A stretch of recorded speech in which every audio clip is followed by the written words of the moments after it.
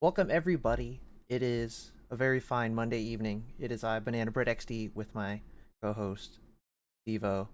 How are you doing today? Hey. I'm doing pretty good. A lot of stuff happening, busy day, and it doesn't stop. 8 p.m. Banger of a 5 game series. We're going to five. I'm calling it. No more 3-0 sweeps. So I'm excited. Today is Monday, March 28th. It is the grand finals, finally, of the first season of the RCS Milky Way division. We are down to the top teams in the league here. It is whoopsie. This one is a little I bit see off, it as but it is both NSG versus NSG. yes, but Well, almost. not But quite. it is going to be Legion of Zeus as the second seed versus NSG Onyx as the first seed. These two are the cream of the crop.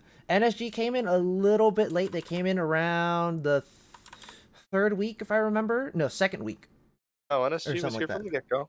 NSG here was here Were from the they? get go. Yes. Oh yeah, I'm thinking about somebody else. History check. But You're thinking of one NSG of the To the and Moon Legion, teams. these two have been here since the beginning of the league. They have been absolutely dominating from the very beginning. NSG 6-1, obviously. Legion of Zeus 5-2, very, very close. Legion of Zeus did kind of fumble a little bit in the middle, but they have definitely come back to be one of the top contenders. They have technically have not lost any playoff games yet, and they are absolutely sweeping. I think it was like I forgot when it was, but their last defeat was to Roar, I think, a while ago. I think it was like during week 5 or week 6.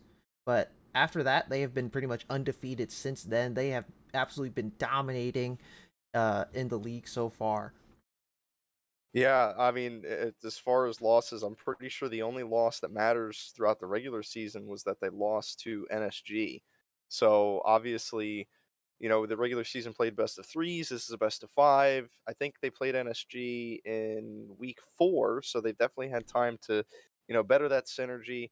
And I believe after week 4, Legion of Zeus did get a new player in the jungle. They switched out I think also their coach or captain, Will Treaty. They traded him out for Stone Made Soft, and if anyone's been watching any of the games with him involved, he has been absolutely critical in the success of Legion of Zeus, in my opinion. Bot lane, Surgeon, and Dimp have been absolutely incredible this entire season and playoff series. Um, and both teams, compared to every other team, both teams have had consistent rosters. I think, if anything, there's a takeaway that consistency breeds success. And both these teams are teams that have had a main five solid core player roster that have maybe had one or two, no, sorry, one sub at most, as far as I know. I think NSG had two throughout the entire season, and they were just sub for one game. So take notes, take a solid core group of 5 people, train them, coach them, get them to work well with each other, and you'll get to the finals.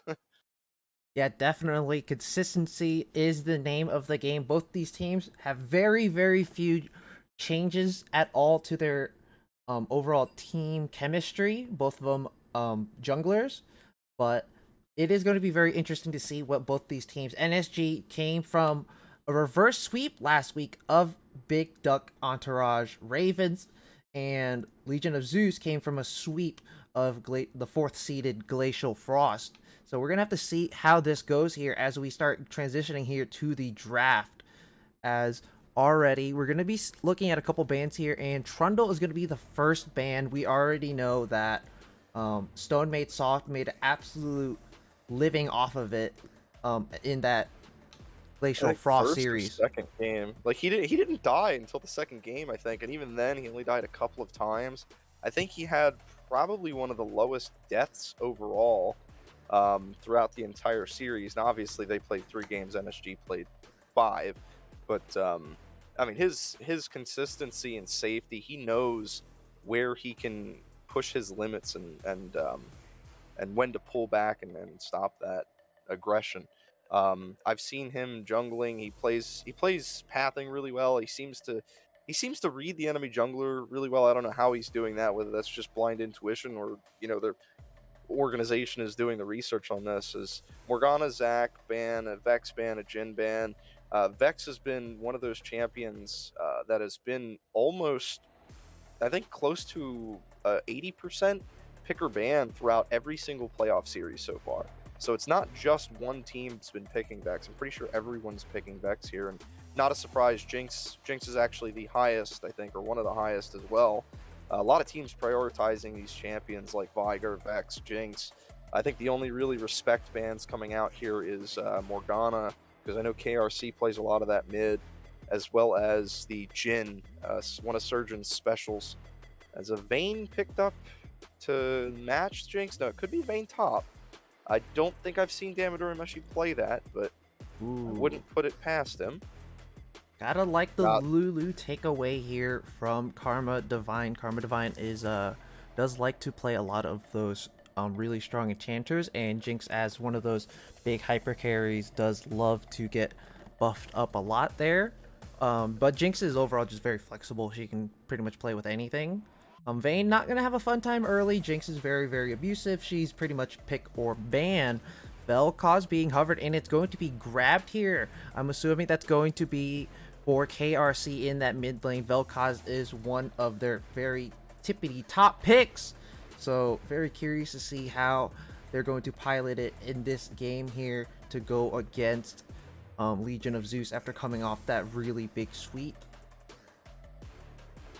Probably going to be a mid lane Vel'Koz, like you said. KRC seems to be known for playing some of those usually what you'll see is I don't want to say enchanters, but mixes between AP enchanters or just poke mages, tending to play them mid lane. As a Volibear picked up in the top lane, that would be a shame if it was Vayne top. I don't think Volibear would win that, but seeing a Vayne Lulu, you've got to expect that's probably a bot lane combo. As Jarvan picked up Stone Made Soft, probably one of his favorite champions. So it'll be interesting to see how NSG try to draft towards the Vayne mid late game, scaling with the Lulu.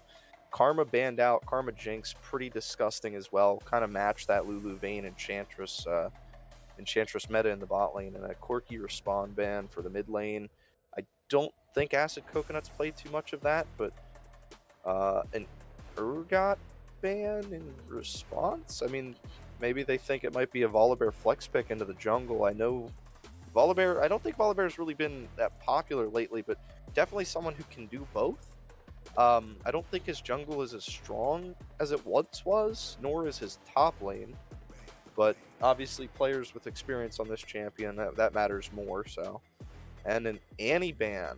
I'm checking my watch, my notes, my thoughts. I don't remember ever seeing an Annie ban I think anywhere. Acid played it once or twice. I forgot when, but he did play it before. And Annie is just a really good, safe blind pick overall. I mean, it's just point click, big stun, big burst, really short cooldowns, very short range though. But Ari gonna be grabbed here for that R4 pick. Ari has been super strong in the meta just because of ever since her little mini rework last patch. So she just sustains like crazy, and she's a lot more spammier now because a lot of her mana costs on her abilities have been tweaked a little bit, and they have been lowered. So Anivia going to be grabbed into that mid lane here. That's support. So okay, so that's a last support Anivia, because I think I see Karma Divine has a couple games of that Yep. Anivia here. Yeah, in the support role. So this is gonna be very Nivea was interesting. picked up. I don't know how well it goes, but you would imagine the wall would be pretty... Jax. Whoa. Jax Definitely. is a very nice pick, I think. Ooh, blinding Jax into damn it, Urameshi here. So very interesting to see. Damodar Meshi does love GP, so the thought might be, hey, not too many top lane bans are out, but Jax goes well into just about everything you're playing. I know Damodar Meshi plays set, but picking up the Shen right away here, because definitely going for that bot lane proactive plays with the Stand United. Seems like they're going to be capitalizing on their strengths in the bot lane. Surgeon and Dim, like I had mentioned earlier, Surgeon and Dim proving one of the stronger points of Legion of Zeus, in my opinion. But Shen, not a bad pick. Jax, I mean, Jax is just going to steamroll that, but how much impact is Jax going to have versus the Shen with the Stand United? We'll have to see. They could still be pulling some shady stuff, switching the Jax into jungle. I've seen it happen before, but more than likely that will be Volibear jungle. So we'll have to see how that plays out in the bot lane. You've got a lot of engage for the side of Legion of Zeus. Jarvan dives. I mean, Jinx isn't really mobile here. You'd have to burn the flashes and maybe a wall to try to interrupt anything, but a lot of effort going into the bot lane. And I'll be curious to see if NSG kind of capitalize or put some more resources in the bot lane to try to defend this aggression, or if they're just going to retreat and submit the bot lane and just go for all full on pushing into the mid and top lane with the priorities in top lane and mid from KRC and Thick Bob. NSG, yeah, definitely. Their team pretty much drafting for like almost full comfort. There's not really their comp doesn't really have a set thematic. Really, it's mostly just kind of a bit of a smorgasbord. I mean, it's a lot of big comforts. Thick Bob, definitely. You know how he is. He likes to be that big carry. Jax is definitely one of them. He should be pretty fine in that top lane. If Shen starts to roam around, I mean, Jax just starts farming up for free, which is exactly what he wants. And to an extent, he can try to bully Shen, but Shen is, one of those few champions that you can blind into anything. Is just really, really strong. The jungle matchup, I mean, Volibear just has so much precedence early purely because he's just just does way more damage, is a better duelist. So I kind of want to see Vaunted kind of play that aggressive early game, maybe match the Jarvan and see if you can look for those quick kills in a little pinch. So in mid lane, obviously KRC with the Vel'Koz, the Ahri for Acid Coconut. Acid Coconut has been balling out super hard. Last week that Vex was absolutely killer, just absolutely punishing Glacial for every little misstep. So definitely expect to see a lot of roams out of Acid Coconut here, and KRC definitely going to have to be watching out for that. And obviously Legion of Zeus, their team is pretty much just protect the carry. They're just putting everything into the Vayne basket, and then you have a little bit sprinkle of Ahri. So expect to see possibly a Serpent's Fang. It's not very lucrative for Jinx or Jax, but possibly optimize for it as needed, because you got a lot of shields. You got Lulu, you have Jarvan, you have the possible shield bow from the Vayne, and then you also have the Shen shields. So this is going to be a lot of shielding that you're going to have to cut through. That possibly, what is it called? The what's that AP item thing? Dark Flame, Shadow Flame, I think. Shadow Flame, yeah. Yeah, Shadow Flame. It's kind of like a pseudo tax because you've got all these champions, like you said, with Jinx and Jax really being the two main ideas to build Serpent's Fang on. But like that's not really, the part of their core build here. So it's sort of like a pseudo QSS tax here because you don't have a smooth build path that anyone can build that item. Jinx would be the best bet for it, but if you do that on your second item or third item, you're really stunting those power spikes from that the third item Infinity Edge, or second item. I think Jinx usually goes Rapid Fire Cannon second item, right? Or It depends. Jinx second item is really up to the ADC. I mean, it depends. It's like you can go LDR, IE, LDR is what or I was no, thinking it of, was yeah. a LDR, Rapid Fire Cannon, or a Phantom Dancer, or a Runans. Oh yeah, Runens was the other Yeah, item. I knew there so was another attack Jinx speed. has a lot of options. This game, I'd probably opt for the LDR, but it really depends. It depends on like how much of a threat the tanks are, but probably optimize for probably just go like Gale Force and LDR. That's Yeah, probably the best bet you have. I Um would say if Vayne wasn't even or far ahead, like maybe they have a good early game into this, maybe you don't have to build the Serpent's Fang, but if Vayne hits that mid game and she's not really stunted as far as gold and kills and all this other things, I mean, you're probably looking at building Serpent's Fang second and just eating the cost, because getting that, I think for range damage, you reduce shields by 25%. I think it's melee's like a 50%. lower, yeah, it's a lower Yeah. value, but Melee's the most, the reduction of 50%, but even still, having some bit of shield reduction like you mentioned, you got a Shen Stand United, you got the Lulu shielding, you've got Immortal Shield. Bo5 chooses to build it. So itemization is probably going to play a key role here in trying to shut the Vayne down outside of just flat out positioning. So something I would expect throughout most of this game is the moment that Shen ultimate comes off cooldown, Damodar and Meshi just looking bot lane every single time. Do I need to ult this?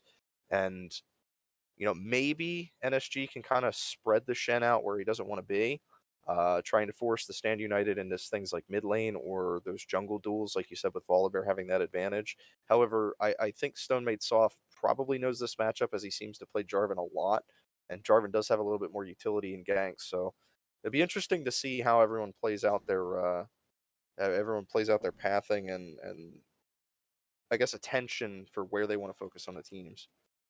Yeah, I definitely expect to see probably Jax go for a more split pushy build. You know, go for the whole breaker and then obscure Sheen item, just because like the team you do not win team fights. Period. It is there's just so much mobility and so much engage in shields that you're not going to break through it in time to actually get something out of it before Vayne starts shredding through everybody. So definitely, I probably expect to see Jax sit in a split more because like once Jax gets like an item and a half, uh, nobody's gonna nobody can match Jax, and you're gonna need like 2-3 people to kill the Jax. So definitely expect to see that. And Nivea is very interesting. I want to see how that goes because it does go pretty well into the Jarvan with the Cataclysm, so you get a lot of nice little swirlies and winters in there. So I definitely like to see how that goes. But NSG versus Legion of Zeus, first versus second seed. Who is going to take the first championship of the first season here? And we're going to be right back as we wait for this delay to go down and we get onto the Summoner's Rift. So we'll be right back with you.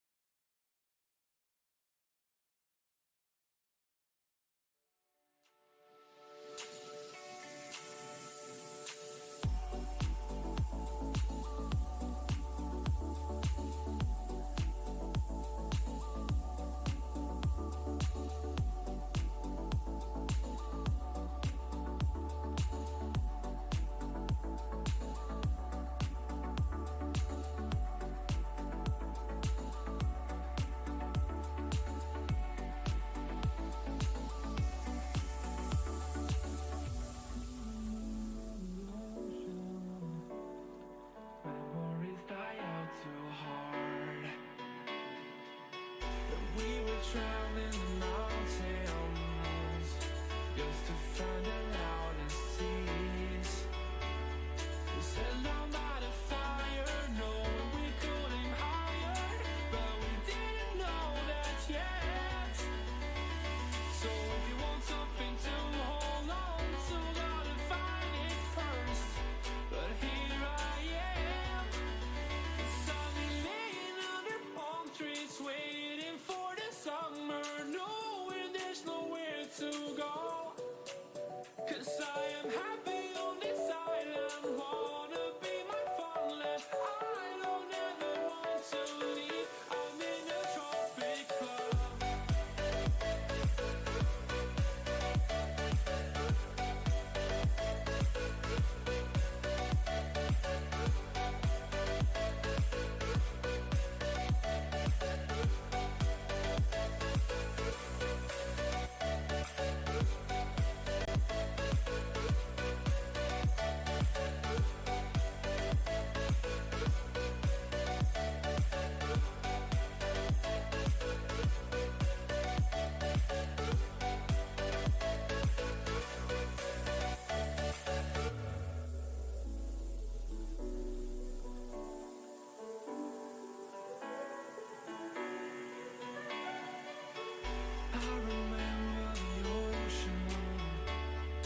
Memories die out too hard. We were traveling the mountains just to find the loudest tears.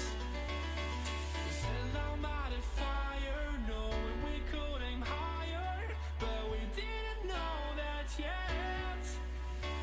So if you want something to hold on to, gotta find it first.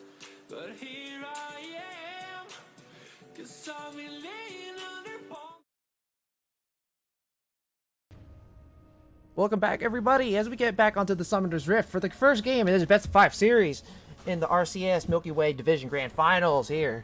Once again, it is I, Banana Bread XD, and then my co-host, Steve-O. Let's go. Oh, look at that. Okay, a little tricky stuff coming in from NSG in the bot lane.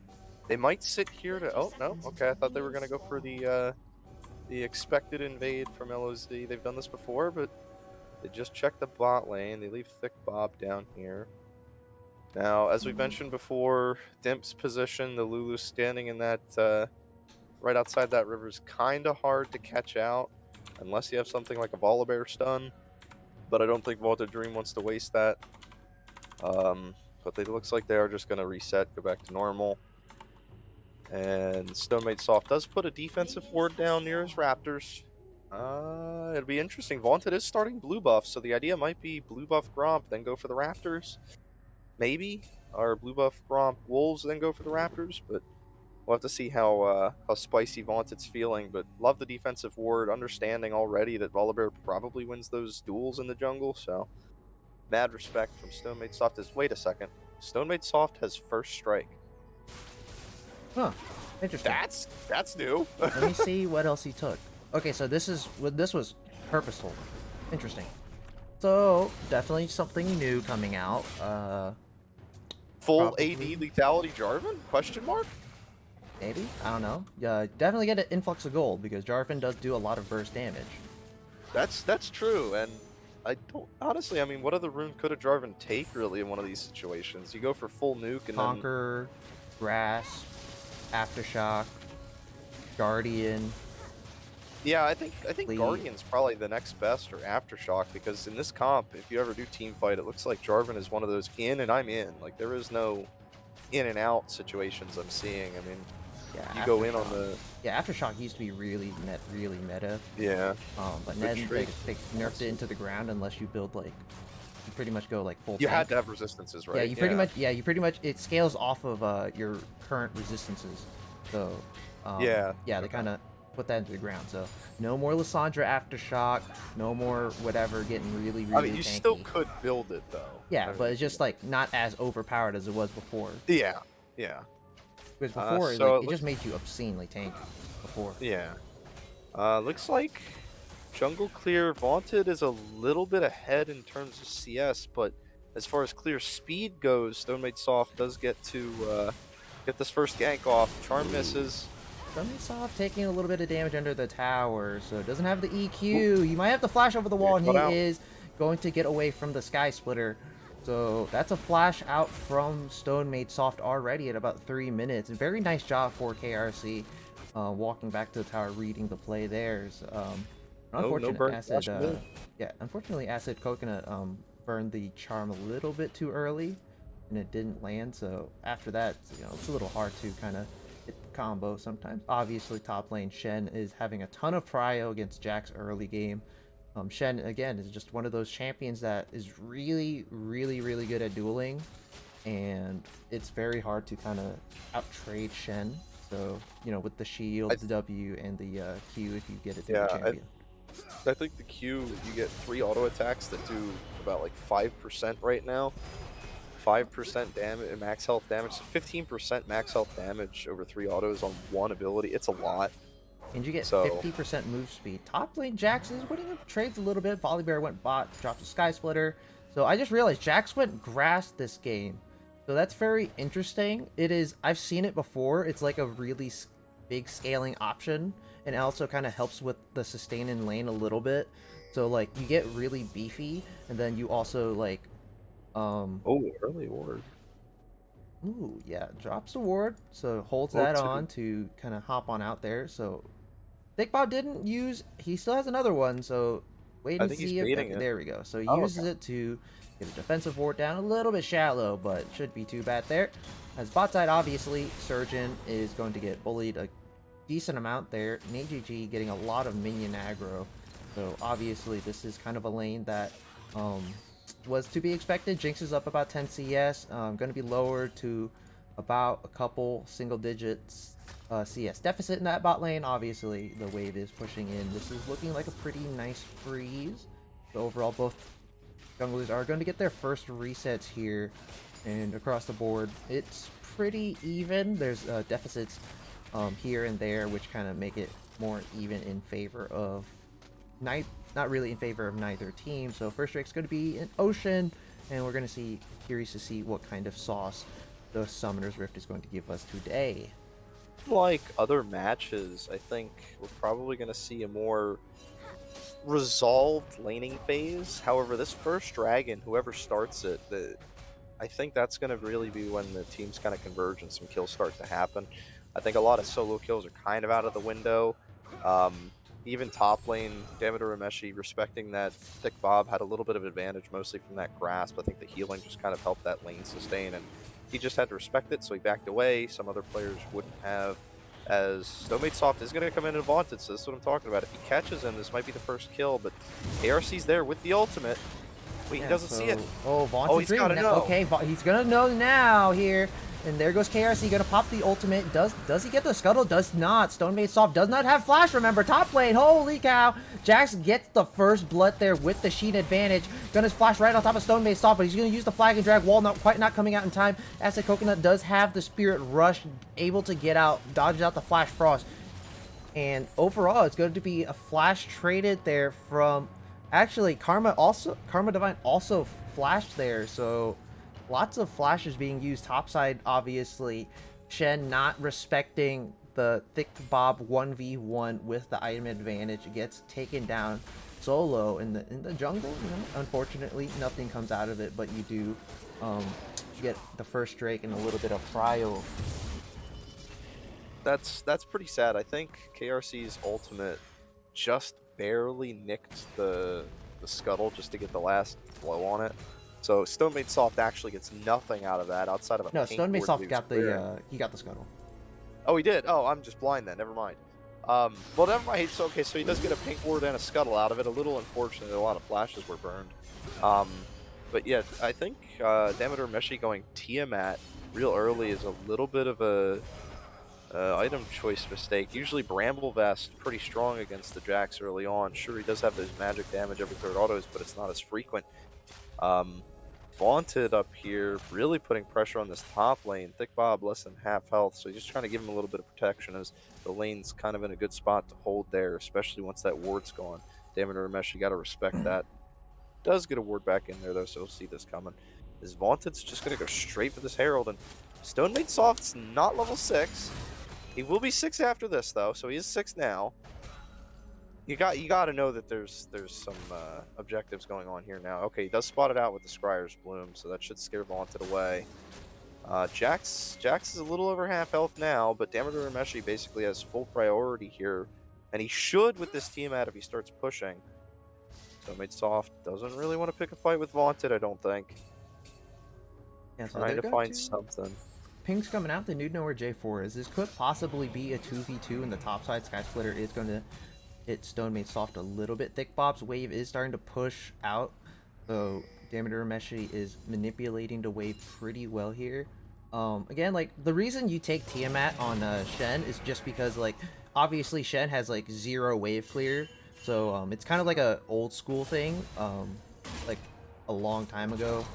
So It's worth it. It's just Bramble's usually the better option early on, especially when you're fighting someone like a auto attack base like Jax. It just gives you a little bit of damage in return, as well as it does give you that defensive stats, and you can build the Tiamat later. Yeah, so I wonder if we'll see I wonder if Bramble. we'll see Bramble afterwards. I don't know. Probably. Bramble got nerfed a good amount a while ago, where it's like they lowered the damage. Urgent! And, Look at the the bot flash. side gonna get onto the traps. Unfortunately, not getting the third proc. Rocket coming through. Are they gonna get the first? Are they going to get the first kill? No, they're not. Surgeon free hitting onto the egg, and that is going to be an omelet being made there as Surgeon picks up the first kill in the 2v2 in that bot lane. Good control. Wait till 6. Hit the go button. That's pretty concerning if you're on the side of NSG right now. Acid Coconut. No. There he goes in with the Q. Gets the kill there. KRC's here. So looks like bot lane KRC is going to use the geometry. Lands the Q. Acid Coconut not quite going to get taken down. Took the aggro a little bit too early. But Acid Coconut just barely gets out with his life there. And once again, KRC just barely missing out once again. Right at the end of the ultimate. So it looks like Jarvan's going for that tank build there with Bombing Cinders. So yeah, they're just going full on, put all their money into the Vayne basket. Obviously, it's working out pretty darn well. And overall, it is right now, it's only about 500 gold lead, nothing too crazy. First objective, neutral objective taken by NSG here. Next Drake going to be up in about 35 seconds. So we're gonna either get a Hex Tech Soul, Infernal, or Cloud. Yeah, or Mountain as well, I think. Right? Or no, sorry. No, Mountain this is the Mountain right now. Yeah. Good that Stone Made Soft did recall right then and there. Now he has the option to go back to Herald or go down to the Dragon, as it looks like he's pathing for Herald. So wow, they might just leave Urameshi to just put pressure in the bot lane. Maybe they're just expecting Surgeon and Dimpt to really get control of this bot lane now. Man, I mean, one kill up. This Jax hurts a lot. And this is yeah, this is pretty normal. Once Jax gets like roughly an item, he just starts to hit like a truck and you just pretty much bully your lane. Looks like Legion of Zeus going to start up the Herald here. Acid Coconut starting to roam up into the top lane, but Thick Bob going to spot it out with the control ward there. Just going to trade it. All right. Yeah, so they're just going to look to trade objectives here. Honestly, this is pretty subjective. It is a matter of opinion about which is more worth. But, you know, obviously, if you get the early Drake stacking, it is pretty nice early. And then Herald, it just depends on where you want to put it. Probably expect to see that go to the bot side and look for those big dives. Dimp going to have to flash away from the Flash Frost. So Karma Divine pumping out a lot of damage there with that Anivia support. So yeah, like Anivia support is like super abusive because like you're just constantly spamming, and whenever you have Flash Frost, you just keep spamming it on cooldown just so you can like get a lot of chip damage. Mid lane, instead the Herald going to be popping mid. Acid Coconut going to get a little bit of money. KRC once again with the geometry keeps hitting those Qs there. Is the Herald going to get the charge? Yes, it is. And so local gold going to go over to Stone Made Soft and going over to Acid Coconut. So overall gold lead is only still about 300. Charm going on to Vaunted Dream. He has it. He's gonna ult on out there. There goes the Cataclysm. It ain't gonna be enough. Vaunted Dream gonna start burning, but the plates are coming through. And there goes Acid Coconut with the Q on the return as Acid Coconut going back in still with the charm. And there goes Karma Divine get taken out there. Lots of flashes being blown. KRC once again not getting anything with the ultimate, barely missing out again there on the end of it. As Acid Coconut doesn't have a lot of mana. Dick Bob's coming in. There's the slow, the fadeaway slow, and he's gonna get that kill there as Thick Bob picks up that shutdown.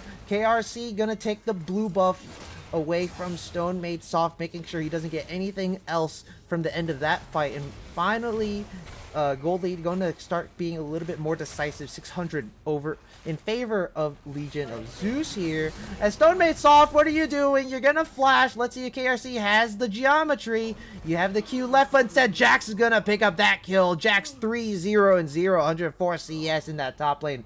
And Thick Bob is looking to take this game into his hands. What is Vayne? Yeah, it's a little unfortunate. It looked so nice, and then they just a little overstayed there. Side? Yeah, wow. Bot side, lots of damage on the Karma Divine. Gonna get stunned into the wall there, Dimp. Forced to use the ultimate, no more mana. They're gonna have to get on out there. Top lane, gosh, darn, man. Yeah, that's Thick Jax, Bob baby. is... Jax, 3-0-0, hasn't reset yet. Well, how much gold you got? You got 2,000 gold. So 2,000. the moment you reset, you get your pair of boots and you get your pair of nice... Still that Triforce out, it looks like. Not going for the Divine It's not Sunder Triforce, this it's game. this is Sunder. Oh, is it Sunder? Yes, Triforce built out of Dude, I'm stuck in like season 8, it man. built out of a divine, what is it, like divine It's axe or something? Oh, Hole Breaker. Oh, so okay, Hole Breaker. they're listening. Oh, See, we're bro? both wrong. See, Yeah, so they were listening. They're definitely Yeah. building for that split. Obviously, I mean, top lane, I you're mean, not, at this you can't point, go yeah. there. Like you can't I go mean, there. yeah. Period. 3-0 and 3-0 Jax, like you're foregoing top right now. I mean, the moment Shen leaves, I think the moment Damodar Meshi teleports out with either teleport or stand united, if Thick Bob is in top lane with that Hullbreaker right now, that tower's gone. In one sweep, that tower's gone. Yeah, So Jax. they're gonna have to be scared of that. Yeah, I Jax with think the I Shane think he is took just demolished too. I think he did. Most likely. Yeah, he That's took Demolish probably. as well. Yeah. Yeah, that sounds pretty normal. When you take the I mean, grass. it's a little different because the grass was on the main tree rather than secondary. Usually, you'll see the conditioning and demolish on the secondary tree. Personally, I usually take like Conquer and then I take Inspiration secondary because you know. That's true, But it's yeah. again, everything is a matter of preference. David I Meshi know. is, getting real rough in that top lane. I just kind of wanted to see a little bit more proactivity. I think he only got like one ult off, and that was in that bot jungle fight when Acid Coconut didn't even really need it. So kind of want to see a little bit more Yeah. agency from the Shen. Obviously, if you're gonna get bodied regardless. So It's might as well, expected. might as well put a little bit more money into somebody else's pocket. Kind of want to see a lot more agency in that bot lane. Obviously, Karma is a little bit down, but isn't too bad. To their credit, I mean, the Shen ult really mattered because in that jungle fight, he was able to get the taunt off follow up from the charm from Acid Coconut. So even though shield didn't matter, him being there mattered. As Vaunted is just going to get shrugged off by Stone Maid Stoff, kind of like a check, you know, back off, you back off. We'll see where things go. But they do have 4 members here. Everyone is just going to back. Oh, they do spot that with the Scryer's Word.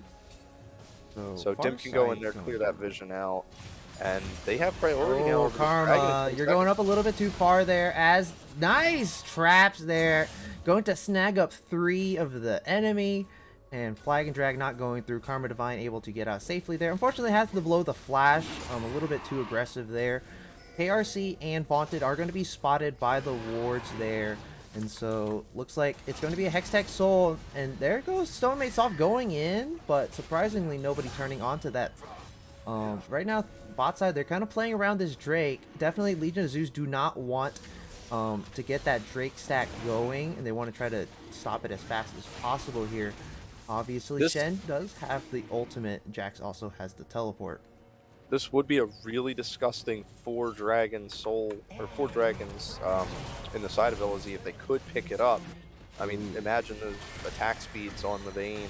That'd be really nice, but it might just kind of have to come down to a steal, it looks like. They lost the priority in the river. Charm goes on to Vaunted here, and they're going into the pit. Vaunted does secure that one, but unfortunately, ult not going to get him out in time. Surgeon is able to flash out of the Vel'Koz ultimate, but it is going to be soul point for the side of NSG Onyx, as they are one step closer to getting that Hextech Soul. As topside, Jax is still split pushing, and while NSG were prepping that Drake, Surgeon was able to get that bot lane tier 1 first tower gold going over to the Vayne and the Lulu. Topside, Thick Bob does get tower trade in return. Damodar Meshi forced to flash away there.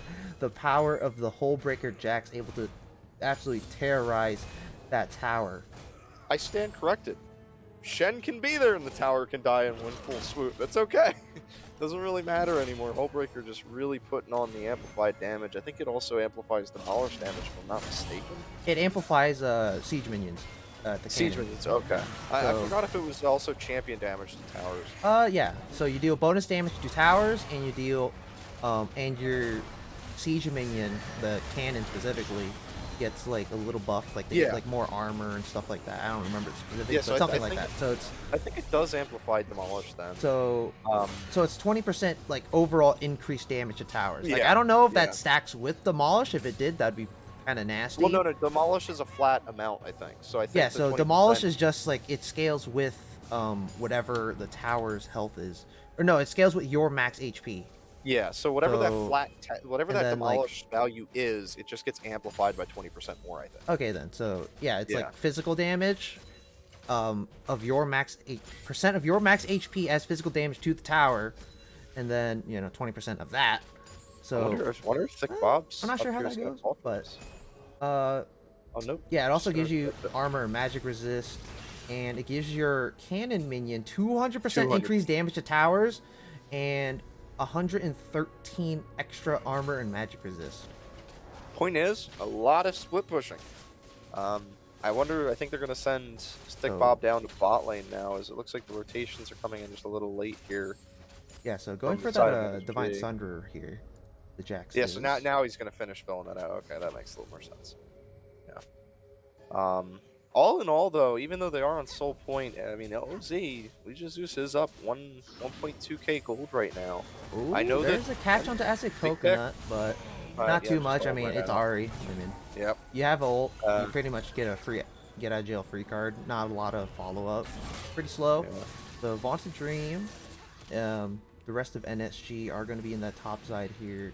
Lots of They- vision being contested from both sides, so gonna have to be careful. This Baron can be shredded by either side. So Yeah, I mean the NSG did pick up the Herald, so Vaunted does have Herald for I think probably close to another minute and a half now at this point, 2 minutes, somewhere around there. You get 240 seconds after picking it up before it expires, so So, yeah, 4 about minutes. 2 minutes left. Yeah. Yeah, it's been about 2 minutes since they picked it up, so. yeah, so they if you're- definitely I like it because they changed the little. Oh, it looks like he's thingy, gonna use so- it mid. Okay, so they're popping just it gonna mid, crack the tower breaking out, that yeah. mid tier 1. Obviously, bot side, Thick Bob is getting taunted under the tower, but Thick Bob doesn't at care. He top. has those extra resistances. Top side, obviously, you're by yourself, 4 people there. Legion of Zeus gonna get that dive kill, donating the kill over to the Vayne there, but NSG are still sieging mid. That Herald is still alive, so they're gonna get 3 charges off the mid lane Herald here, and they're gonna get 3 towers for the price of 1 kill and not even 1 tower. Yeah, they're gonna get that tower. Okay, so that is definitely a very big macro miscall there, or misplay there from the side of Legion of Zeus. I think they overcommitted. Acid Coconut, I don't think he had to be there. Could have recalled a little bit sooner to try to stop that last charge off. And something I noticed, I don't know if Surgeon knows this, maybe he's not too familiar on the Bane, Tumble works on towers.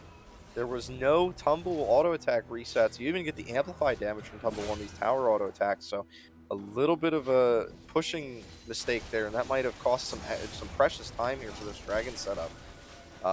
However, they do have the priority already. Stonemaid Soft might get pushed out of this push soon. The red buff's going to go over to NHG. Definitely going to be useful in this fight. Unfortunately, Oaks there coming goes out. Acid Coconut going in with the charm and the ultimate. Spirit Rush going in, gonna get Acid Coconut taken down there. Damiter Meshing popping the ultimate. Stonemaid Soft flashing right onto the Jinx. She is by herself. NateGG is able to get out with the flash over the wall, but Flag and Drag in, Cataclysm going down, and there is a dunk right on top of NateGG's face. As Stonemaid Soft is gonna get taken down. Karma Divine picking up that kill. So it is 2 for 1 here. It is a 4v3, but Jax is still up here. He has No 2.5 items. Thick Bob is going to get chunked up a little bit here, able to put the counter strike up, not taking any more damage from the I don't Vayne. think they can do it. So They it can is. try, but Vaunted has Smite. They don't have a jungler. You Yeah, have to they're kill baiting Volibear here. this. They are baiting this. Vaunted Dream has not reset yet. He has a good amount of money here.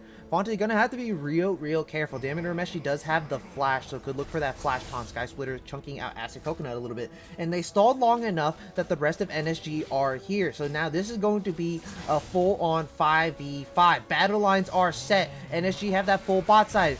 Dimp gonna get chunked out. Guardian already gone from the Lulu. And there goes the Drake. It's gonna be started. Who's gonna pick up this soul here? All that burst damage coming down. And Vaunted still gonna pick it up. Giant team fight ultimates all over the place. And Jax is gonna pick up a triple kill in the middle of the fight. As Jinx is hunting down Dimp. Dimp pops the ultimate, does flash, but he's gonna get slowed. Gonna barely miss out on the zap there. And Dimp gets out with his life.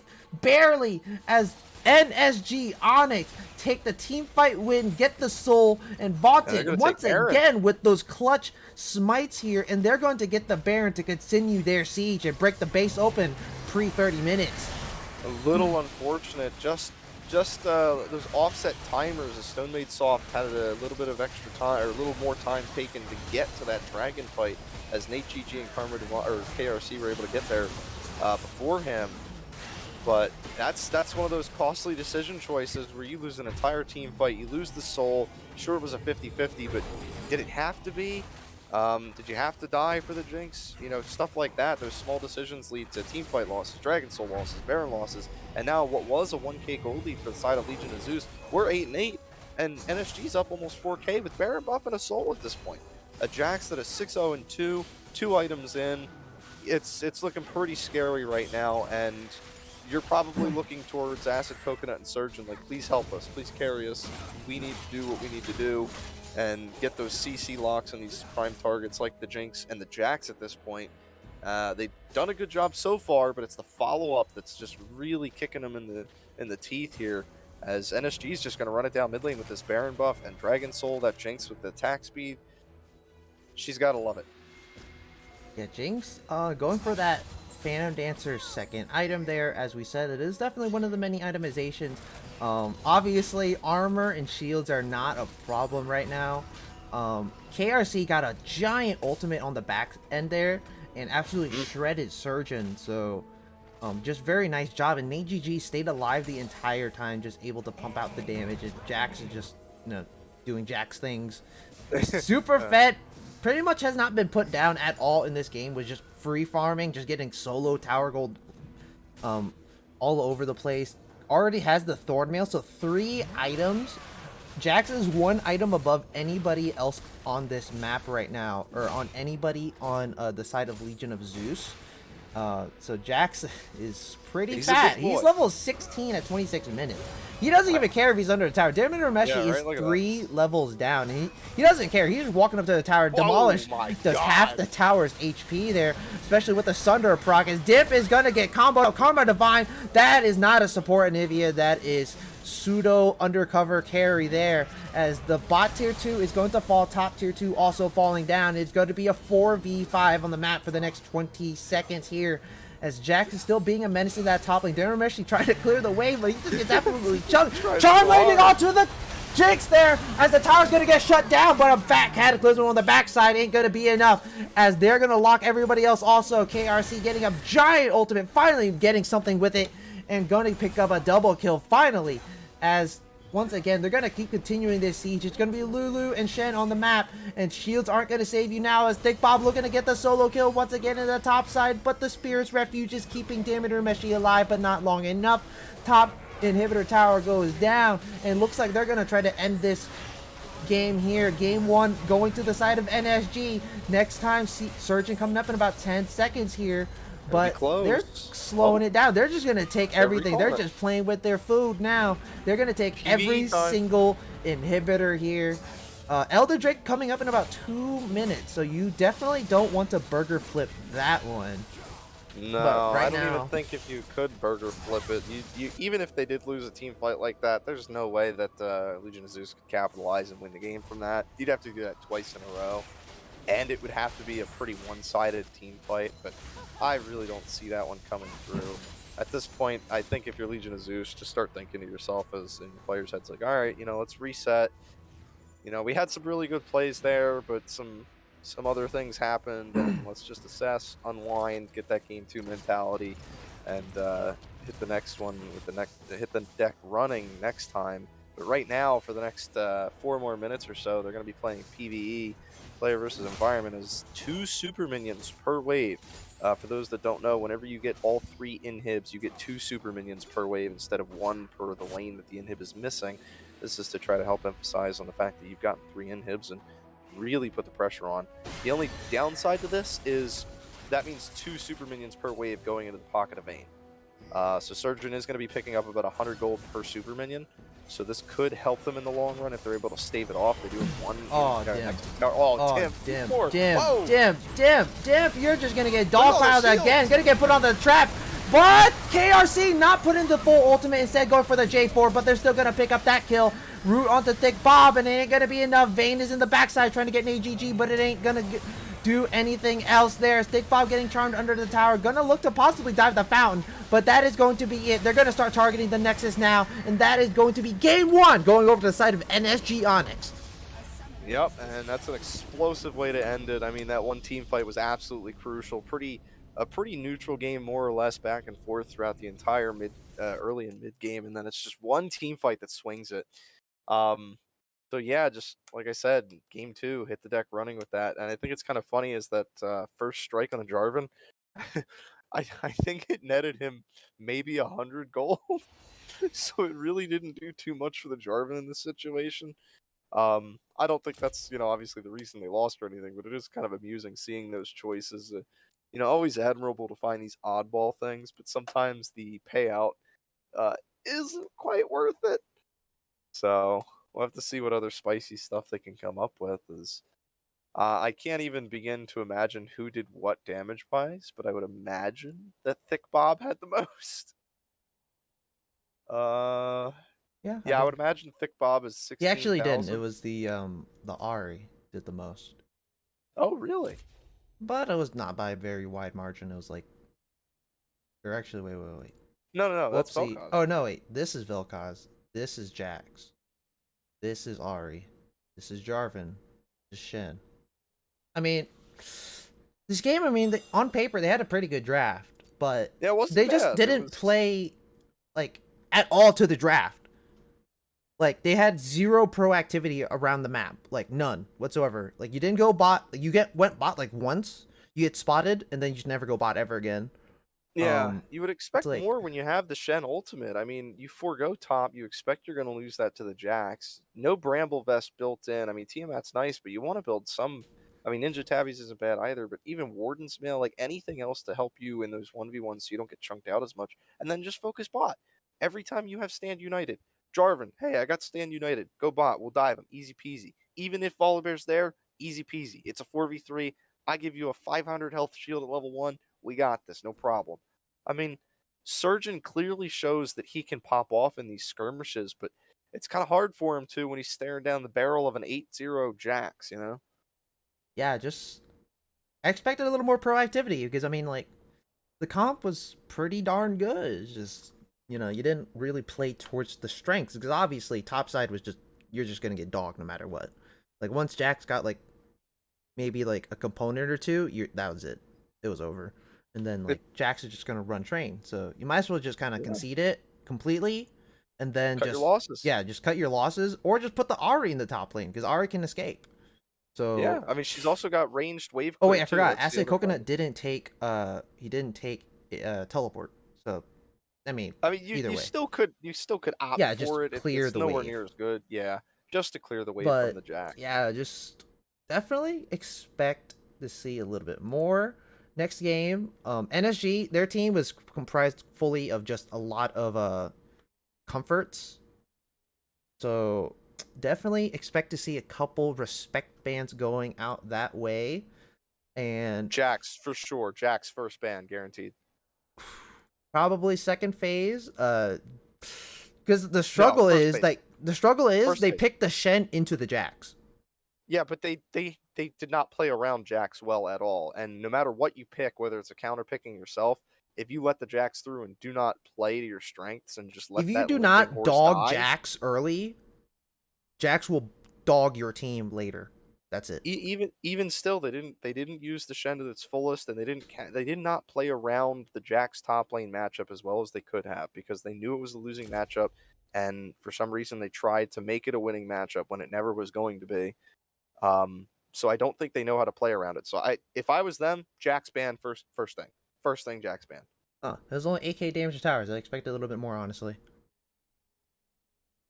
Yeah, it's only 8k damage to towers. I expected more. But that's going to be it from game one. We're going to start getting into game two lobby. We're going to get that set up. But don't go anywhere as we take a little bit break and we start getting everything ready for y'all for your amusement.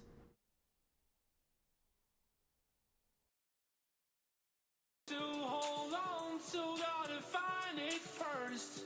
But here I am, 'cause I've been laying under palm trees, waiting for the summer, knowing there's nowhere to go.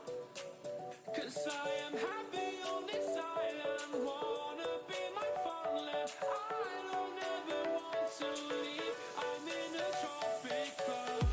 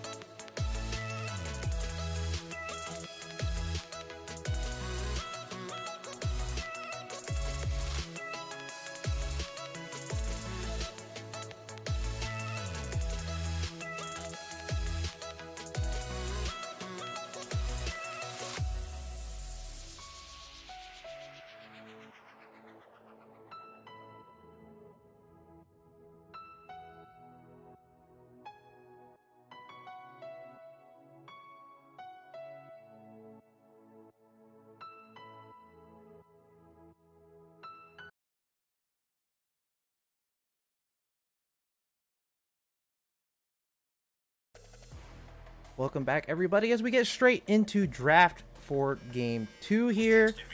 That is my phone going off, but Pizza time. no, it's Peter Griffin who's texting me. But already, surprisingly, a respect ban of the Vel'Koz right out the gate here for the side of Legion of Zeus. And obviously, most of the bans are probably going to still be the same. If it ain't broke, don't fix it. So NSG, once again, they're going to ban that Trundle. Definitely a bit of a detriment to Vaunted Dreams. Champion pool mostly plays like a lot of big, beefy tanks. So definitely don't want that Trundle If getting they out of hand. let Jax through, I hope they have an answer for it. That's all I can say. Yeah, if you're letting Jax through, you just have to just have to find something that can do way better early, which is like Oh yeah. a lot of different top laners. Or you just do the salty run back and come in with a different mindset, because nothing says that if they ran it a different way, maybe it works out. Is okay. Volibear ban. Maybe Stone Made two Soft didn't respect quite get the bans. good read on Vaunted. Although I so- don't think it matters who you ban against Vaunted. He's going to win those 50-50s. I don't know if Stone Made Soft is got his smite muscles flexed. Yeah, as, hasn't got the D key flexed, your whatever finger you use to press your D key. I guess your middle finger. I guess for me it's my middle finger. But something like Vigar gonna be first picked here for Acid Morgana's left Coconut, open I'd for assume. KRC So too. yeah, Morgana's still That's- open, and it is that's a going nice to be counter. grabbed. Morgana using the I black would- shield, able to walk in and out of the baby cage, just like you're walking through the door of your home.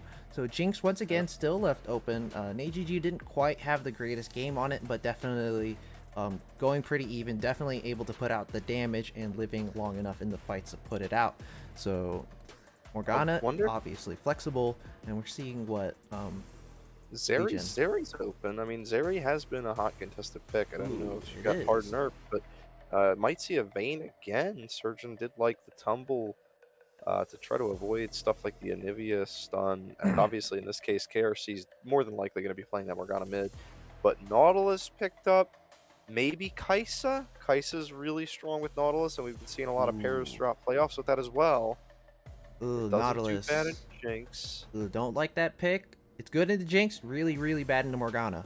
And Ezreal. interesting. That's very interesting. Two different champions want two different things. One is safe and running away. The other one is just in. I guess you could look at it as more of like a roaming potential, because Ezreal is pretty safe by himself. You could send the Nautilus. So it's going to be Karma bot with the Morgana mid as expected. Karma did not. Okay, now. To be fair, I would have expected that Morgana to go bot, because that's a hard counter matchup for Nautilus. But Karma, that is not fun. If either one of you gets hooked, you are boned.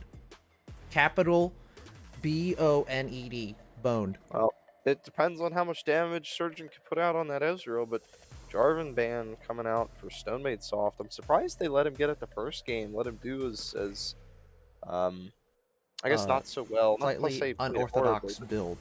Yeah, slightly unorthodox build, but they don't want to let it go through for game 2. I'm guessing because they're gonna be. It looks like they're probably gonna be picking a more squishy team already. Morgana, Karma, Jinx. You do have the Enchanter support, Diana. Yeah, it looks like they're gonna be banning out a bunch of engaged junglers right now, as Nautilus is looking pretty terrifying for their team. You do have the Black Shield, but you have the Baby Cage. You have Nautilus hooks.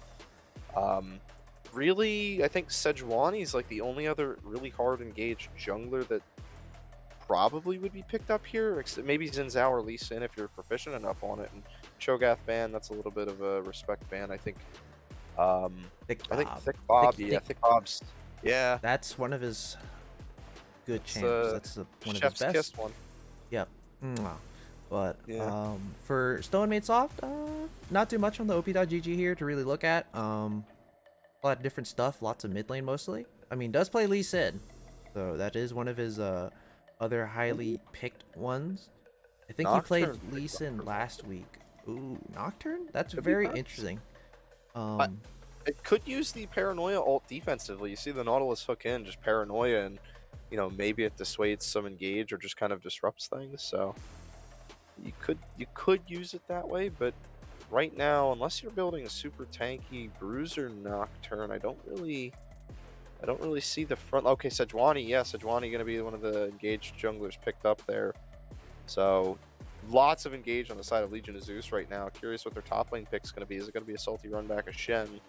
You won't be picking it into the enemy top lane. NSG is gonna have that counter pick. Yeah, You did Jax counter is pick still open. Yeah, you did counter pick yourself last game, but this game is Thick Bob just gonna pick Jackson to Shen. Honestly, I would just pick Jax in general because you have a Morgana and a Karma buffing you with a Nocturne might helping you choose go in Set, with the actually. Paranoia. Yeah, Yeah, Set. and then they go with that. Okay, Set definitely a very, very nice pick here. Right now, not too many tanks to suplex back in, but definitely to ult the Nocturne or whoever Big Bot picks top lane is good for peel.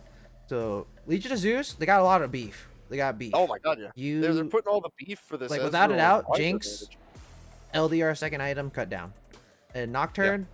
Probably just go the Bruiser build with like a cleaver and like lethal tempo. And Jax, again, I'm not Jax, surprised at all. Jax is just disgusting. And to a Set, it is worse. Because Set is almost like fully auto dependent, and if you dodge a W, you're pretty much doomed. Yeah, this is one of those situations where Set will win a majority of these early games because you can time your stun, and once you have your ultimate, you can time your ultimate for the counter strike duration. It's even worse if you use the suplex when the stun is winding down.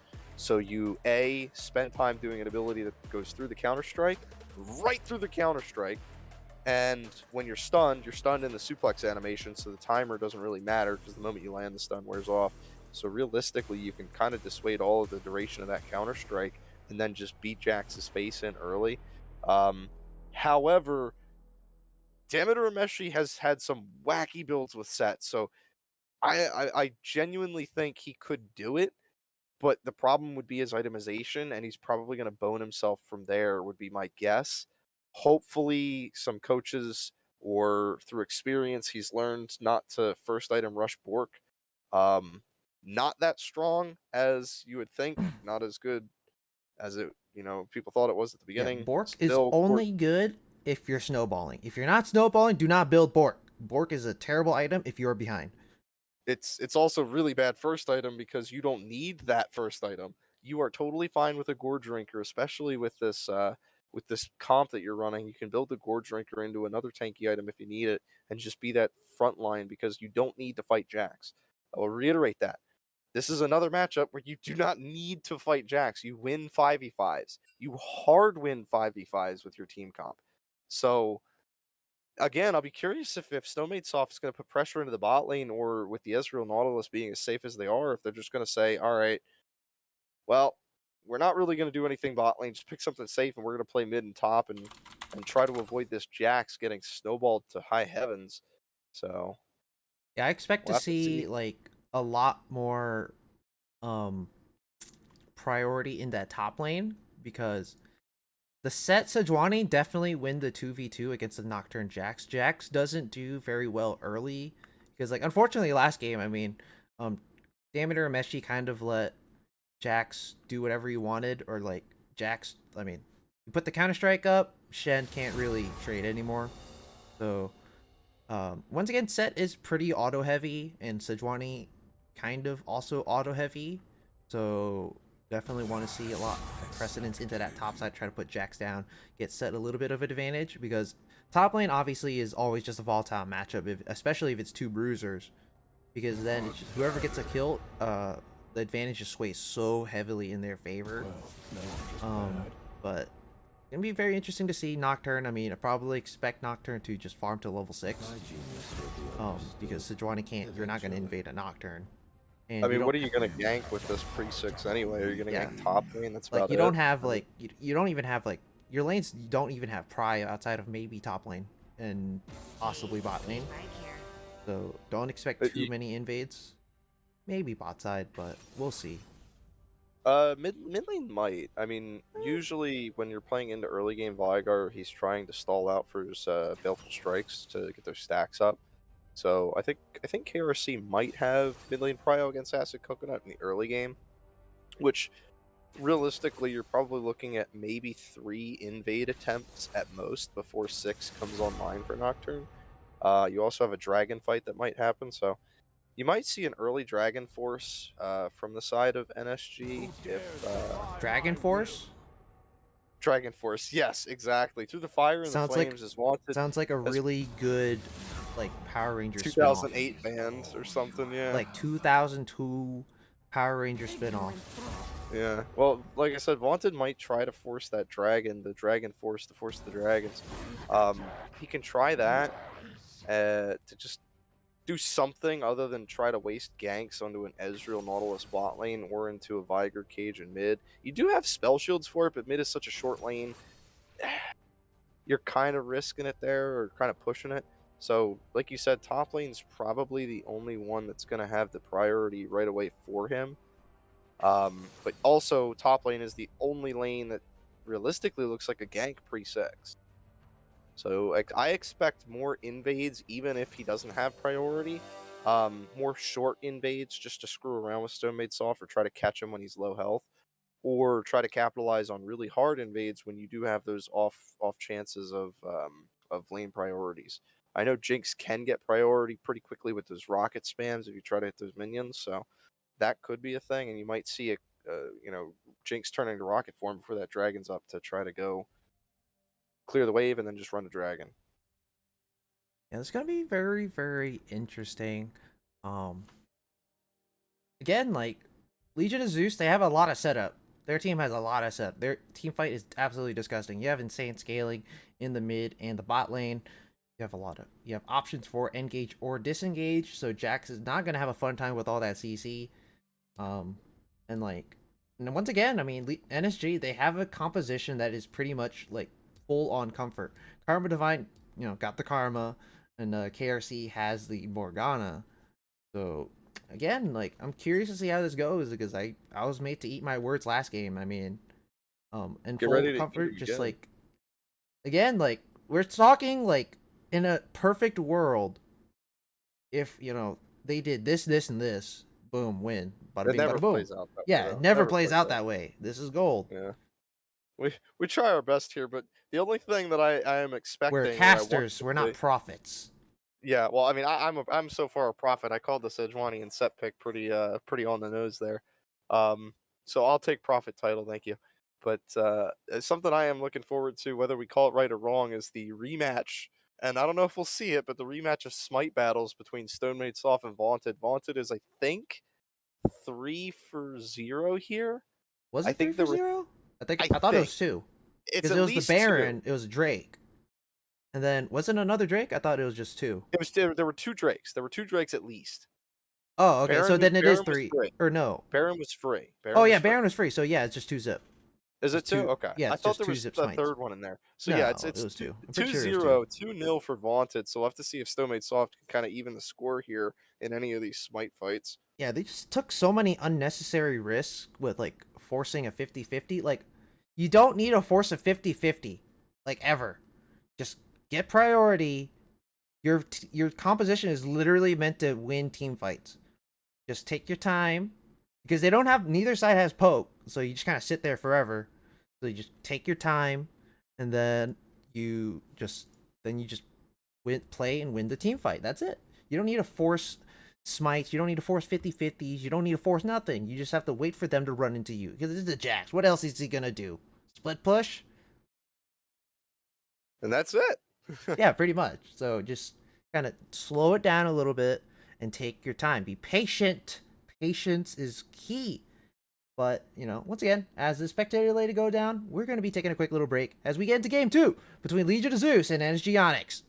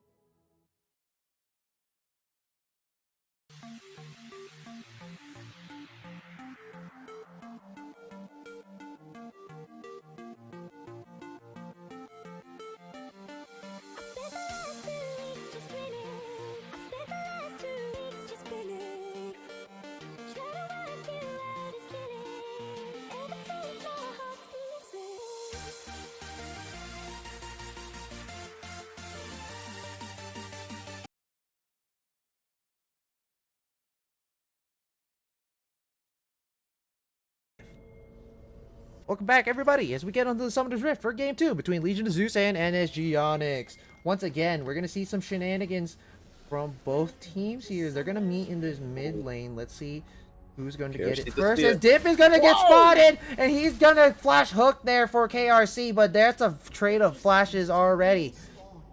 Mid laner for support. Mid lane. I mean, that's one of those where you just spam ping KRC's flash there, and everyone's just like, all right, mid lane no flash, mid no flash, mid lane no flash, free ganks, free kills. I mean, sure, you have the black shield, but ooh, that's looking a little dicey. Diameter Meshi and Stonemate's off. Just gonna look like they're gonna get this ward over this red buff more than likely. Yeah, so let's see it. Ward. Yeah. Yep, there we go. Okay, yep. so NSG might, gonna face check into Surge in a little bit. So counter ward on the red buff. A little bit of that trait there. Lately I've been seeing a lot of Ezreal's go PTA. That's very interesting. Because like you can proc it pretty easily. I don't think your E does not do on hit, but obviously your Q does. So you know you hit at people a lot. It's a lot of burst, especially if you go the Essence Reaver build. So ward's gonna get spotted out. They know so Animate Soft is starting bot side. Well, actually both junglers know that. You know, both their junglers are starting bot side. Yeah. So they're gonna know. Nocturne clears a little faster than Sejuani in the full clear. So it looks like, so Animate Soft is going for the full clear. Haunted also most likely going for that full clear.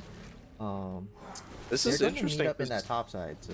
Yeah, Vaunted might actually have time to invade at this rate because he's going to clear the blue side, more than likely going to do Raptors red, and then Stonemate's Soft is probably going to be at blue buff and or Gromp by the time Vaunted invades if he chooses that. Could also choose for that top lane gank if he's pathing up there, or try to wait around mid lane. Obviously KRC's flash is down, but I mean, once you have that black shield, it's going to be a lot harder to gank that. So we'll have to see how that plays out. And actually, top lane, Thick Bob opting for a lethal tempo. Diameter Rameshi playing as a set. I mean, that matchup, totally understandable. You're going to be able to keep slapping him, and that's the whole point, is you have to be able to win those duels 1v1. Set naturally wins that, but lethal tempo, I think, puts Jax a little over the edge, especially if... if they get to that mid game, like level 9, where they're both even, I think Jax still would have a little head. Lane is the hook, so nice mantra shield there, but yeah, lethal tempo early game isn't like super good because obviously Jax on hit doesn't hit as hard. It's the level 6 plus. Yeah, like once you get once you get your items and stuff, you're gonna hit like a truck. It is not fun. You do not win that 1v1. So looking, oh snap! Stonemate Soft going over the wall, and Vaunted Dream surprisingly not looking for that fight there. Jax is going to roam down also. Diameter Meshi is coming down here, so it might possibly be a 2v2, but instead Stonemate Soft going to steal. I don't know who stole that Krug away. I'm pretty sure I think it was Vaunted. Stonemate's Soft. I think it was Stonemate's Soft. Oh yeah, it was. Oh, he did take the he did take the Krug. So he 3 camped, and so he got 2 more CS. So yeah, he took the Krug. But overall, I mean, Vaunted, once again, like, for the Krugs, I think they changed like the XP values and the gold values, where like the small ones give you the most gold. The big one gives you, like, obviously gives you like a nice amount of gold, but they changed it so it's not like the worst thing in the world. But you know, it's still a little unfortunate. It's like, I forgot the big one is like 60 or 40, something like that, somewhere around there. Some big chunk of change. Yeah, somewhere around there. But yeah, you lose that, isn't too bad. I mean, this is Sejuani. What's you gonna do? Hit you faster? But just a little bit. Looking for those trades in that top lane. Obviously, Sejuani gonna continue that full clear. Vaunted already went through the full clear, so finally getting that reset off. Both bot laners got their resets off too to get their items. Control wards. So you'll love to see it. You'll love to see a team that plays like a team. Vision is important, kids. Remember that. Vision is key. You don't want to go anywhere with blind. Yeah, even Vaunted with the control ward stagger picked up, probably going to be going into the Berserker Greaves boots, maybe.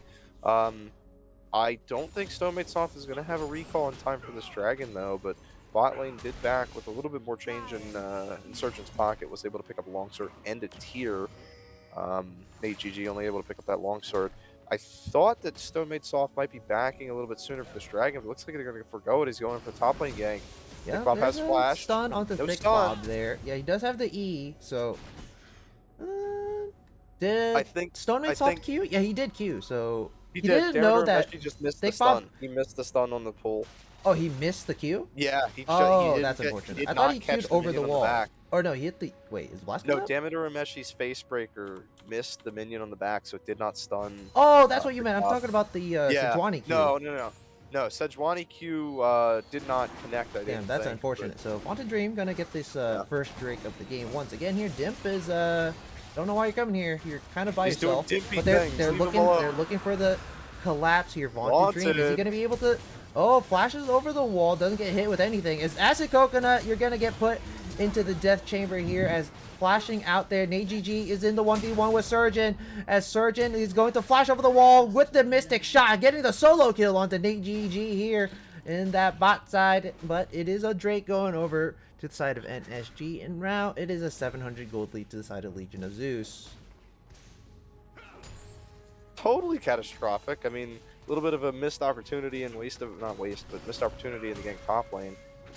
Demeter Meshi's gonna pick up a lot of gold here from these plates, as Thick Bob has to focus on this CS. Thick so- Bob is not level 6 yet, so he has to be really careful.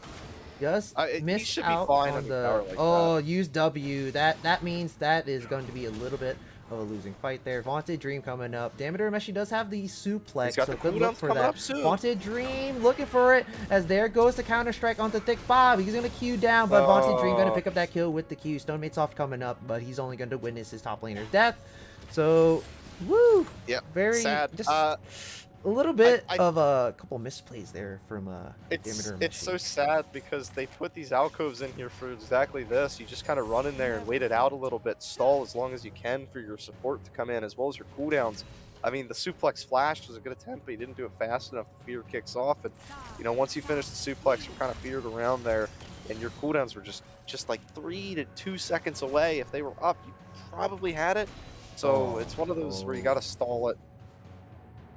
You just gotta stall it there. Yeah, it's like, again, bro, he's Wing too early. I don't think his W early was necessarily bad. It's just It's not bad, but like he didn't play thing is- he didn't play it when it was off cooldown. When it's off cooldown, you got to play it a little bit differently. And running out of the bush to try to fight the 1v2 the way that he did, it's one of those things where you got to have the experience of saying, all right, I got to wait for my cooldowns. I got teams coming. I got to stall for a little bit. Let me hide in this bush because everyone's been in this. Whoa! ARC Surgeon looking for called that out. gank in the bot side. Surgeon gonna get hit with all the CC. Dimp using the hook to get on out there, but might get hit with a follow-up binding. KRC does get the binding up, but Dimp able to flash out of it. Zap does hit. NaGG not quite level 6. So, yeah. That should alleviate. Yeah, it should alleviate give some a of the lot CS of, and bot. I mean, holy that's cow, they're down 30 Yeah. CS. I'm not surprised yeah, there, so to be that honest. should help. Demeter Meshi using the W early top again. Thick Bob popping the ultimate, get a couple extra resistances. Demeter Meshi does not have the suplex quite yet. Stone Made Soft invading, getting the red buff, knowing that Vaunted is bot. But yeah, I mean, things with like set is if you W, you're completely boned, because that is like the one thing it depends that when you do. yeah, it's like, so it's like if you Wow, that damage from Israel, old Surgeon. What are you building there, buddy? Yeah, fortunately they were So- resetting, and Yeah. there's no damage Just a reduction from damage hitting check minions. on the Israel ult, really. Yeah, like without the damage reduction, when you hit like a bunch of minions, it hits like a truck. Like Yeah. level 1, it hits like a truck. It's what right now it's like 390. So Is it really? that's like what? Like Holy that's a Toledo, quarter. that is That's a lot. That's like a third or half of the ADC, like a squishy's health. Man, But, now I like- have another reason to hate Israel. Yeah, but like top lane again, like set, it really depends. Like obviously when you W and you get like the max W onto somebody, it's like chef's kiss damage, true damage, and you get fat shield. But like it's when you're fighting aggressively and you just kind of you don't want to spam it. You want your W is like your saving grace when you are set, because the moment you use your W and you don't get like a favorable trade, they're gonna go back in on you, because after that set doesn't have too much else outside of just punching. I mean, he definitely does in some scenarios, like Jax not being level 6 to try to fight that was kind of crazy, but again, it's just the way you play it. When you have to manage your cooldowns, and when your cooldown's off cooldown, or sorry, on cooldown, you gotta play around it. Mid Ooh, lane, big gank to Vaunted mid lane. Dream using the ultimate for the first time there. Gets the kill onto Acid Coconut.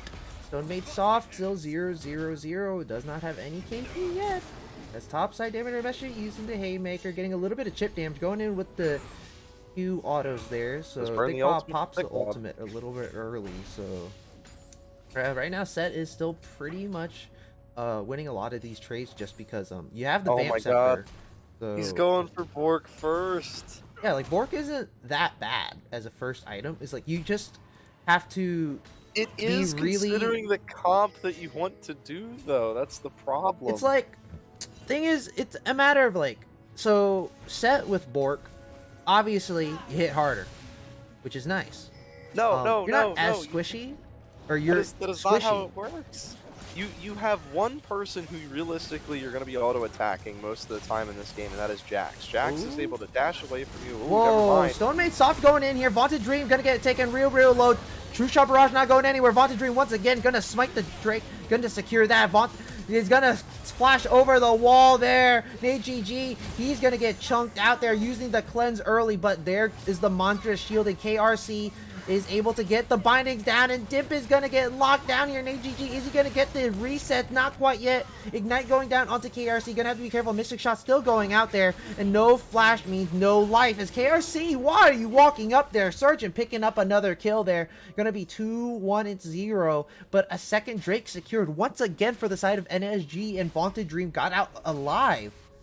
I'm very surprised with that one. I mean, I think Surgeon probably could have been pressing forward, maybe fearful of the Vaunted Dreams Nocturne ultimate coming up. But a lot of damage coming out from that. Surgeon definitely looking like going to be the carry for this game, as Stonemate Soft's going to start up this Herald pretty quickly. Vaunted is going to see this. No, not going to go for. Oh, so They had yeah, the he control, knows it's happening. So Yeah. you know, Okay. I if think it's not he's just there, you waiting know it it's out. happening. So yeah, he has the Wait, ultimate. did they miss it? Did they miss No, it? I think he they missed know the- it's happening. Like No, it's- but did they miss the vision? no, it's like I you don't don't need think the vision. Like literally, if it's not there, it's No, it's but happening. they could see the Herald as well as the champions to see more info. I think they missed that. Yeah, they did, but They knew it Vaunted, was happening. Oof, yeah, oof, That's a big oof, catch, gets pretty but much they- blown there. They knew it was happening. The problem was the vision cone. You don't know who's on did it. not catch it. Yeah, you didn't know any. You didn't know Oh. where it was. You didn't know who was on it. How many members were nearby. To be I think fair, they missed it's like it's like kind of a gimme when you see people Mia. So it's kind of a gimme, but Yeah. Again, Obviously- you know they're doing it. It's just the more information would be helpful because you need to know where to oh, position. KRC, KRC. you're looking for that trade in that mid lane. Acid Coconut, oh, just barely walked out of the stun there. KRC, no Black Shield isn't gonna save you now, but no, Vaunted Dream is not going to do anything there, or he's going to do it all as Vaunted Dream picking up a kill into Acid Coconut once again there with the ultimate. Is going to have to be careful. Flash out from Sejuani is going to get out with her life there. NGG does not have the ultimate. Going to pop the Herald bot A lane little bit here. misclick, I think. As actually the plates are going to despawn in about 20 seconds, but I don't think it's maybe going to not. crash in time because the wave is starting to push in here. So it They're gonna have doesn't to look shove like it. yeah, it doesn't look like it's gonna crash in time for the plate money.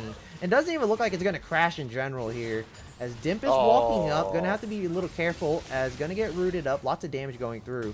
KRC really greedy for that plate there. And once again, Vaunted is doing his work here as Herald isn't even gonna crash before the plates expire. It actually would have crashed if nobody was there. So unfortunate. Yeah, you hate to see no it. plate money, get nothing out of the Rift Herald that you worked so hard for and got such a nice pick for. So That's already, rough. let's see, stat counter for Vigar. He's at 80 stacks, 131 CS. Maxing W second. Interesting.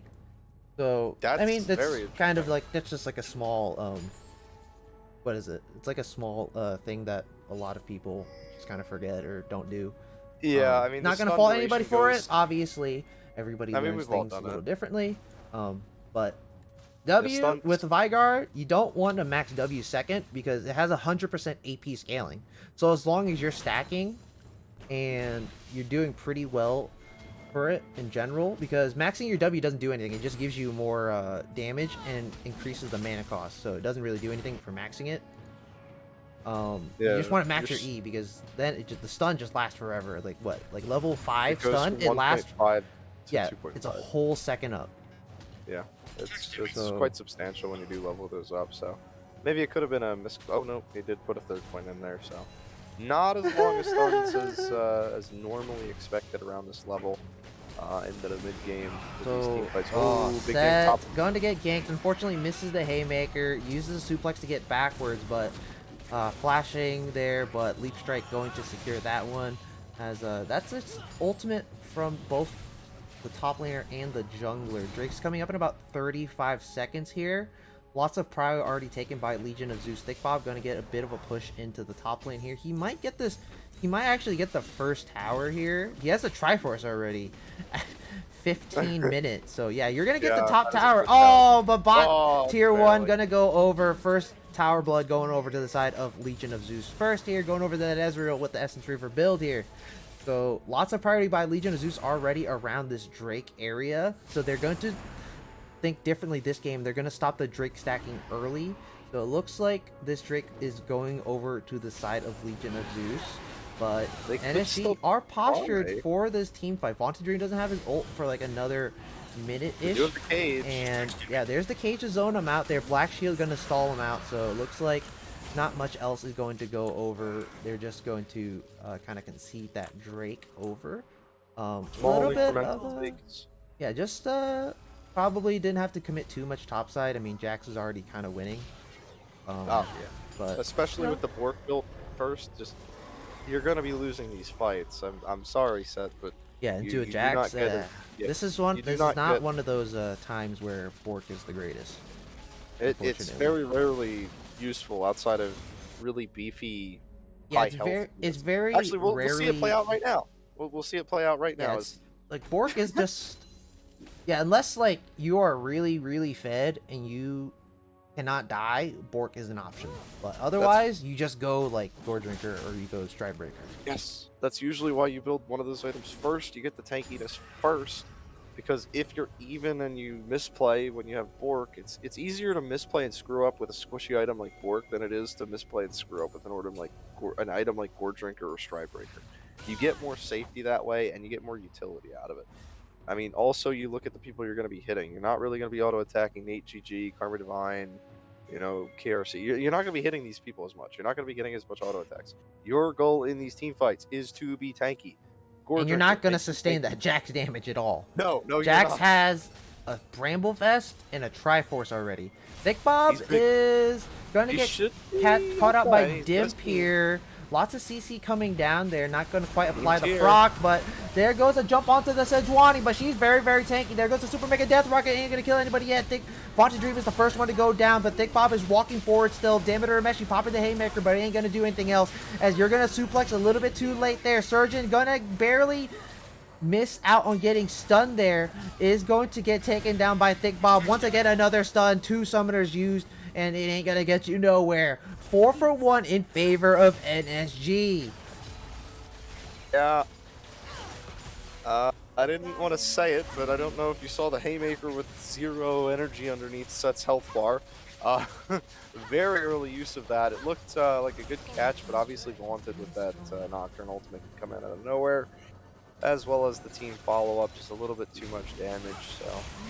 I don't think Vigo really poses a threat towards them in the mid-game right now as it stands, so we'll have to see if that changes throughout the game. Obviously 113 stacks right now. The longer the game goes on, the worse this is going to get. But, just like first game, this is looking a lot like Thick Bob's game to win, either through split pushing or just being a menace in these team fights. Obviously, at the end of that one, really pushing the pedal to the metal there to clean up whatever he can. And it looks like, I think Demeter Meshi is actually going to be going for Gore Drinker. I forgot this. Gore Drinker builds out a Kindle Gem? Yes, it also builds out a Stride Breaker, so either one works out, but probably Stride Breaker. You just want extra utility, not survivability. But, you know, to each their own. Karma Divine is walking up a little bit, doesn't really care too much. A little bit of poke damage, it looks like. Yeah, just gonna be a Chad, just E and then Mantra Q somebody. You don't care about who's nearby. Surgeon does have enough, I think, for Manamune. So next back, Not I mean, what is it? Yeah, he does have it enough. might be, yeah, it's like He 1200. just hasn't 1300, stack. somewhere around there. It's 1100 if I remember. 1100. Yeah, just has So to get a couple more spells on that tier. So next back, definitely gonna have that mana immune. Actually, he's gonna back right now, I think. So that mana immune's basically finished by the time he walks out the lane. Just have to auto attack once or twice. So that's a big power spike for Surgeon. So for this next dragon fight in a minute, it's gonna be more than likely gonna be make or break for Legion of Zeus here. Is almost they're right on the cusp of these comeback mechanic advantages, these bounties for objectives, where these towers and dragons are gonna start giving a little bit more gold. I think they can actually get one or two out of these if they do pop up. Obviously, mid lane tower is pretty low, and top lane's I think about less than half or at half health. So it's not like they can't get them. But this dragon fight is probably going to be a make or break. And we might see a very bloody team fight. Dammit Urameshi does have the teleport. Jax does as well, but he's already bot lane. it's a 4K gold lead in favor of NSG. Thick Bob has the Herald actually. So They're grabbing clearing out the that, vision. so good looking to pop that. The teleport Early already coming in here teleport. for preemptively for Dammit Urameshi. Jax does have a nice flank angle here in the river. Have Legion to of Zeus cage gonna the have to zone. be really careful. Zap going on to Stone Made Soft. That's gonna proc the passive. So we're gonna see how this fight goes as once again Vaunted has a flank angle, but looks like Thick Bob gonna opt to take the tower instead here. So popping the Herald, they're gonna concede this Drake. But whoa, gonna go in and Vaunted Dream once again with the steal. You are 3 for 3 on Smite steals, 50-50s. It ain't 50-50, it's 100% when Vaunted Dream is around. And Vaunted Dream picks up the Drake, gets the soul point for his team there. Thick Bob trying to run out there. He does get tagged with the Mystic Shot. Dammit Urameshi is real low. Stone Made Soft. Whoa, you're going to face check into a Jax. But it ain't going to do too much there as the CC chain going on the Thick Bob. That's a shutdown going over. Jay's going to get a little bit excited onto the Nautilus kill. But for now, it's going to be a 2-for-1 in favor of Legion of Zeus. This is about as good as it can get for you because you do that 1 for 2.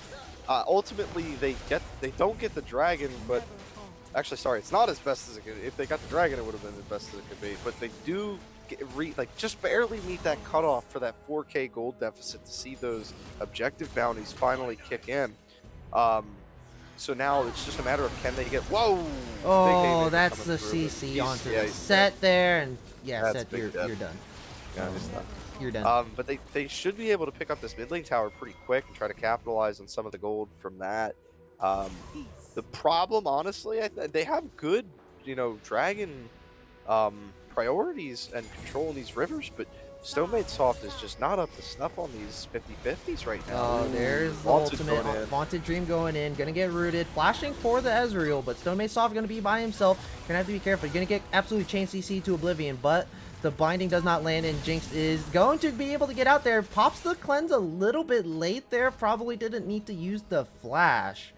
So that definitely puts the fear of God in your heart when a Vigar stuns you. But no kills resulting in anything at all, except for both ADCs losing their summoners and Surgeon. Yeah, you're dead. Oh. Okay, then Thick Bob, I guess didn't wanna look for it. Right now I think you're. Oh, he's leveling E up second. Okay, then that's interesting. Personally, this is just preference for me. But as a Jax player, I like to do W then Q max just because I like mobility. But obviously to each their own. Sometimes you don't want to get hit more, sometimes you want to dash more. It depends. It depends on matchup too. Yeah, so, usually if the melee matchups like set, you want to max W first and or E. Yeah, max well, E. no, you max either or. W you almost max like no matter what. Because you just hit like a truck. Not it depends. Jax is very versatile leveling up. I mean, I've played him a lot here, but range matchups, you max Q first. Ooh, Jax melee went for the matchups. Bork. So, yeah, he hurts a lot. But yeah, now he's been hurting the set. He's basically doing full now damage build. sustain Jax forever. does have those resistances with the ultimate, so he's a lot tankier than he can show off, as well as he's just a unit when you turn that counter strike on. Shame. Rip Gunblade. Yeah, I know. Acid Coconut, probably not the best person to fight against Thick Bob. I mean, you have the cage, but if you can't blow him up in that stun duration, then you are just So going to what? get Right your now he evil- has he has Merc Treads already, and he has Tenacity Runes. So Yeah, oh, he he's has just like pressuring it right now. he has 50% Tenacity. So that stun is only gonna last like a second. Yeah, not And even. I mean, anytime he sees Acid Coconut, he's probably just going to press up and say, "Hey, I am going to Leaf Strike onto you, and you are going to die." that's like He's Jax with like that any way. matchup. Period. Well, even worse when you're a squishy Vigar, but Yeah, that like can't blow him Vigar up. going for the Death Cap second. Very You blame interesting. him. You need the damage. Yeah. Yeah, it depends. I mean, You depending on need how the well you're damage. farming. So what, like 365, Oh! 158 AP. But mid lane there, that's a pick onto NateGG. Gonna get a shutdown there. Once again, Dimp is being an absolute pick machine with all these hooks there. And Stone made soft, able to get out there about half HP. And I honestly thought AGG was going to get away because Stonemaid Soft just barely missed the Sejuani ultimate, but they do get man, that dude. kill. I swear, like AGG Sad. is like a hook magnet. He's just always getting hit by everything. Well, as long as his team ends up winning in the end, does it really matter? Dragon True. is going to be You coming have a up Jax here. and a really fed Morgana. 4, 1, and Garrus- 5 on the Morgana. Actually has a Yeah. higher KP than the Nocturne. Yep. Already Jinx some... even has a higher KP, so HG has a higher KP than Nocturne. But Yeah, so right now, vision priority for both teams here. They're going to start coming into this bot side jungle. Not a lot of wards right now. Not a lot of deep wards for the side of NSG. They're going to pop one ward, but it is going to be spotted out by that can they get River pixel Cryo? control. Oh, So- Acid recalled. He's going to go in for the teleport. Yeah, Coming there's back the in. teleport has the death cap already. So what? You're sitting at about 5v5. 500 AP. So you're... Who's going to pull the trigger first? He hasn't even finished mana flow, man! Bro, what is this? This game is 27 minutes and you haven't finished mana flow. So they're gonna get the first Big stun on the stun. Dick Bob, but there is the tenacity still doing its work as he's gonna go straight into the back line. Lots of dogpiling onto the Ezreal, but 1E is gonna get him out. As they're gonna be trading front lines here. Set gonna get taken down. Nautilus picking up a double kill, but a clutch root onto NateGG as he's still getting excited, still full stack on that lethal tempo. KRC gonna have to be really, really careful. Gets chunked out really hard by the W from the Vigar. Slow onto Dimp, but he is still alive. NateGG gets the black shield. Still going on. Hook not gonna do nothing as he's gonna get excited and you're gonna run faster and faster and faster. Gonna hunt down this Sejuani. Not gonna risk anything with the 50 smite. 50-50 smite. And Stone Mace Soft, he's gonna get spotted. Why are you clearing the ward? Don't worry about the ward, man! He's gonna queue over the wall there. Nobody's still chasing him. Mid wave is gonna get pushed out there, and it's gonna be a one team fight for NSG. 2 for 4. That was dicey. It was a good catch on to Thick Bob. but Ooh, Stone Mace Soft. Oh, he's resetting. No. No way. No No, way. the ward is No still there. way. No! No! Don't do this! No! And he stole it at 150 HP! NSG! And he hit the flag over the wall! KRC going on a killing spree here. 6-1 and 8. And that's just NSG doing a fumble rooski, giving a little bit of hopium to Legion of Zeus fans here. I mean, it is a Cloud Soul, so it's not like the end of the world. I Bro, I'm think just the saying, Cloud Soul on a Nocturne and a Jax is horrifying. I mean, it's one of those things where it can be pretty disgusting, but these team fights are already pretty heavily in the side of NSG. But denying them Cloud Soul is not as strong as if it was any other Dragon Soul. So realistically, it's Yeah. not like it's a. You'd I be think surprised. it's more- Remember that Gnar? Remember that Gnar? Yeah, what, last I week? think it's more. He was I think it's more running. copium than hopium. I think it's a little more copium. Yeah, I Um, mean, yeah, it's Cloud. I mean, definitely. it doesn't do too much. Yeah. Honestly, I prefer the old one where it gives you ultimate cooldown reduction. Yeah, a Dimp little more is useful, waiting especially here with stuff like silently, Stomach being a Softs. vigilant hunter, but instead he is going to be a bull running through a China shop, gonna get spotted there.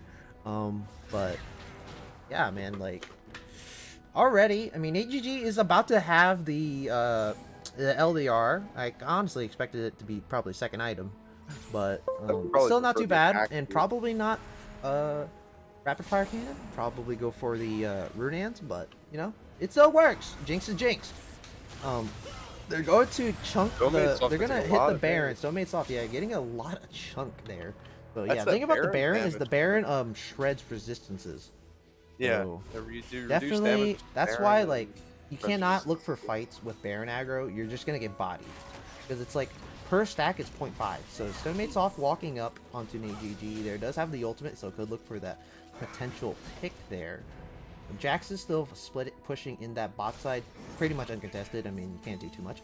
Jax is finally gonna start walking up a little bit here, gonna collect a little bit of money on the way up. Still about a 5k gold lead here, 4.8 in favor of Legion of Zeus here. Lots of vision priority for the side of Legion of Zeus here. That's a very nice binding there, and you missed the zap on the immobile target. But Acid Ho gonna get chunked to half HP there. What is he at like right now? Let's look at the stat counter. 193, so 559 AP already. He is backing with 900 gold, or sorry, 1,000. I'm curious if he's going to go for the Void Staff. Probably going for that.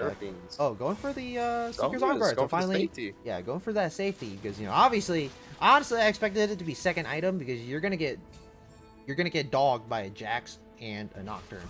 So I mean, you honestly expected it probably second. Starting the Baron. Oh, they're starting the Baron. It's on a ward, so they're gonna finally spot it. They know what's happening. Right now, Stonemate's soft is here. There's a teleport coming in from Diameter and Meshi into that jungle, into the river. There's an ultimate right onto the, I don't know who that is, but they're going to get bodied nonetheless. KRC in the thick of it all, but shields are keeping her alive there. As ultimate onto the Karma, it ain't going to be enough. As Jinx is getting excited, she's running in. Diameter and Meshi, what are you doing? You're going to walk up and ain't going to do nothing. As NGG is still getting excited. He's still going. He has a triple kill. He wants that pentakill. There's a slow onto his domain soft. But Surgeon gets the outplay, walking forward with the Q, landing all the skill shots. Jax is still pushing it down the mid lane. Breaks open the base at about 31 minutes. And Surgeon landing everything. Picks up a double kill at the end of the fight there to clutch it out. And it's still about a 4k gold lead for this in favor of NSG. But they do stop the Baron. They do stop the Baron, and they put a lot of money in the pocket of Surgeon right now. I mean, at this point, Blue Ezreal in full effect. He's actually even in gold. I just realized Jinx is 9-3. And I mean, yeah, now Surgeon is pretty much like completely even. Like, well, he's actually 700. Oh yeah, he's 700 gold up. Right now. That's the power of the shutdowns as well as the objective bounties. I mean, the mid lane tower was picked up by Surgeon, isolated, I think. I believe you get a little bit more. I don't think it's just pure team based. I think it's split, sort of like the objective bounties. I think it's a split objectives? To the team. So yeah, it's just a little bit more if you're isolated. Like if you're an isolated person. So I don't think I don't remember if there's a local gold bounty. I think it's just like a flat value. Like in general, for global gold. Either way, it is a bunch of extra money. Yeah, it's a lot of money. So Farsight ward into the Baron pit. They're gonna know what's happening. Let's see if they can burn it down fast enough. They're doing it a little slow here, but there's a damage onto Jinx, and she's gonna get absolutely blown up there. That looks like it's gonna be a Baron going over to the side of Legion of Zeus, and this is gonna be the start of the comeback game in this series. As it goes completely uncontested, Jinx gonna get absolutely blown up, face checking. Why are you walking up first? As the gold lead gets chopped down to about 2k.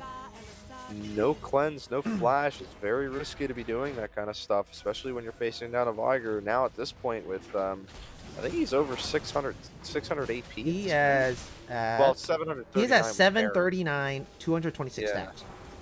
Yeah, that's quite a bit of AP. Karma, they're going into the pit, and there, Fontaine, he stole it. He didn't even smite it, and he stole the Drake. As there goes the ultimate out from the Sejuani. Gonna get onto KRC, all the CC chain going down, but gonna use the Zhonya's gonna block him out. Surgeon still looking for something, but it ain't going to be enough. You gotta cleanse out this, you gotta block out the CC there as Jackson still being a split push menace, and Fontaine Dream, he is 4-0 in objective steals against Stonemate's Soft. Yeah, 3 for 3 on those smite 50-50s, but that one Stonemate's Soft I don't think had stole smite it at all. He didn't. No, he had smite. He just didn't smite in general. He just didn't smite. Both of the junglers had smite, and they just didn't smite. And it got stolen at 100 something HP. Thick Bob going for it. Damn, she doesn't have the W. And that's 1 second away there. Now Asakokina doesn't quite land the stun, but the point and click counter play ultimate absolutely get that shut down. So Thick Bob finally going to get taken down here. And Woo! This is a pretty big turning point because you're starting to notice the raw damage coming out from Acid Coconut. I mean, the Zonia's is now built. You have another 1,000 gold. Again, you go for the Seraphine's finisher. You're gonna start building the Wind Staff, preempting the magic resistance. You know what, bro? I'm not He's in gonna the lie. shop. I'm not sure if I can take a 5-game series. Wait, he's not even going for that. He's going for Banshees. Full defense here from Acid Coconut. I'm Hey very man, no, surprised. full defense is you go for a Randuin's. Yeah, random. Because that's what like Vigars do is like they already get like a ton of AP from their Just from the passive, yeah, from the passive and stuff. So like Yep. honestly, like at this point, you don't even need the Banshees. You just go full tank at this point. Just go like Force of Nature Randuins. yeah, Screw go it. or like go like some obscure armor item. I don't know, like a Randuin or Dead something. I Man's don't know. Plate. Yeah, sure. Go Dead Man's Plate. You go Waddling faster. around Go really fast. faster. Yeah, that's not bad. That's not Yeah, bad. honestly, Usually like you're I not- wouldn't go you're for not autoing. yeah, so just go for like just go for like just tank at this point because that's what Vigars do. Like once you surpass like like the 600, 700 AP mark and you're just stacking up really efficiently, at that point you just go full tank and then you're just unkillable, but you still hit like a truck. Yeah. That's on fire. I'm Oh, curious who Vaunted Devin Dream Wilson is might there. get called out here. Flashes out, does get hit with the ultimate. There goes 3 more ultimate going down, but he's gonna get taken down finally by the Mystic Shots. Donmate Soft is about half HP. NSG gonna have to be really, really careful. You're frontlining by yourself, even with the Black Shield. Thick Bob is still in that bot lane split pushing with 4 items to the set 3. Watch Acid Coconut's damage in this tower if he gets the auto out here. Just look at this man chunk it. Wow, that's every like auto attack. 400. That's like 400 on auto. Wow, that's just They should that's be wacky. I barreling. forgot what like the ratio is for like AP to autos. There goes the Super Mega Death Rocket to clear out the wave a little bit. Stone Mace Soft taking up the tower. Gonna have to be really, really careful. NSG is doing a lot of damage. He has 3 items already. Has the LDR, so gonna have to be careful. But still, lots of engage Thick available Bob for going the side into the back just to clean of that Legion in. of Zeus. Yeah, Thick Bob is pretty much He knows uncontestable. that- yeah, Dimp he knows is that he can't that's a fight lot of speed. Karma Divine flashing forward for that NSG. Yeah, you're done. Oh wait, he flashes away, but still he's left by himself. He isn't able to do anything else. His Acid Coconut flashing out from the Tormented Soil Surgeon is going in with the E there, but there goes Vaunted Dream, puts the ultimate onto the Sejuani, picks up that kill. Thick Bob he actually walks from the mid lane there. Dimp flashing away. Dameter Meshi gonna have to CC up Thick Bob enough, but it ain't going to do nothing there. The Haymaker is gonna be used and it ain't gonna do anything as Thick Bob gonna secure that kill before the knockout comes through. Why is Dameter Meshi so tanky? He's actually winning this fight a little bit against Vaunted and is going to kite back into him. He's gonna get that kill and Ezreal is the only one alive, 4 for 2. True Shot Barrage hitting Thick Bob is only going to be a tickle. As Thick Bob continuing to push on. He has the Cloud Soul, doesn't have ult, so gonna have to be a little careful, but it's still a 4. It's like still like a 3k gold lead. At this point, gold lead don't even matter anymore. It's just like the matter of Just who how you gets fight. caught. Yeah, it's just how you fight Where's it. the positioning? Where's Oh, the so it vision? looks like Ezreal going for the Sunderer. And Yeah, I think the Essence Reaver is just for the mana at this yeah, point. I Essence don't Reaver is know. like purely for mana because like you're just really spammy and like it gives you you a do lot get of cooldown. You do get the really nice passive, mythic passive from Divine Sunder, the 5% armor and Magic Pen, because Ezreal does do a good bit of mixed damage, physical and magic. And lots of percent health damage. Very Yeah. nice. Jax The- might be caught out here. Gets tagged with the True Shot You have Barrage. the Sejuani Gonna ult. get slowed with the Shirelda's Grudge. Does have the I'm really ultimate surprised they there didn't use as the Sejuani NSG ult right has away. a GA, so they're not gonna look to fight for that pick here. Surprisingly, nobody was really Saving it around. maybe for Elder? Yeah, possibly didn't know where anybody was. Like, but right now it's like a 71-second cooldown, so you probably would have had it up in time. Just have to kind of solve for a Yeah. little bit. I think the point is you want to CC the Jax Stonemate as close Soft to your is side as you can. Soulmate Soft is really, really close to level 16. You definitely want that for like a lot of these big fights. I mean, you do get like the cooldown by like 20 seconds or something yeah, that's like that. yeah, it's like 20-second extra cooldown and you get a little bit more damage, which is negligible, but you want that cooldown. Dick Yeah, Bob definitely. just put the Fear of God into Acid Coconut's heart. Gonna have to be a little careful. Dodges out on the stun there. already has a force of nature, so you're not killing Jax. Jax is very, very, very tanky. Well, that's why we said we do get the Banshee's Veil picked up. But the problem now is you have to go through Oh these magic. damn, misses out on the hook. Damn, You might be Wait, in a there's little Surgeon bit of on a the back pickle, line. but There's lots of Surgeon in the damage off the back. Thick Bob. Shield from Sterix is going through, but there goes the ultimate from Acid Coconut. That's a flash in 4-man ultimate. Doesn't quite land the stun onto any of them, but the Super Mega Death Rocket getting the kill onto the Nautilus on the backside. Morgana gonna get taken down second here as Haymaker going out a little bit too early. NSG going to keep kiting out, gonna get that kill as it is still going to be a slobber knocker as NSG does pop the cleanse finally. Sejuani is here. She is tanky but not tanky enough. Surgeon is going to have to run away. Lands these mystic shots, doing a lot of damage, but the counter strike, you can't counter that as Surgeon is gonna have to be able to run out here, but it ain't going to be enough as he runs out of time, as that might be the end of the game here. 15 seconds on the Nautilus, but what is he gonna do against a Jinx and a Jax? Surgeon 50 seconds, Stone Made Soft 30 seconds, Acid Coconut about 25 seconds, and it looks like it's going to be the end of the game. Jinx is finally here. They're gonna end this game with a 6.5k gold lead, and they're gonna go up 2-0 and go up to match point in this best of 5 series. It might turn into a 3-0 sweep for the side of NSG. That was a really close fight at the end there, but just not quite enough damage to deal with Thick Bob. Just being a little bit too thick there with the resistances at the end. Finally finishing out that force of nature, and they can finally finish out that game as NSG just able to do whatever he wants as he gets excited throughout the rest of the fight as well. And once again, another game where you need to play around Jax, ban Jax, or learn to play around in the 1v1s, or allocate resources better into your bot lane, as Surgeon seems to be the real carry for this team. But yeah, bro, like I swear, I do not see Stone go bot like once. You have a Nautilus. Like, that's free setup. yeah, You don't even need to, like, Q. You just flash Even with auto, roams. slow, then Q. Yeah, or You just could roam. also- yeah, just roam Like, mid lane lane and probably force don't roam pressure mid. into I mean, it's Morgana, but, like, you have a Or lot of invade. AP damage where you can break the black shield.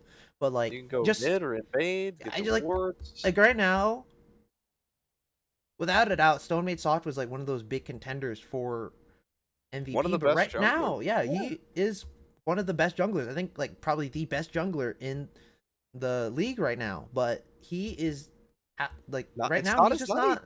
Yeah, It's it's not his definitely night. not. It's definitely an off night, and this is the wrong time to have an off night. This was a 40-minute game, and it went Yeah. for like, this was hypothetically, this was a game that was kind of more in favor of Legion of Zeus, because you have the Ezreal, you have the Vigar with infinite scaling, you have Sejuani getting super, super beefy, and not a lot of, like, mixed damage really outside of the Morgana, and just Sejuani just going full armor. But, like, even then, just, you couldn't really play out those team fights very well. I mean, it was just like a lot of small misplays here and there that just doesn't net you the victory.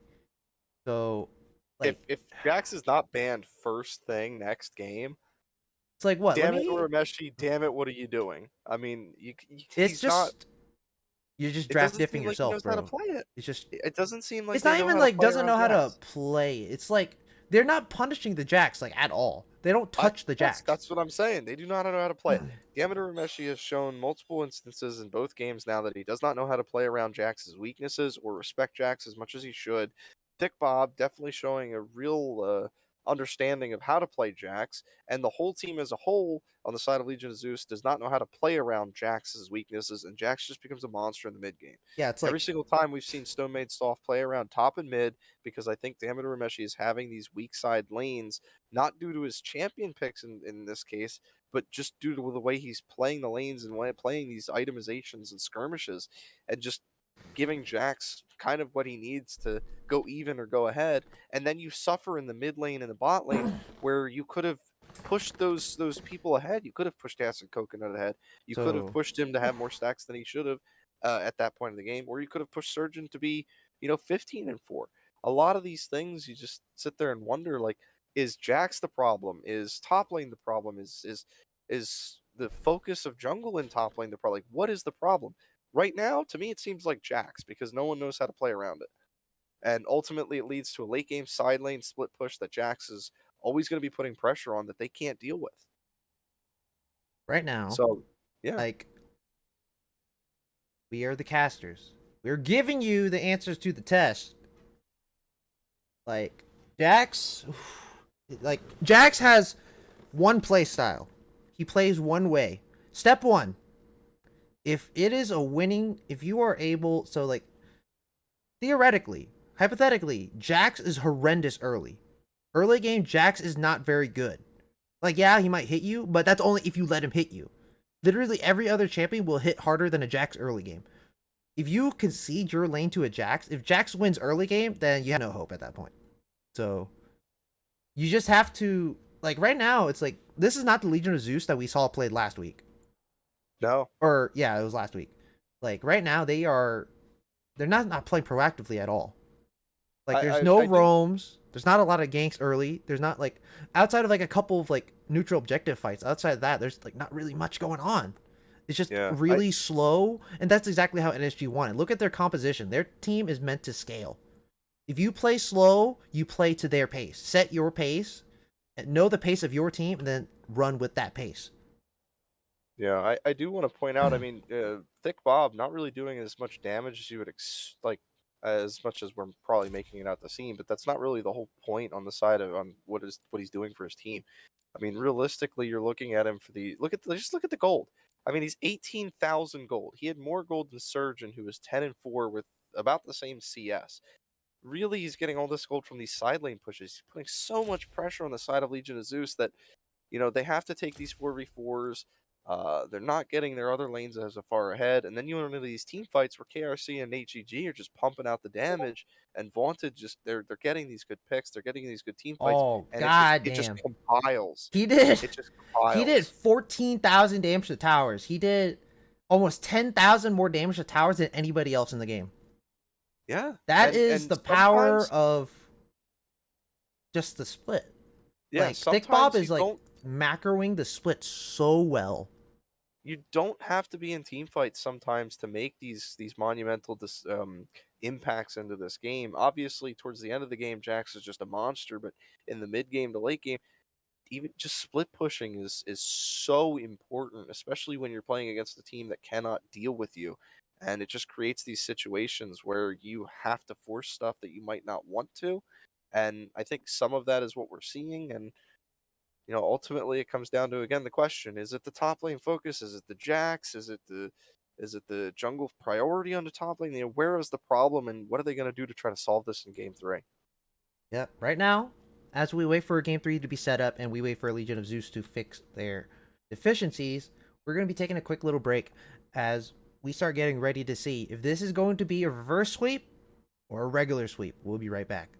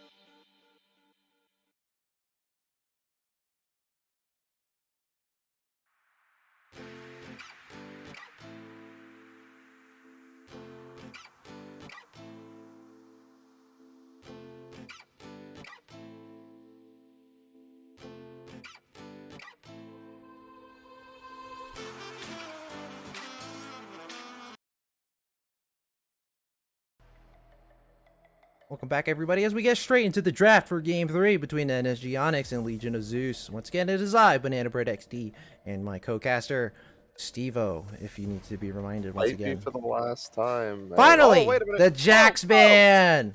All right, Finally, we're in a different reality. learning. Different reality. Yep. Reality Stone, Thanos, boom, snapped, gone. We're gonna see the No Way Morgana Home ban. We're Spider-Man, gonna see the the Jax ban. So once again, NSG sticking with the same 3 bans here, and the Vigar ban. So looking like lots of big respect bans. I'm kind of surprised to see. Actually, kind of not surprised. I mean, obviously, Jinx once again going to be picked up. NGG absolutely popped off last game. Obviously, he had a lot of help from the Morgana and the Karma, but definitely did really well last game. Ooh, the Thresh blind.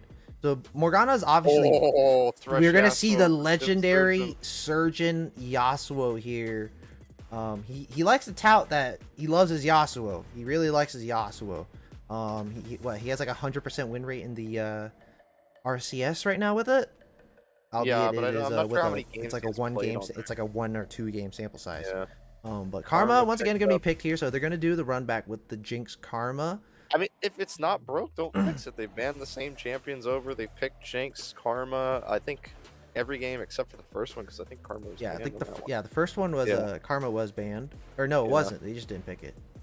Either way, I mean, you're basically running the same thing. It's work. Get Vel'Koz. I expected Vel'Koz mid. Now that you've got KRC's Morgana banned as well as Vigar. Yeah. So hopefully they have an answer for Vel'Koz. First game they had Ahri. It didn't do too bad, but outside forces of the mid lane kind of led to the downfall of that game. It wasn't honestly just like Ahri. with a Vel'Koz, you just need a range.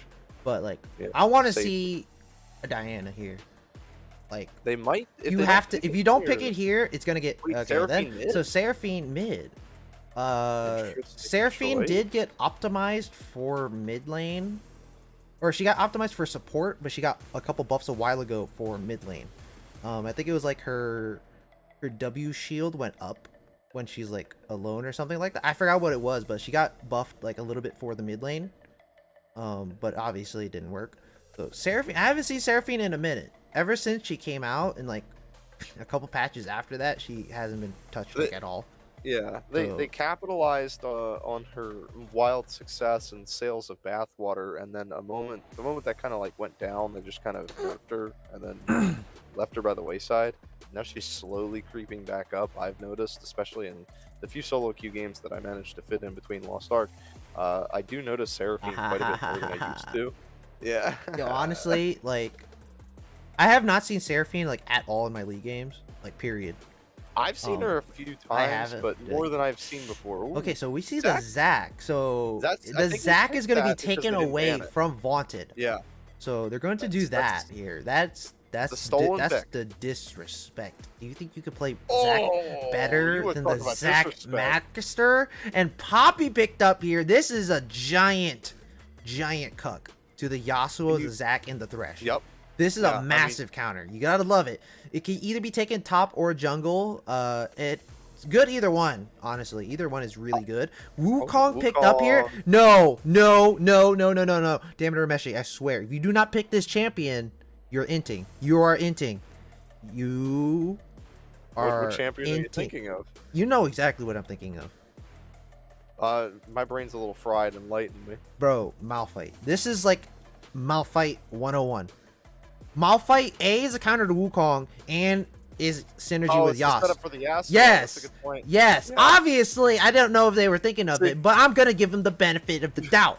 Malphite. Your brain's rocking at a little bit more power than mine is here. That's because like knowledge, man. Knowledge is power. So Malphite is the pick here. You have 2 massive tanks. Seraphine is one of the best team fighting enchanters in the game, and you have a Yasuo Thresh. And all of it is just set up for that Yasuo. So and all of it gets screwed up again, by the Poppy outside of the Malphite. Yeah, this game, again, they're putting everything in the Surgeon basket. But I mean, I think this is as much as you can put into the Surgeon basket. Yeah, like, are they like actually going to play around him this time? Like, who knows? Because again, they don't play proactively around bot lane at all. Now you have I a pretty strong bot lane with the Thresh Yasuo that can punish a Jinx Karma or can survive long enough where they can start kind of scaling up and getting those big knockups in team fights.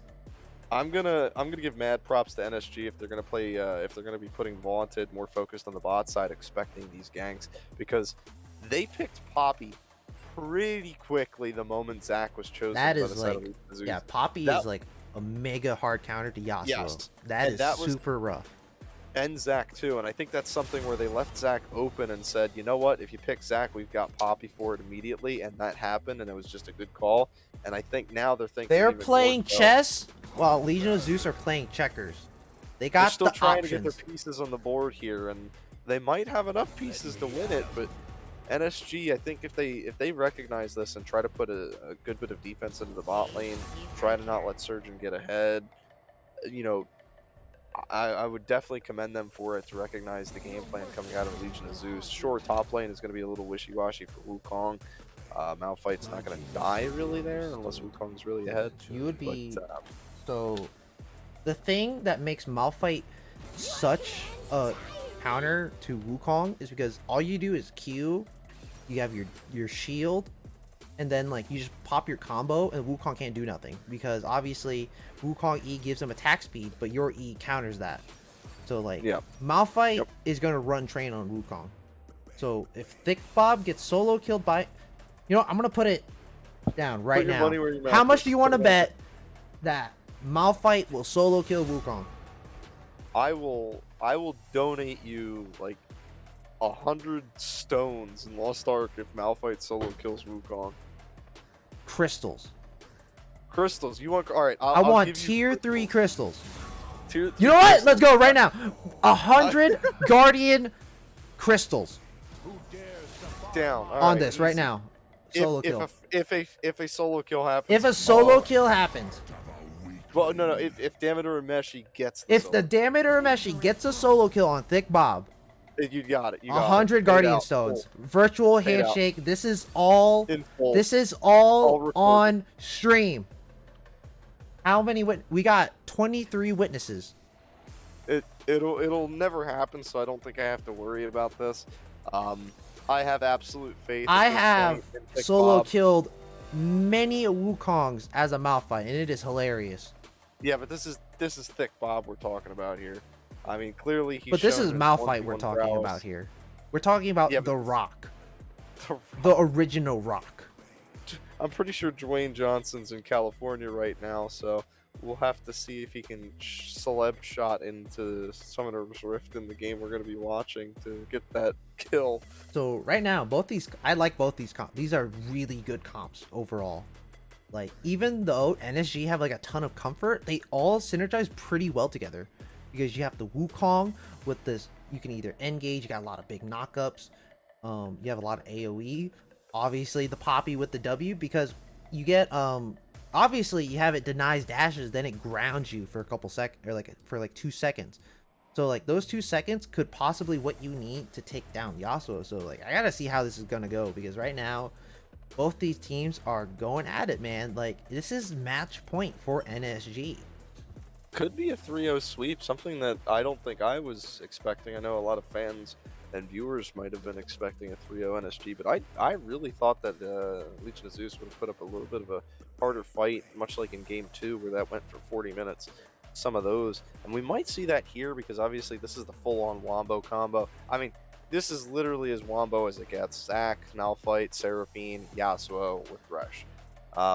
So if it's anything like my Clash games, Legion of Zeus is going to win this.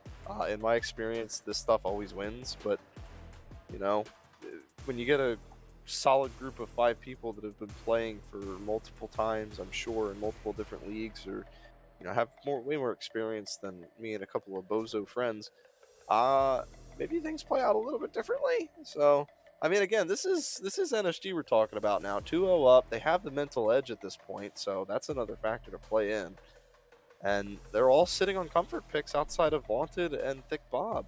I mean, you've got Vel'Koz picked up again, Karma picked up again, Jinx picked up again, all comfort. And Legion of Zeus at this point seem to be throwing shit at the wall to see what sticks. Yeah, man. Like, but right now, we're gonna be taking a break once again. This could be the last break we take. So we're gonna have to see if Legion of Zeus can bring this game back from the brink, or if NSG are gonna look for that full sweep here. We're gonna be right back as we get ready for Game 3.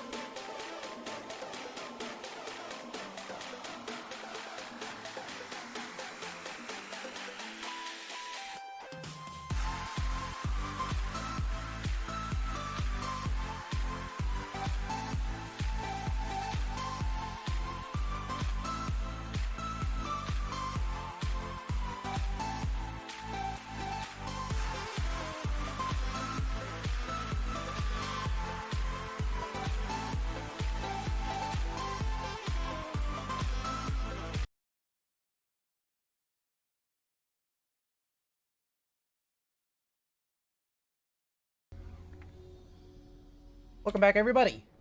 It is Game 3. Possibly the last, or the start. Either the last game, or a start of A New Hope. As no God. wild shenanigans here. Both teams are just going to play it completely safe. No risk. Interestingly enough, Vaunted going in for the risk. Malphite went for Presence of Mind and Tenacity. That is new. Never seen that before, so that's interesting. I don't think you need much tenacity in this game. I mean, Tanks really don't need tenacity in general. You're a tank. You don't really need to worry about it. Like Yeah, usually, what you're supposed to take is you take Comet, and then you go for Shield Bash, and then you go for like, I don't know, you go for the one that gives you like slow resistance and tenacity, or you go for a bone plating, or like anything in the resilience tree is really good. Even conditioning. Yeah, conditioning is also just scaling. Especially on a Malphite. But yeah, like Presence of Mind and Tenacity is kind of weird.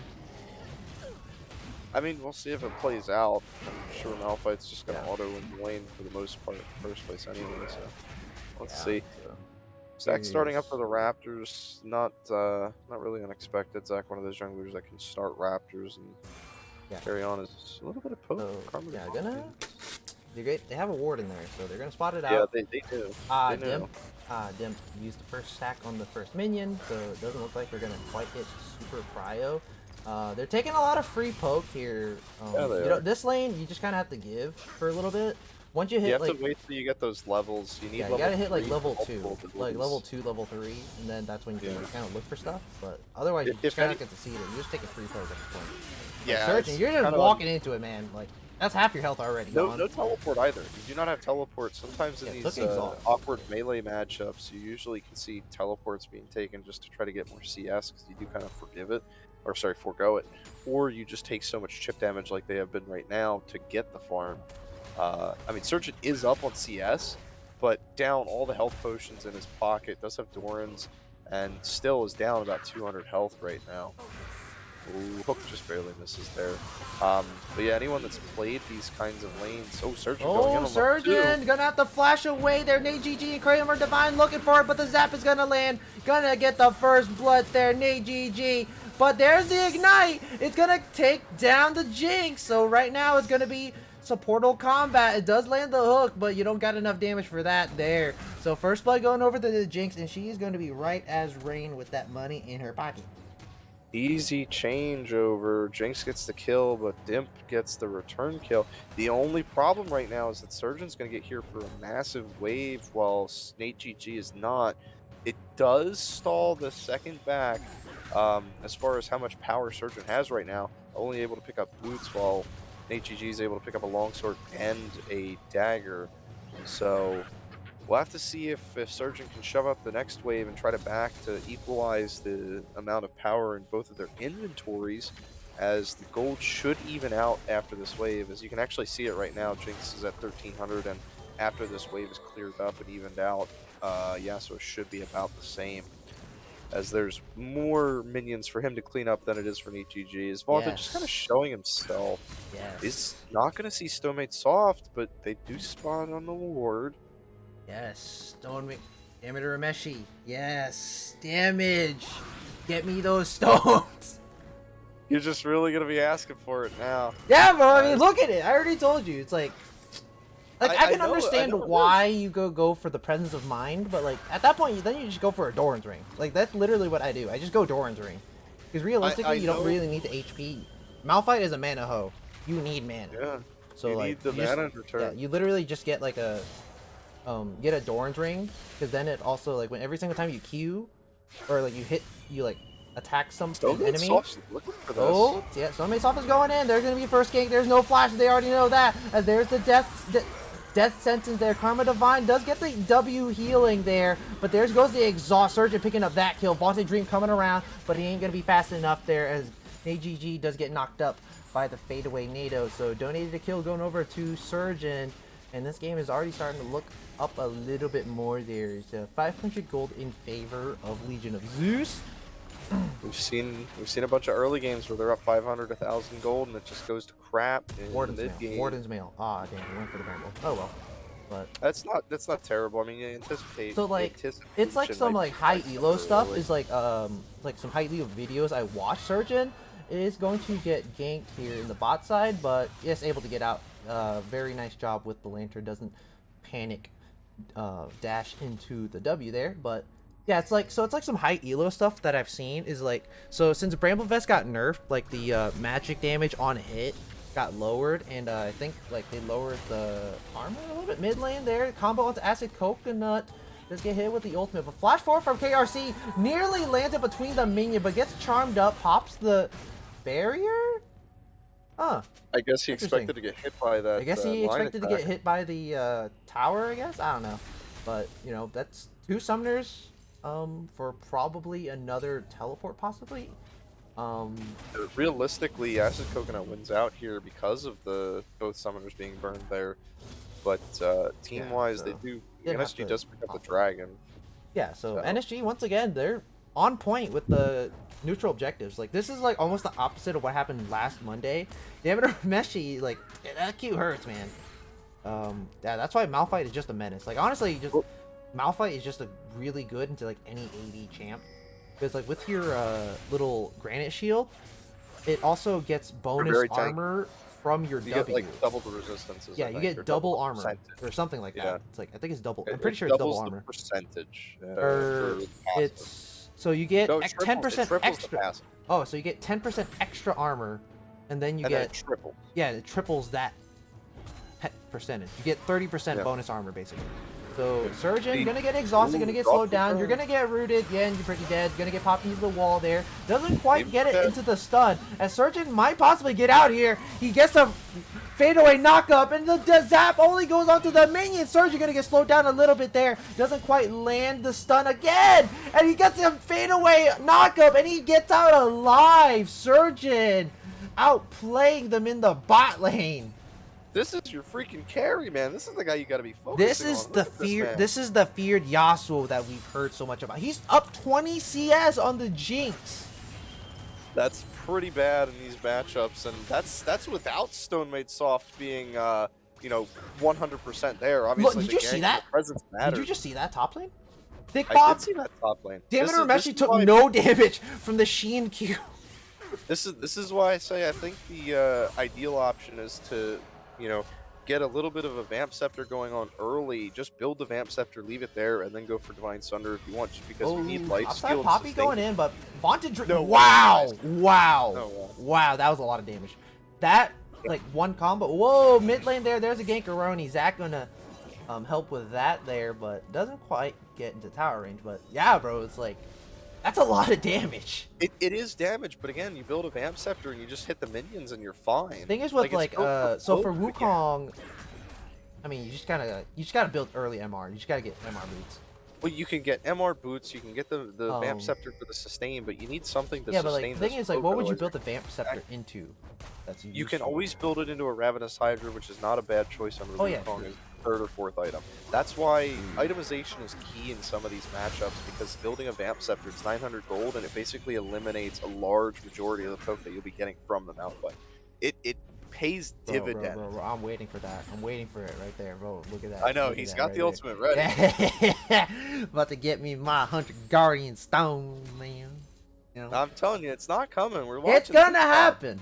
So, It's oh yeah, not. so back to what I was saying with the Warden's Mail. So like, Warden's Mail passive, it's like, it negates however much the auto attack does by like 5% of your, or it's like a percentage of your bonus AP, or your bonus HP, but it doesn't go past a certain amount. It caps out at like a certain amount, I don't know what it is. But yeah, it's like, oh, Vaunted, you're gonna have to hold up on that thought. Stone Made Soft, gonna pop the ultimate, gonna flash right onto KRC there, gonna Malphite ult right onto KRC, and he's gonna get taken down. All the Legion of Zeus making the right calls, making the right rotations, and they get a 2 for none, and they get the Rift Tail for free. Can you play Star Wars A New Hope music? Because it's looking like it might go to a game 4. This is looking really good. Yeah. This is looking really good. For the side of Legion of Zeus now, as they are up 5 kills to 1, almost triggering the... They're up Um, 3k gold right now. yeah, So they're this almost is- triggering that 4k gold mark for the bounties. Bounties won't kick in until 14 minutes, so they've got another 4 minutes to push that gold lead further ahead. I mean, look at the CS difference even in bot lane right now. 3,700 gold to 3,000. Oh. I mean, Surgeon's just rocking it here. And honestly, if this does go to game 4, I imagine the Yasuo ban, they're probably going to switch off of that Jin ban or some other Oh, ban. hold up on the top side there. Dameter Meshi.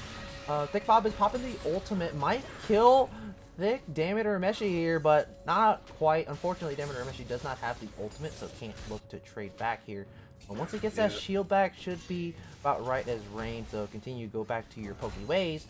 But so like yeah, the thing is with the Warden Mail is like, so the reason why like high elo players pick Warden Mail over Bramble, because obviously Bramble got nerfed, so it's not as strong anymore. Because before it was just almost broken. Like it was almost like no matter what, it was just hard losing, fighting into somebody with Bramble. But now with Warden's Mail, it's only like 200 gold more, but it builds into obviously like a Randuin's and what is it? Frozen Heart. And Oh, yeah, that, big catch that's, on the Oh, Nate GG. NAGG able to get away there. Stretching Trite not quite landing, but does get the native. Vaunted Dream, yeah, you're pretty dead there. As Sergeant flashing for that there. As let's see if he's gonna pass the hammer. No, he's not, but gets a one-way ticket into the Drake pit to be able to start up that Infernal Drake. But Yeah, man, like that was a really nice pick there. Unfortunately, NGG using both the summoners there. They got 3 flashes from the side of NSG. So right now, Legion of Zeus tuning a different tune right now, and they are getting everything that they could possibly want this time around. As Harold going to be popped into that bot side, almost looking for that dive on the Karma Divine, but that's not something you want. You have no armor, you're not tanky. Not yet. Not yet, but they will be getting there. Gonna proc that Herald down in the bot lane. They might. They're probably not He's gonna here. get It's a power. 4v3. Vaunted got Dream to back coming off in. of Does it. get into the wall. Are you going to block the lantern? No, you're not. You walked a little bit too far forward and doesn't block the lantern. As Vaunted Dream is popping those W's really, really early. Not getting any value out of that. No, I mean even in situations to dodge the Zac slingshot here, it's not even working because Stonemaid Soft is usually there before Vaunted. Yeah, like what you're supposed to do is like, so you walk in and then you stun him into the wall. And then usually in this instance you take Predator because that supplements the need for the speed. And then you just stun them into the wall, and then when they try to like lantern out or jump out or whatever, then you just like immediately pop the W. Top side, there it is. Going to be the 1v1. Diameter Mesh, he does have the ultimate finally, but let's see what's going to happen here as Thick Bob is looking for it. There's going to flash out, but Thick Bob does have the flash. There he is, the solo kill going over to Thick Bob on the Malphite. Does this mean you owe me 100 Guardian Stones? Because Nope, that was not Diameter the Mesh- stipulation. Nope. You did, Diameter hey Mesh- man, you did not listen to the fine print. I just said a solo kill.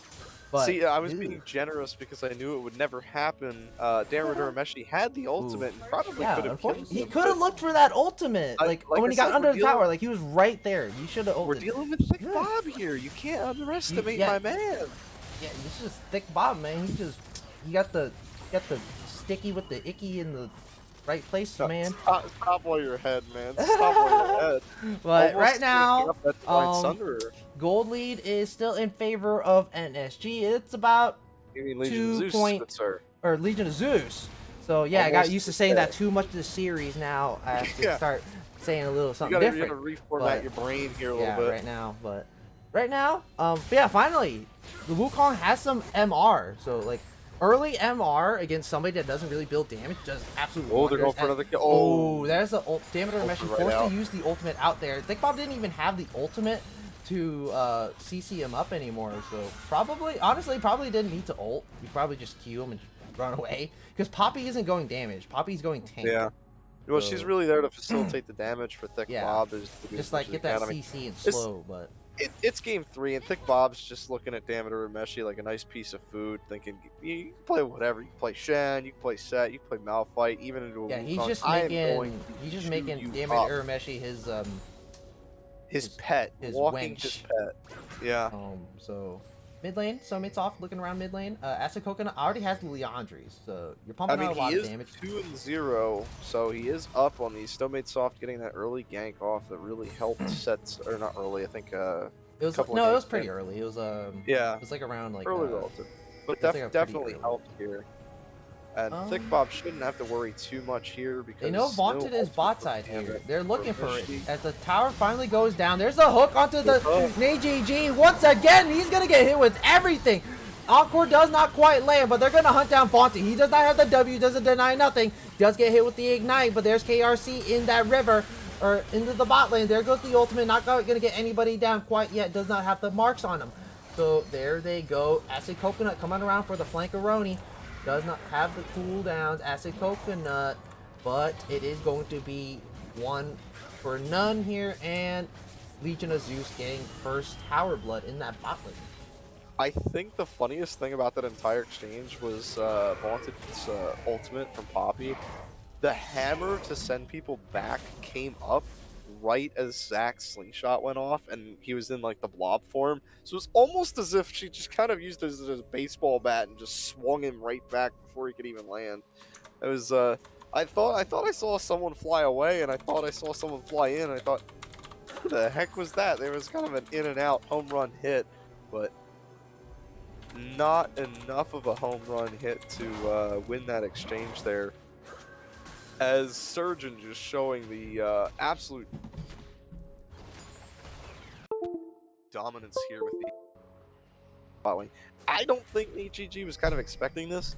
I mean, 1-3, down 30 CS. they've got all the priority in the world for this next dragon coming up in 17 seconds, and I don't even see NSG contesting this. The only advantage they can get out of this seems to be a trade for Herald, which looks like what they're going to be doing here. Just kind of forego it. They don't have to worry about Soul for another 10 minutes at the very least. And Thick Bob obviously doing way more damage now that he has that Divine Thunder completed. Any of those early, or not early, quick immediate trades are just going to be exacerbated by that extra percent health onto the tank. So, I mean, at this point, Thick Bob's just going to start doing to Damodar Urameshi what he's always been doing, and it's only going to get worse from here. Curious to see what that second item from Wukong will be.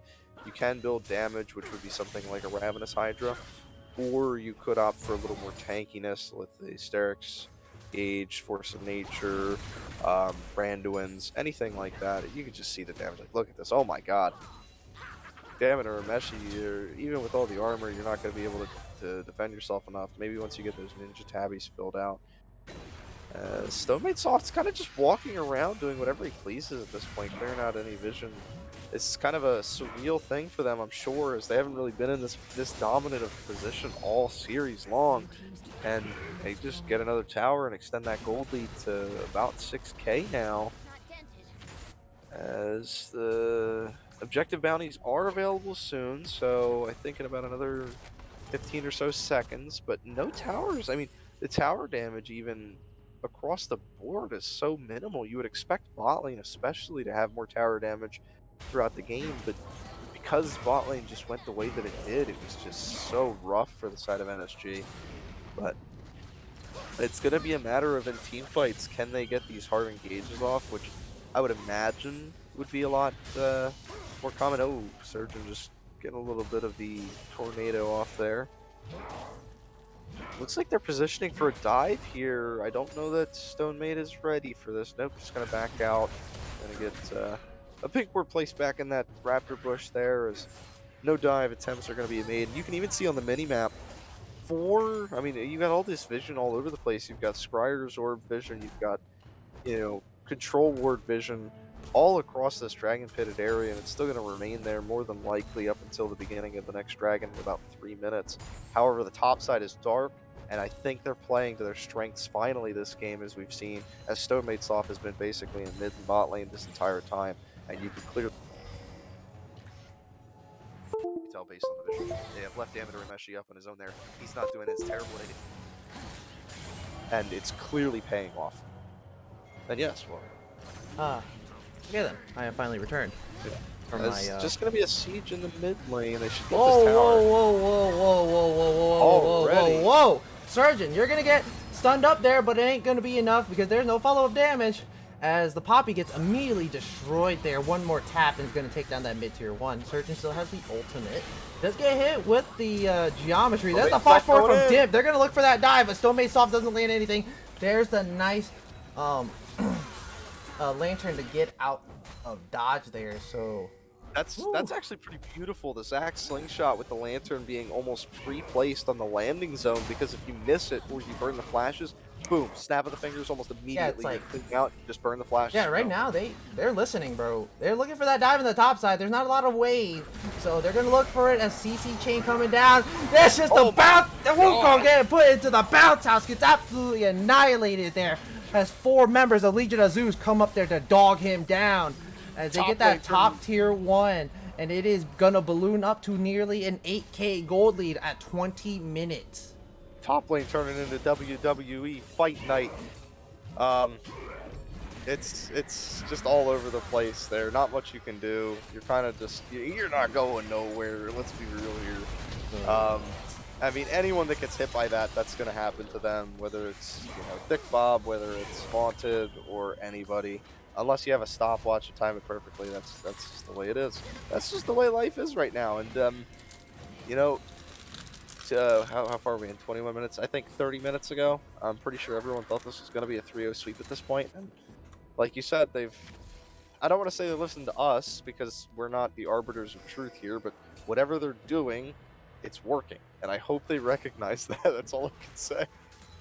Because I'm starting to have hopium again. I'm seeing they're playing to their strengths and capitalizing on their mistakes and correcting those for this game 3.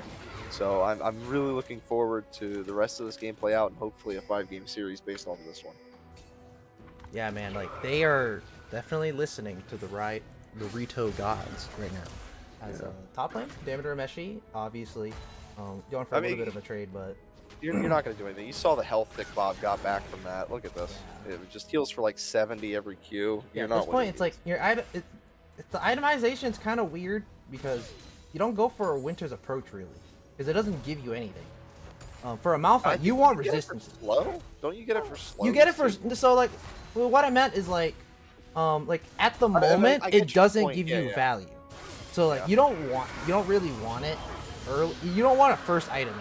You want to build like a lot of resistances first, because obviously Malphite is one of those champions that can build resistances and get really tanky. Whoa, and that's a flash from Vaunted, but then they go into the bounce house, double knock up, double kill for Surgeon. And there goes the Malphite ulting right onto the Karma. Karma does have the flash, but she's gonna get taken down as Acid Coconut coming in with Right the under E. the Baron. It is 2 for 12 8 kills already, and this is an 9k gold lead, and a big purple worm buff going over to the side of Legion of Zeus. Just about everyone across the board, about 2k up on their respective lane opponents outside of top lane. Wukong does pick up the objective bounties, but in exchange for objective bounties and 3 of your teammates' lives, You have lose to the transfer biggest that purple worm objective. buff. Yeah, Biggest I mean, objective. you would imagine a little bit of a push in the mid or the bot lane. Obviously, bot lane just has 1 tower left. You can try to go for that inhib, or you can try to bulldoze the mid lane. We'll have to see what they do. Dragon coming up in 4 minutes. It is Soul Point. It is another Cloud Soul. This affects basically everyone on the side of Legion of Zeus. That's extra speed. Yeah, it's just extra speed, but even so, the out of combat move speed is super useful to get into position to trigger these engages. And Legion of Zeus showing they can really play these. Karma Divine not going to get caught out by the Zac, but they're really playing to the strengths of these hard engages and hard team fights, and capitalizing on the lack of I mean, this team comp from NSG is a little bit more team fight. Yeah, I mean, it's just like strength. the Poppy counter pick is not working out at all. No, I have not seen them block anything once. Karma immediately gonna get ulted, but stuns onto the Yasuo here. He's gonna get put into the bounce house here, and he's gonna get taken down. Shut down the KRC. As Zac once again gonna get taken out also. There goes the the spin around as Thick Bob gonna Beyblade his way into the enemy's hearts as he's gonna try to hunt down Dimp, but he is way too darn fast. As Nate GG picks up a big double kill, lots of big shutdowns going over to the side of NSG. Quite a bit of gold going to the right person that you want. Now, how much Nate GG is going to be able to carry with that amount of gold in his pocket, we'll have to see. He still doesn't have an LDR. He's getting there. He's gonna have to finish this rapid fire. rapid fire. Huh. And then go for the LDR. He does have enough for rapid fire cannon, and I think a last whisper. But, Yeah, he so does. At least he'll get some, Wow, some he has armor 2,800 gold. He needs to back. I mean, Dragon's gonna be up in 2 minutes and 24 seconds. You got to set up for Oh, this. that's plenty of time. I was gonna say, I thought you meant like a minute. I was gonna, No, but you want to set up for this. You want to buy items, get into a good position, because a lot of times When do people will back awards at 1 minute, expire? you'll How long does rush. it take for a award to expire? 3 minutes. So yeah, right now it's like a minute and a half. It's like 2.5 minutes. Or Yeah, no, but wait, even that's when it still- respawns. You want to get into the position early so that you have that vision control, because if you leave at 1 minute, you basically have 10 seconds before that thing spawns. So you just want to be a little bit precautionary. Yeah, you don't. You definitely don't want to walk into a Zac Malphite. Exactly, and you need to clear out your waves here to get this priority. So it's a little greedy for the side of Legion of Zeus from what they did, but it was in the downtime for Dragon, so it's not like it's a big detriment. It's just a matter of, does giving Jinx this? Basically, they gave her a last whisper. That's basically what She's they like, yeah, she's 500 gold off of the last or the LDR right now. So she hits like a truck, but she might be able to. No, there's no way she gets enough gold beforehand. no, she's not. Top lane there is a Wukong immediately gonna get ulted. Does use the clone to get out, but gets exhausted immediately, and he's gonna get taken out. They're gonna try to trade onto Seraphine in that mid lane, but the death or the Dark Passage going to be able to get Seraphine out safely. So it's gonna be a 1 for none. Big Bob doesn't have teleport. You're gonna have to be careful. Dameter Meshi has ultimate. You don't want to be autoing that rock. Surgeon's ultimate is coming up in about 30 seconds here. It should be up for this dragon fight, but you do not have Acid Coconut's ultimate. I don't know how important that's going to be. Usually it's been a really good follow-up setup from any of the knockups from Zach or Malphite. So, but KRC is probably one of the main targets here because that would be a lot of damage. You're gonna have to be careful of spamming them spells across the wall there.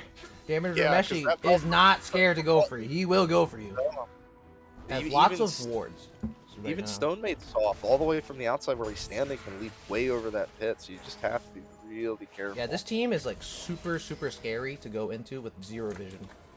I wonder if Vaunted is going to try for this. There's no way he goes 4 for 4 on Smite. He's 3 for 3. Yeah, there's no way he goes 4 for 4 on Smite Steals. There's no way. He has the flash. Oh, doesn't land the hammer. Doesn't have vision on it.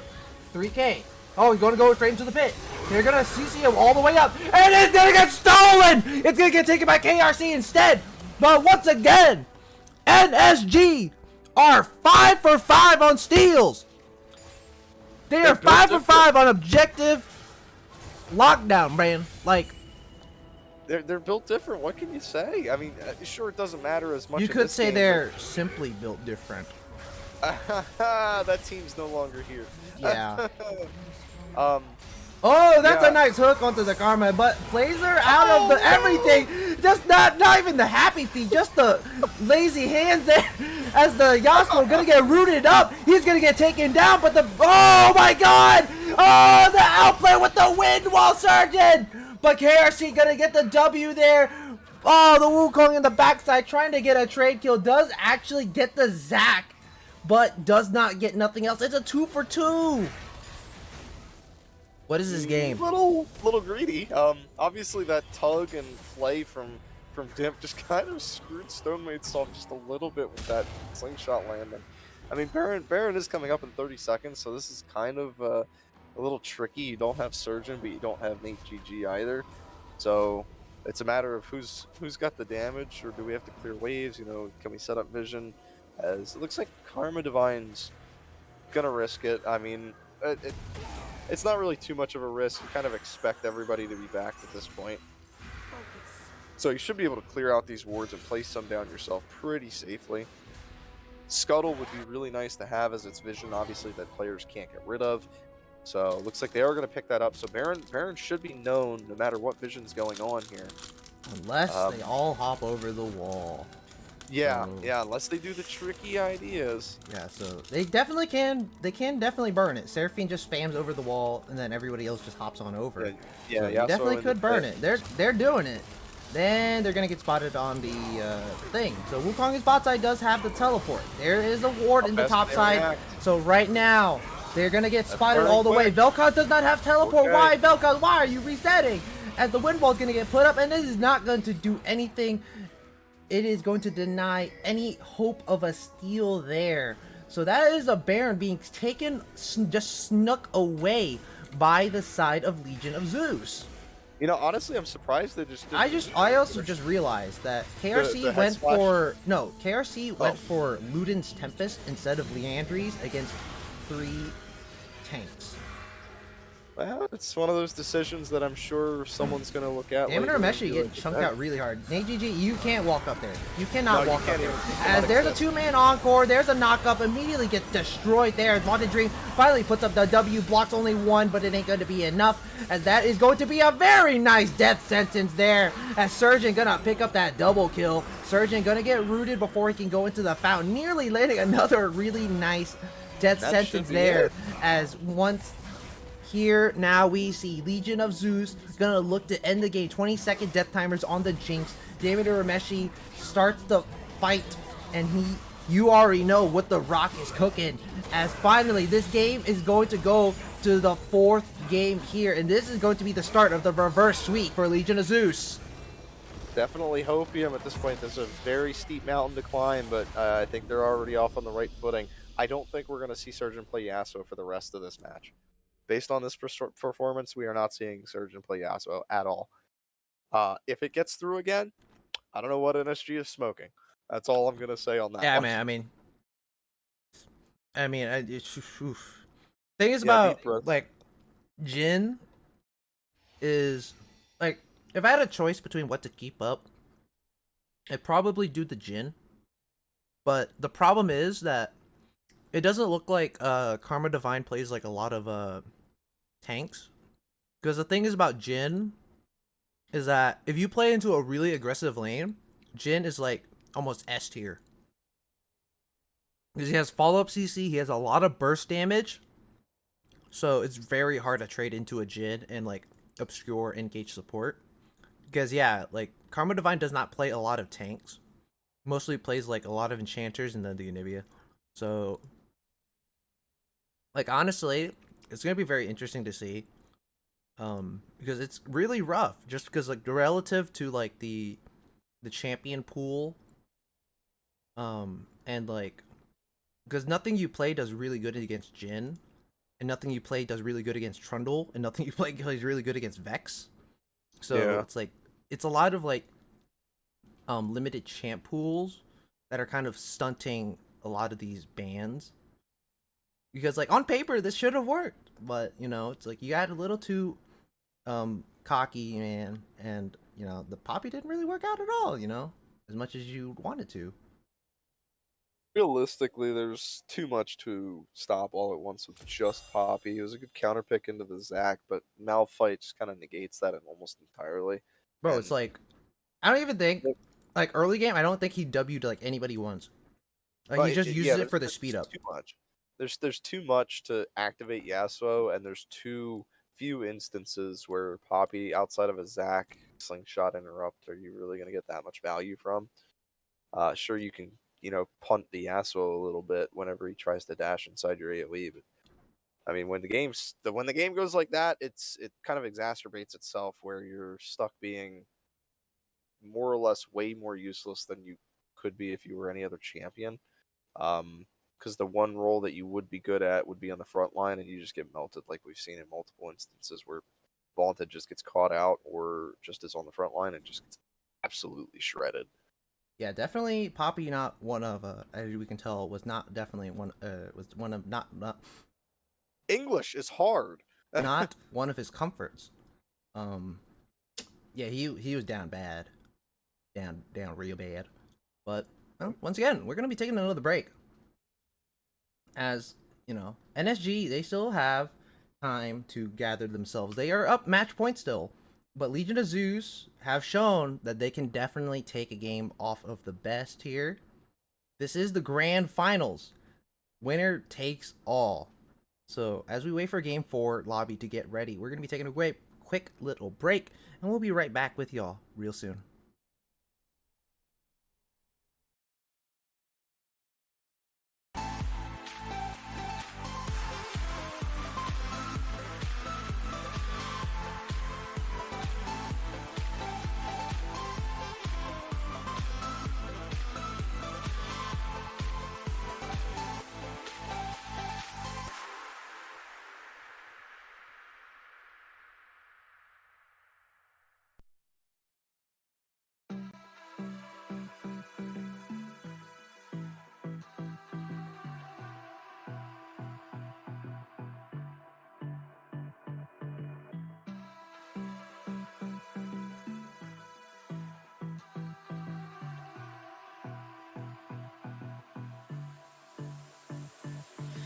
I don't know what you want. Let's have a bit of fun till I downfall.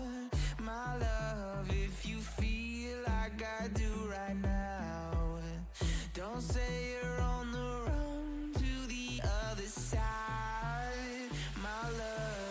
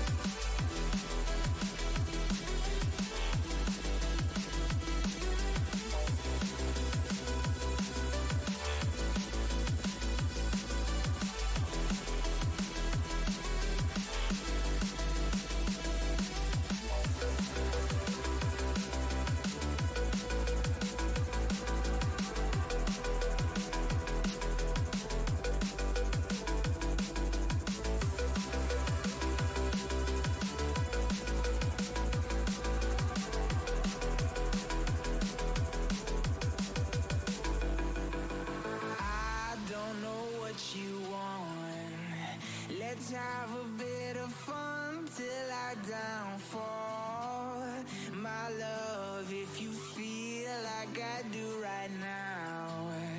Don't say you're on the run to the other side, my love. You say you wanna try, but you never do. Sugar, there's a reason why we lose.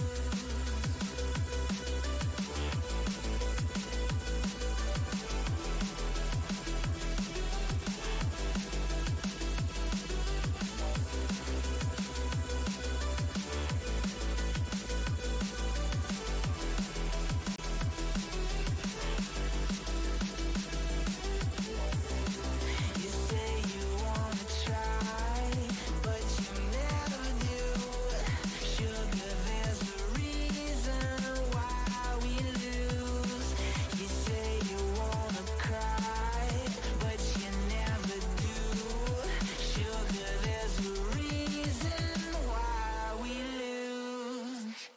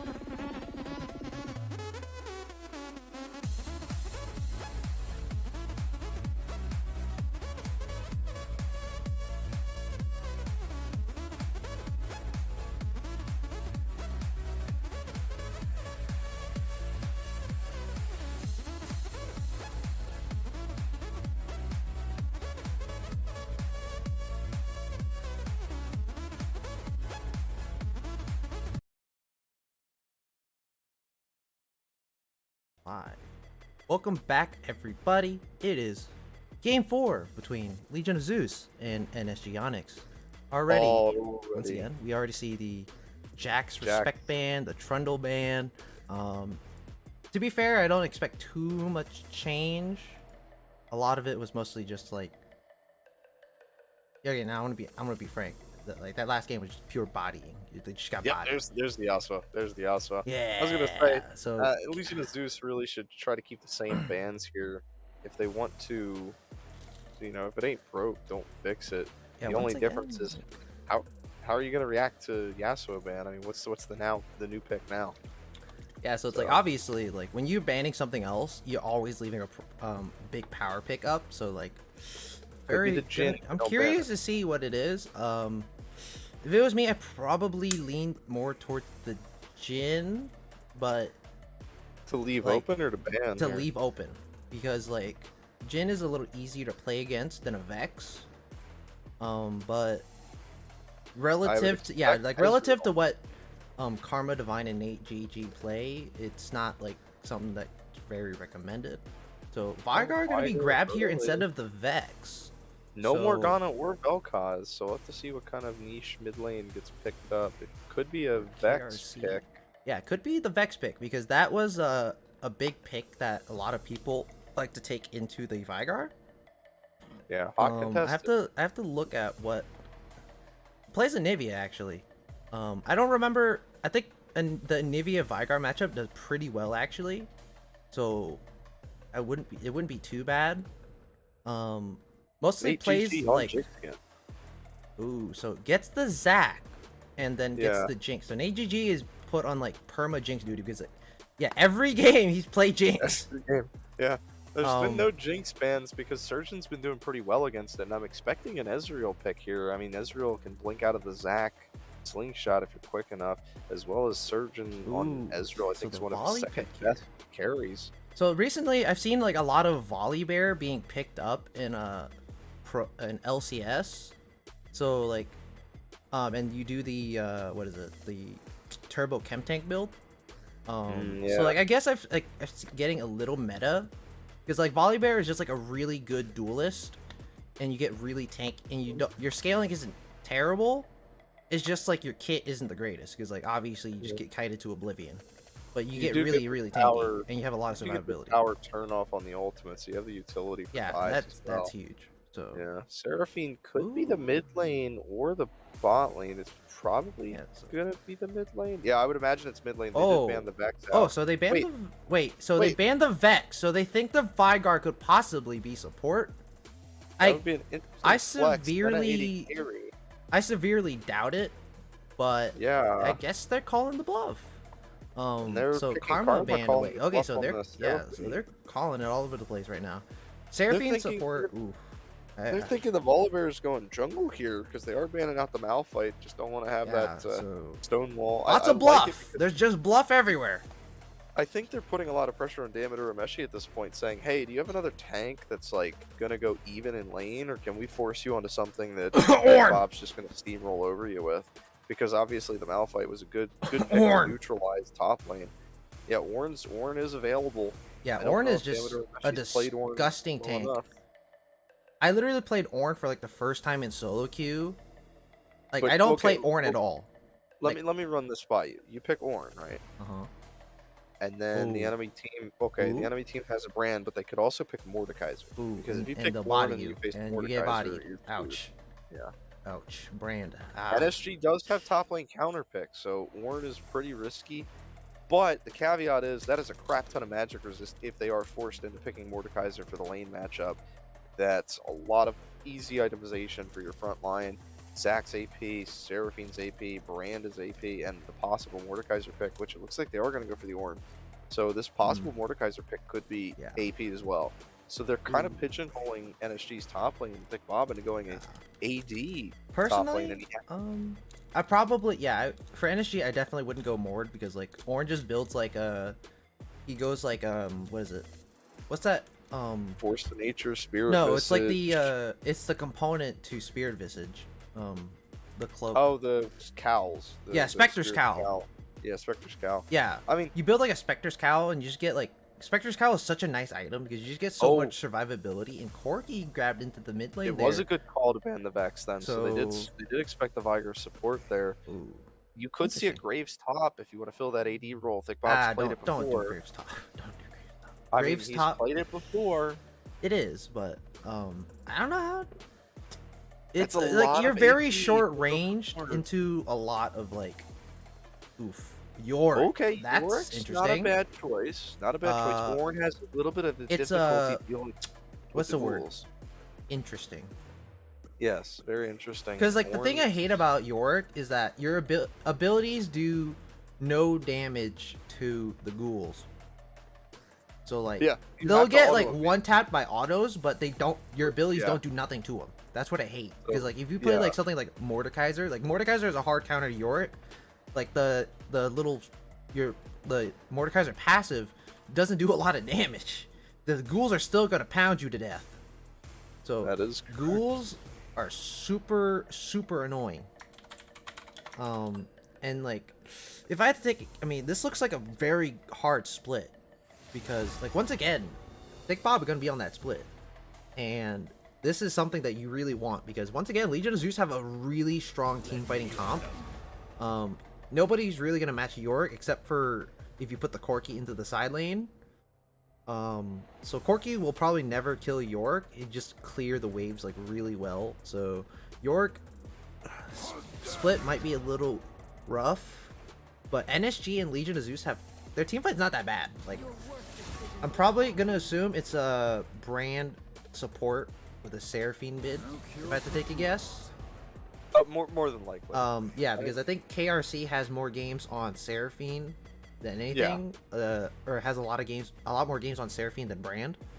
Like we were talking, it's KRC's champion pool is definitely more of those mages bot lane, mage enchanters, kind of one some that fit the both bills like Morgana and Seraphine, where they're both kind of enchanters and mages at the same time.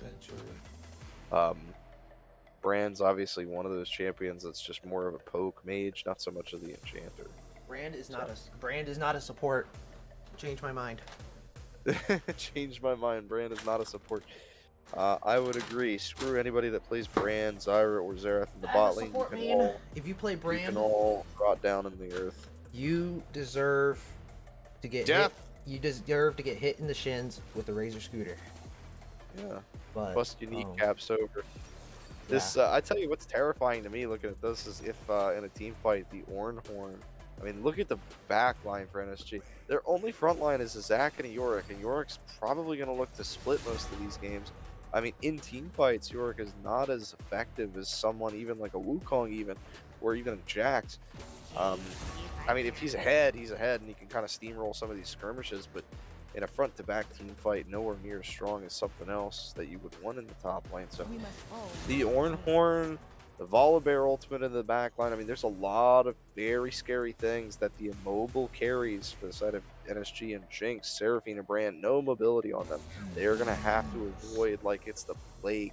Otherwise, if they do get hit by one of them, you've got the support Viger that's going to have damage just because of the passive. You've got Corki pumping out damage. Senna, strong scaling. I mean, there's a lot of stuff that could follow up with that. Yeah, like So, right. go Like, ooh, so it's gonna be a Vygar APC. So that's definitely a little bit more expected than the Senna ADC, just because they lowered the soul spawn rate when you kill minions even lower. So it went from like instead of it went from like 8% to 4%. So Holy moly. yeah, they lowered it a pretty good amount. So yeah, against the Seraphine support with the Brand mid, okay, that's still fine. Seraphine support, you definitely have a lot of range, and you have a lot more reliable set. What's the word? Like, I say reliable setup compared to Brand, because Brand, you just hit the Q. With Seraphine, you have a little bit more synergy with the Jinx. You got the zap and you got the traps. You can have a lot of layers of CC and stuff to set up for helpful ganks. But like the struggle with Legion of Zeus is they have no engage. Their team is pretty much like they're playing almost solely around Dammit or Ameshi landing like a good horn, and then just CCing them enough so like the Vygar and the Volibear can get into range to do their damage. So that's like the one caveat. But otherwise, I mean, their scaling is disgusting. You have Senna Vygar with infinite scaling. You have a Corki that gets item spike at like one AP item, like a Ludens or something, and then you get your man immune and you just hit like a truck. And then you got two meat bags in the Volibear and Ornn. So they have really nice scaling. Once again, NSG comforts. Kind of weird, but it works for them. It worked for the first two games. To see if Legion of Zeus can play to their strengths this game. Again, is it the Jax ban, or is it the bot lane focus, or is it something else entirely? I think we'll find out even more so after seeing this game if it goes well for them. But yeah, man. As we wait for the Spectre to go down and we get into the game, we'll be right back as we start getting ready for Game 4, so don't go anywhere.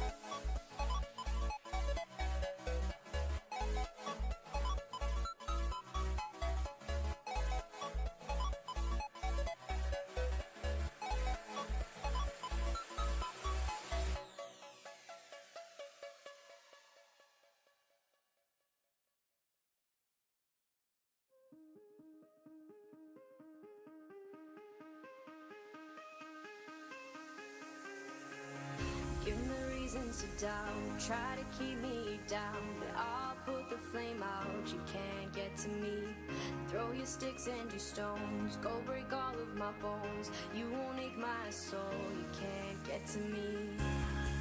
And there is no barricade that I can tear away. Shoot me down to fire away, away.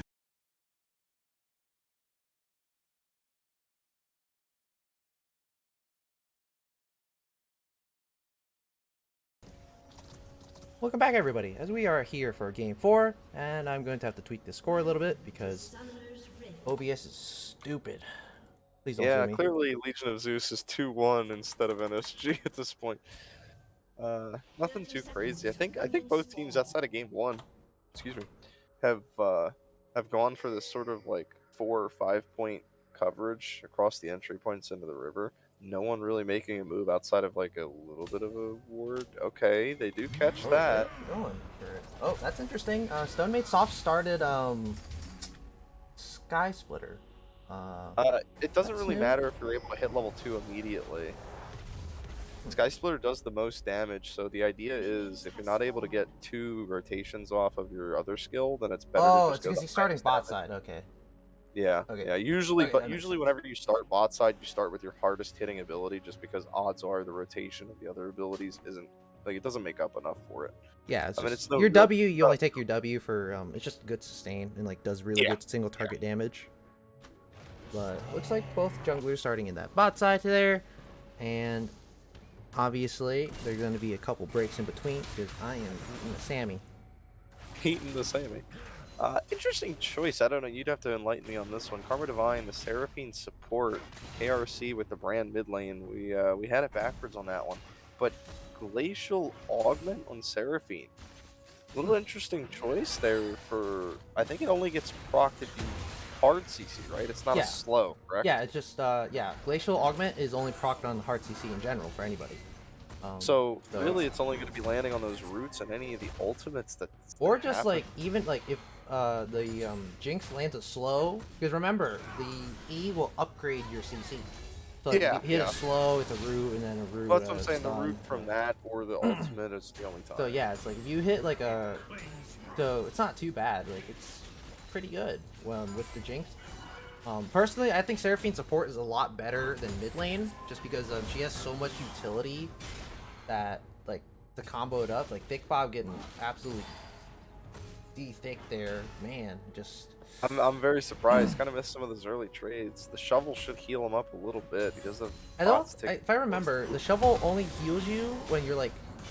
It Or does so it more restores in gen. Okay, so it always Yeah. restores. It's just really Yeah. small. It's just but yeah, doubled if you're below. below Yeah, half. below half. Yeah. So yeah, I mean that's just Ornn, man. Ornn is Ornn. This is interesting. Stonemate Soft was able to sneak away that red buff right as Haunted. Wow. So yeah, he went for the full clear bot side and then went immediately for the red. So yeah, It's interesting. Vaunted tried to path around his red buff to do Krugs first. I guess he wanted to get the red buff to try to get more time on the red buff with ganks, but that could cost him quite a bit here. Yeah, that's kind of a weird path. Yeah, like you want more time on the red, but realistically, you get like maybe Stonemade's like looking one for or gank two mid. ganks. Yeah, KRC, you're up a little bit too far They're forward. gonna Acid sandwich him in the Coconut. river. Yeah, but oh snap! Acid Coconut, you gotta be careful there, buddy. It does get hit with the brand passive, but pops the the pots and is able to get alive. Does have time warp tonic, so it gets a little bit of that damage off. But lots of big trades onto the side of Legion of Zeus, and they are losing out on him. I think that if they didn't have enough vision to figure out where Vaunted was, Stonemade Soft didn't catch him in the topside jungle, so that means that he thought maybe he went back into bot side. Possible to go for maybe some campy left over. It was a little bit of a misread, I think. Maybe he didn't comprehend where he was, and they backed off because that was a topside good Thick chase. Bob. Wow. Okay, so that's new. That's interesting. Orange E does interaction not with the break walls. the wall. Yeah, It doesn't even do one. yeah, it doesn't one even do a little tick. tip of So damage. that's Yeah. interesting. Because Orange E breaks like all walls. Even Azir, Jarvan. yeah, if he Azir, is- Jarvan, Talia, Yeah. or does it break Azir? I don't think Azir. I don't know Um, whether it breaks Zeus. but Talia, um, Jarvan, stuff like that. So I guess like only rock walls, not ones This, made of souls. yeah, this is looking a little interesting here. I mean, Thick Bob's Yorick's gonna pick up a little bit of CS, but obviously these trades going heavily in the favor of Urameshi. We'll have to see if Thick Bob with the ultimate can change that 1v1 to a different tune, as it seems like he's gonna be orienting himself for the split push more than anything, and just kind of leave his team to win these fights. I don't see York again being that impactful in these team fights, so they might just try to opt for him to just split push the game to victory. Dragon is up, and Legion of Zeus already paying it. So That's the they're thing aware. about that's like the one sucky thing about if you grab a Yorick, like Yorick does not do anything except split. Like Yorick is Yeah, almost useless in a team fight unless, unless like you're like super ahead. yeah, unless you're like super ahead and like you get like a really good solid pick on somebody, then Yorick doesn't really do too much because like if you all of your ghouls die, you're kind of useless. So like Vaunted? Yeah, a he's little bit looking useless there. for But Vaunted's the been skirting around gankeroni. here, wasn't able to He's- catch this vision sooner. He's going for it Oh, anyway. doesn't barely misses out on the E there. Vaunted Ooh. flashing, but they're gonna go straight onto Stonemate's Saw. Gonna have to be careful. Doesn't put the passive there as KRC is barely gonna get out there with that W proc going down. So lots of low health bars there. KRC does have the teleport, so able to get back. Stonemate's Off should be able to sustain on the camps here. You see Vaunted's already terrified of this dragon. He knows that bot lane has priority, and he's thinking, I've got to do something here, because right He's now... level 4, so... He's going oh, for it just anyway. barely gets over the wall there. Does land that stretching strike, doesn't quite land the slow, but the exhaust flash forward exhaust. And what was that? That was pretty weird. I know I said NSG had the mental in Game 3 because they were 2 up, but they lose one game, and it looks like everything's going to shit for them. Oh, wow, that ooh, still Stonemate's makes Off was flat. coming. Yeah, He put a hard flash for that? prediction. Yeah, but He- like, he- Vaunted he has passive. I didn't think I should think go you for still that. kill him even with passive, because you have your team to follow up with you if they try to stop Yeah, it. but like, they're behind that the was- tower though, so like... It was a it's- hard that would be prediction. rough. That would be really rough. Because Brain It also was. has a teleport.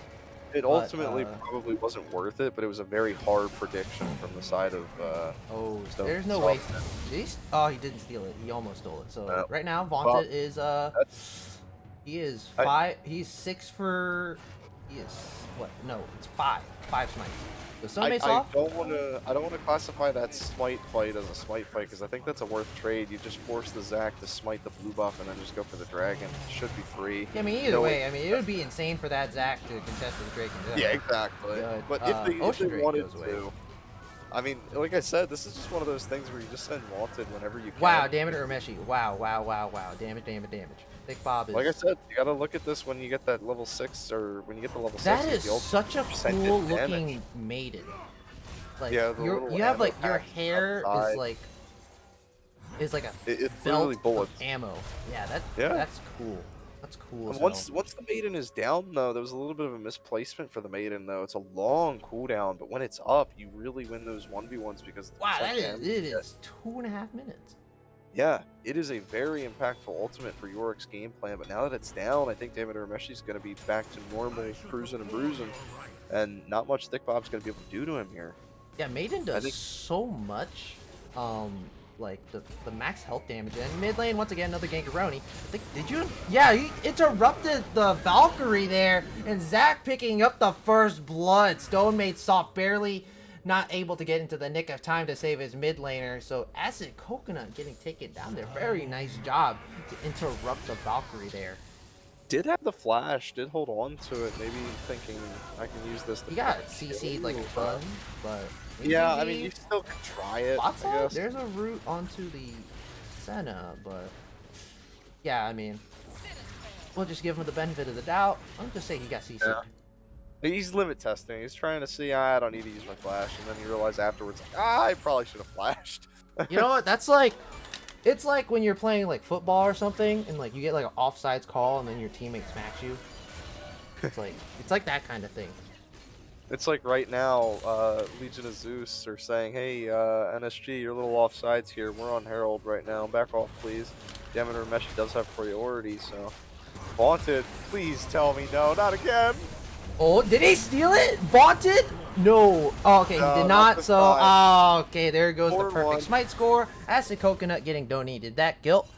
So, yeah, I mean, honestly, that would have been terrible if he would have been perfect for smite steal. I mean, To be fair, realistically, like, what I'd like to do with Zach is really funny. Is like if you look behind the pit, you can see like these like little dips that go in, and you once you have like enough levels in your E, you can go from like dip to dip, and you can do like a drive-by smite. That's what I yeah, do, but and it's funny. unfortunately, you can't do it with Herald if they pull it out. Yeah, they That's pull it out. the one so that's a little caveat. So, unfortunate. I mean, even going in, if they steal the Herald, I don't think that's Well, worth actually, it. You kind of throw away the lead that you had. You did have the first blood up, but now look at it. The gold actually, you switch could from do it from 500. like this dip right here, and then you can go to like the other end of this lip on the other side of the Yeah, that'd be kind of lip. Yeah, pushing it. yeah, that'd be pushing it. You'd probably still die, but hey, man, it's worth it for the Either steal. way, If you steal it, it's very, worth it.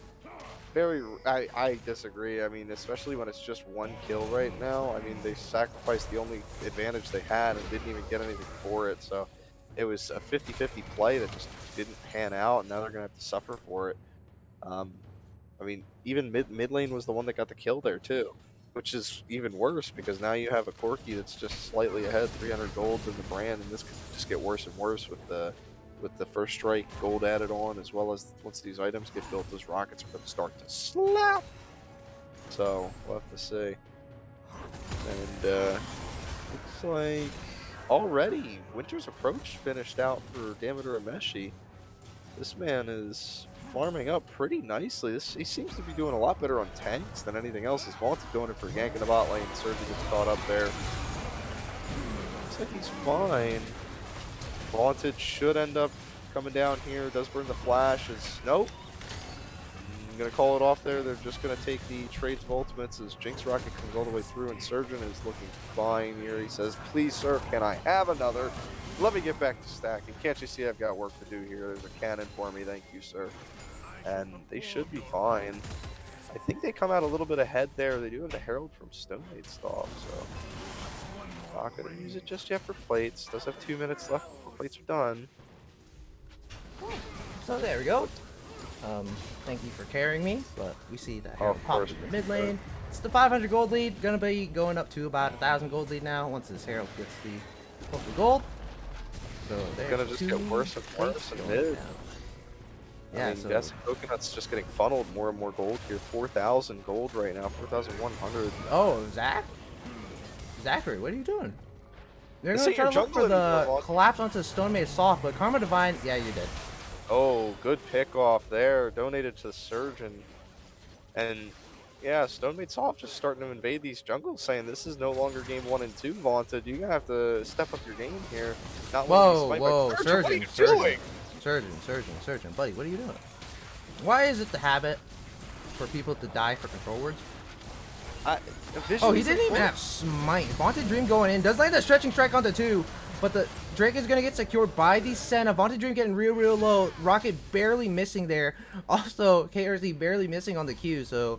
Oh, hold up on that top side. I saw a health bar going down real low. Thick Bob has the ultimate up. The Maiden. Yeah, the Maiden I told is... you, whenever Maiden's Oh, up, it's what the... Bro! He didn't even need to auto! He just... The Maiden, man! That's hilarious. All the minions and Maidens. Yeah, bro, they see, bro, that's what we mean. Like the minions are so annoying, and like attack speed is so slow. Like the windup for each auto is so unnaturally slow. It's difficult to kill them one by one. Yeah, it's like your E also gets countered by the wall. So like, yeah, because you don't blow it up. wow, that's just. It's like I said, whenever Maiden's up, it's a risk Oh, for Karma Divine. Oh man. Good night, sweet prince.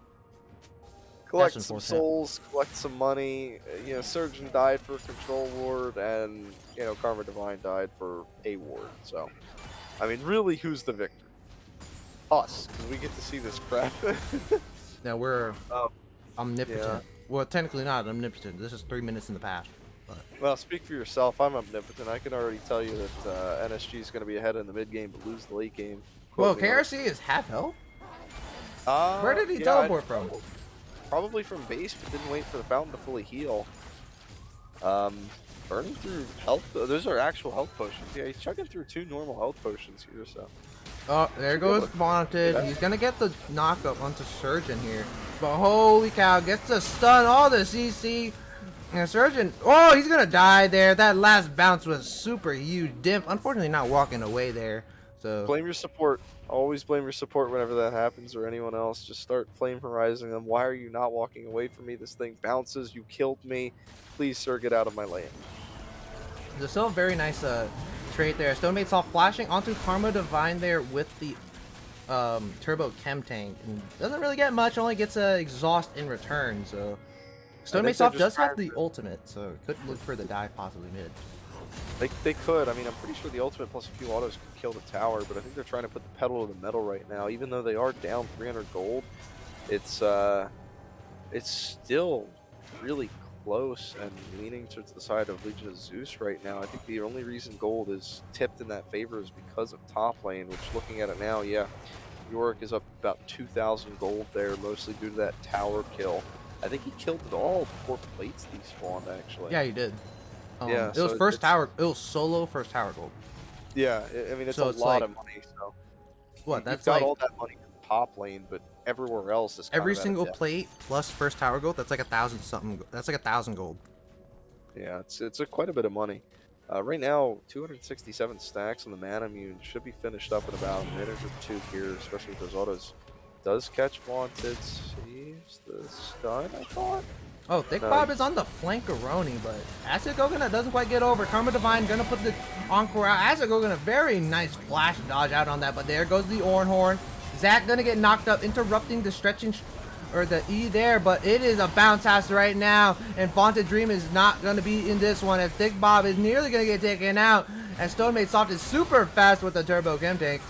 KRC getting the combo onto the Vigor there, as the counterplay button is put onto the Zac, but has the passive, able to get out perfectly fine there, as it is a 1-for-1 or 1-for-2, and the Herald's going to be started. Vaunted Dream does not have smite for a couple extra seconds here. They could look for possibly a small steal here, but they have the, there we go, he has the smite, and there's still a control ward there. They know what's happening, they know how low it is. Let's see if he's gonna look for this. Let's see if he's gonna go for this steal. He goes in, there it is. Does he get the steal? No, he does not. Picked up for the side of Legion of Zeus, and they're going to pick up that Zac kill as well.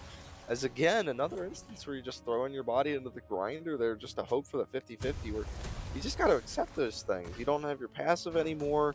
You took a little bit of a loss. You lost the Seraphine. You forced a flash out of Jinx. I'm surprised. I didn't know if Cleanse was off cooldown, but she was forced to flash from the Vigor cage. Could have cleansed it out if you had that one up. You just lose a lot of these summoner spells, big passives, and people. And now the question is, are you going to be able to pick up this dragon before Legion of Zeus converge in on it? Vaunted is not there. Vaunted does not have passive. Ooh, Acid Coconut just barely dodging out on the death bush there. But Stonemate Soft is coming through. KRC forced to use the flash, but pops the combo onto Stonemate Soft. He's gonna get chunked out, but uses the ultimate, gets right on top of him. But there, oh, Vaunted, yeah, you're dead. I'm dead. very surprised Thick Bob recalled there. I think they needed him there for that because look at the gold for a second. He is their team as far as gold goes. He recalls, doesn't cancel it, doesn't even TP back because he. Oh, the values Herald top was and used power. top, so yeah, that But would have been a Ornn. lot of tower. That would have been 2 towers. No, gone. it's Ornn though. Ornn doesn't have as much pushing potential as any other character in the game right now. So Does he have why Demolish? trade? He does have Demolish. Even with Demolish, it's still, why would you trade that versus a one team fight with a 5v4? You want to, you don't. Highly You're unfortunate. pushing these Mountain Soul for the side of Legion of Zeus. They've got one dragon left before Soul. They're on Soul Point here, and you were right there. You were literally a second away from the fight. You even could have teleported, but no. Got to be focused on Oh, split. almost Yes. the combo. Vaunted Dream is level. He's pretty low level. He's low. He's Hey. level 9. He's the same level as the ADC. Look at the gold difference between each individual character across the board. Top lane is the only side that is in the favor of NSG, it looks like. Yeah, the only side. Supports, 1,700 up. Bot lane, 80 carry, 1,000 gold up. Mid lane, 1,500 gold up. Jungle, about 2,000 gold up. And Haunted's stuck at 78 CS right now. What does he have to clear? And he have to go all the way to top side. So clearly getting a big jungle gap here in the game 4 of this match. It's looking pretty good for the side of Legion of Zeus right now. And he's trying to like so hard to force a lot of plays, but just a lot of them just don't work.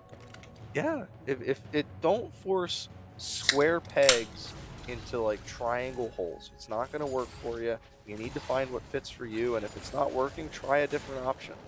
If it doesn't go in the first hole right, put it in the other hole. Just That always sounds like remember that sounds like a bad condom commercial.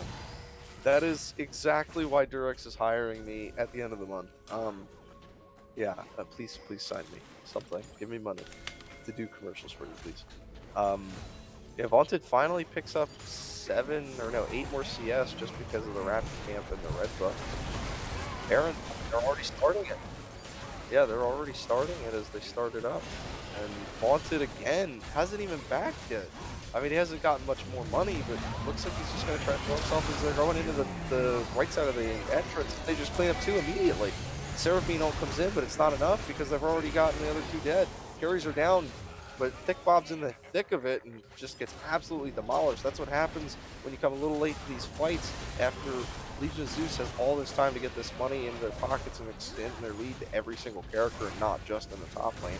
As Nate GG and KRC got absolutely blasted, the Ornhorn coming in to just destroy them. No counterplay there. Vaunted going in. You're a dead man. You're a little early there. No way you're going to be stealing that Baron at 3k health. And this is just looking like an absolute stomp. Maybe even more of a stomp than last game. Jinx Rocket comes in, just stops the backs, but nothing else going to come out of that one. As Mountain Drake's coming up in 2 minutes, it's just going to look like a little bit of a siege in the mid and bot lane or mid and top, and then focus onto the dragon going forward. Once you get that soul in, it is going to be tough for NSG to come out of this one, even with the brand's percentage health damage. A lot of it going to be getting mitigated by some of those extra stats that you'll get, as well as the shield from Mountain Soul. So even the split push not working out as well as they had hoped, because Thick Bob, the game's going too fast for him. I don't think they can set up this split push as much as they would want. I think Thick Bob needed to be there earlier, because now he's in a little bit of a pickle where if he stays into the side lane, it's 22 minutes in and they could threaten to end the game right now. And Wanted finally able to pick up a little bit more CS, did back and pick up, I think, another control ward and upgrade to Bramble. So finally getting a little bit more income into his pocket as the gold lead's just going to keep stretching, now up to 8k as they pick up this extra tower. Should go a little bit higher. Surgeon forced the flash, Wanted forcing another fight and forced the flash out. Oliver going in, running up the tower, and Wanted Dream just barely making it out without breaking the passive. Nothing really wasted outside of the flash from Surgeon on the side of Legion of Zeus, but Wanted again forcing something that probably shouldn't be. Wow, that rocket, man. Encore flash over the Encore. Stonely Soft is going to take down the Jinx there. Karma Divine's going to get hunted down. Counterplay button going to get pressed. And Byguard can screw. That killed KRC. Doesn't have the ultimate. Used the ultimate onto the Corki. And this is going to be a very dead Zac. None of the skill shots going to land. KRC going to get taken down immediately there. As there goes the Maiden going to get called upon. But who is it going to take down? As what? Stonely Soft, what are you doing? Is the Ornhorn going to get called down? Think Bob's going to have to run away. Does have the extra resistances from the the whole breaker, and just barely gets out there. The Forge Hammer not quite enough. Is that damn why'd you Bob double my baby? Oh man, dude, I can't believe that happened. Surgeon, no, why? Why is it 2 failed flashes in a row? I mean, I don't think they could contest Dragon in this state, but it was a wild attempt. If you kill that, maybe you can kind of... Oh, bro, what's the possibility that it's 2 failed flashes in a row? Yeah. Back to back.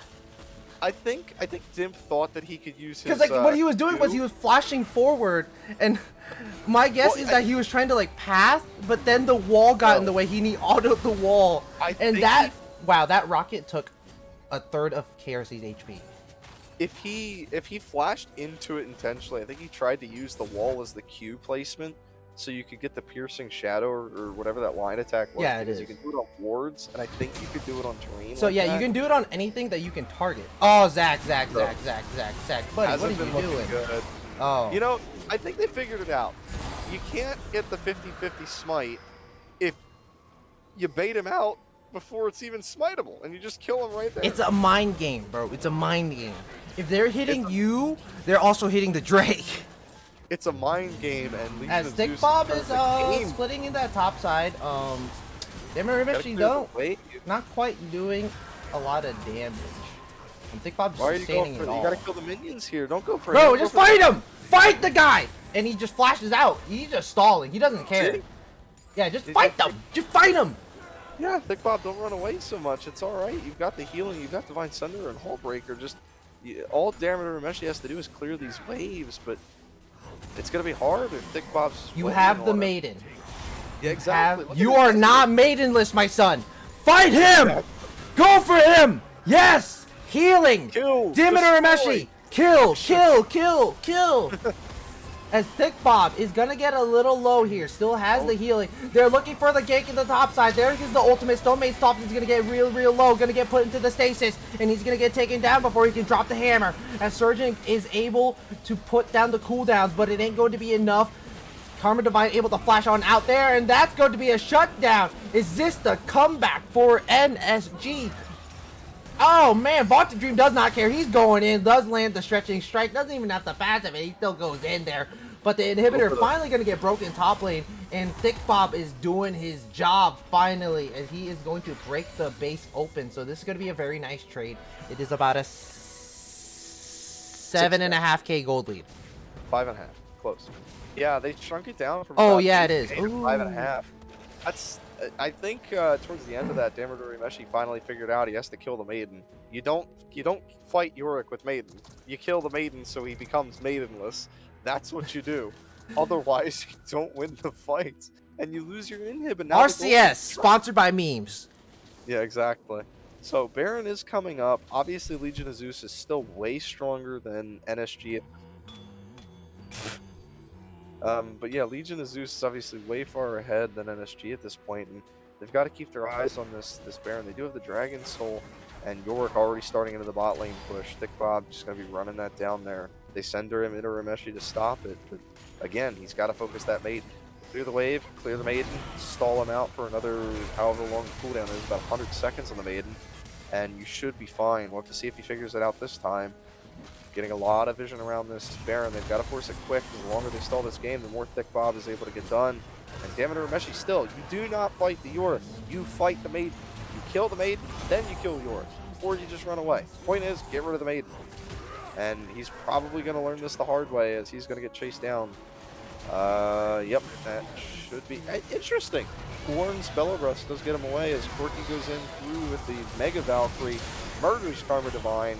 That's a beautiful ultimate, and that's a 4v4 without your big top lane threat with 14,000 gold, almost 5,000 gold in most of your team, and that's what happens. When all of that gold is funneled on the one person you're split pushing, you better hope damn well that this guy is able to solo carry. Some champions can, like Yorick and Fiora and Tryndamere. We'll have to see if he can pay it off here, as it's going to be a base race, it looks like. Thick Bob does have a good bit of damage. I'm surprised they're not sending anybody back. They do have the Baron minions. Still made soft. Everybody's on this tower. They didn't send anybody back. Yorick is absolutely demolishing these towers. It is going to be pretty close. They're already on to the Nexus. One tower left. Good Seraphine ultimate to stall. Yorick's got the tower. And it was pretty close. Yorick had about half health on the Nexus for the base race. Wow. That was one heck of an ending. Way closer than it should have been. And Thick Bob is pretty much putting any hope that his team has on his back for these games right now. Wow, that. Get ready for Silver Scrapes. I told you it's going to 5 games. Legion of Zeus 3-2. I've been calling it. Nobody's been taking me seriously. But here we are, game 5. Yeah, just let me get the link real quick. But man, wow. Deep breaths. I know it's a series so far. Honestly, Vaunted sold. Got He sold really hard.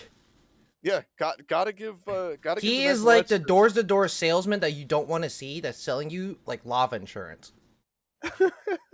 Like he sold really, really hard. Like holy cow. Yeah. Like Uh, like go on. what they lost one game and then just everything just went poof. Like I Yeah, don't know so- what's happening. Sometimes the mental's really hard on you when you're expecting a 3-0 or you're expecting, you come into it and you're like, all right, we got this. And then you just get hit with these oddball Yasuo pick, Vygar pick. Surgeon could play it all.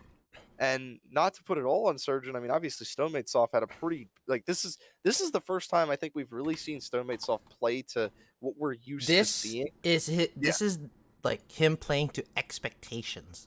Yeah, exactly. Expectation's a good way of putting it. I mean, Acid Coconut on the Corki doing monstrous amounts of damage. I would bet if I could see these advanced details and kind of break it down. Seems like 21,000, 7-2, and So yep. what? It was Yeah, 7, 2, Acid and 10. So Yeah, Acid Coconut dealing about 21,000 damage. Majority on his team here. Everyone else doing about 14k. York did 19,000. Yeah, Solely and to again- the Orn. Yeah, basically solely to the Orn. Again, when you have He did 5,000 gold, 25,000 damage to towers. look That's at more his- than everybody on Legion of Zeus combined. Look at his gold compared Look to at his team. everybody else. They did 0 damage to towers.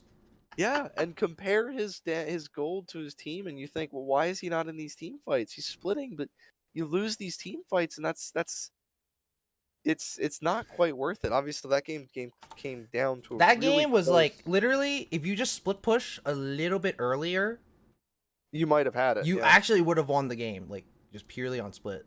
Like, Yep. it was And it that would've been close.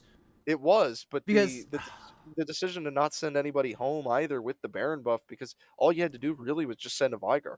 Vygar would insta clear the wave. Could put the But not cage up the for like safety. little minion things. No, but that's not the entire. The whole point is you're able to clear most of the minions before they even get there, obviously. So, it changes the dynamic of it a little bit, but either way, it's extremely close. But you're putting a lot of eggs in Thick Bob's basket on this one.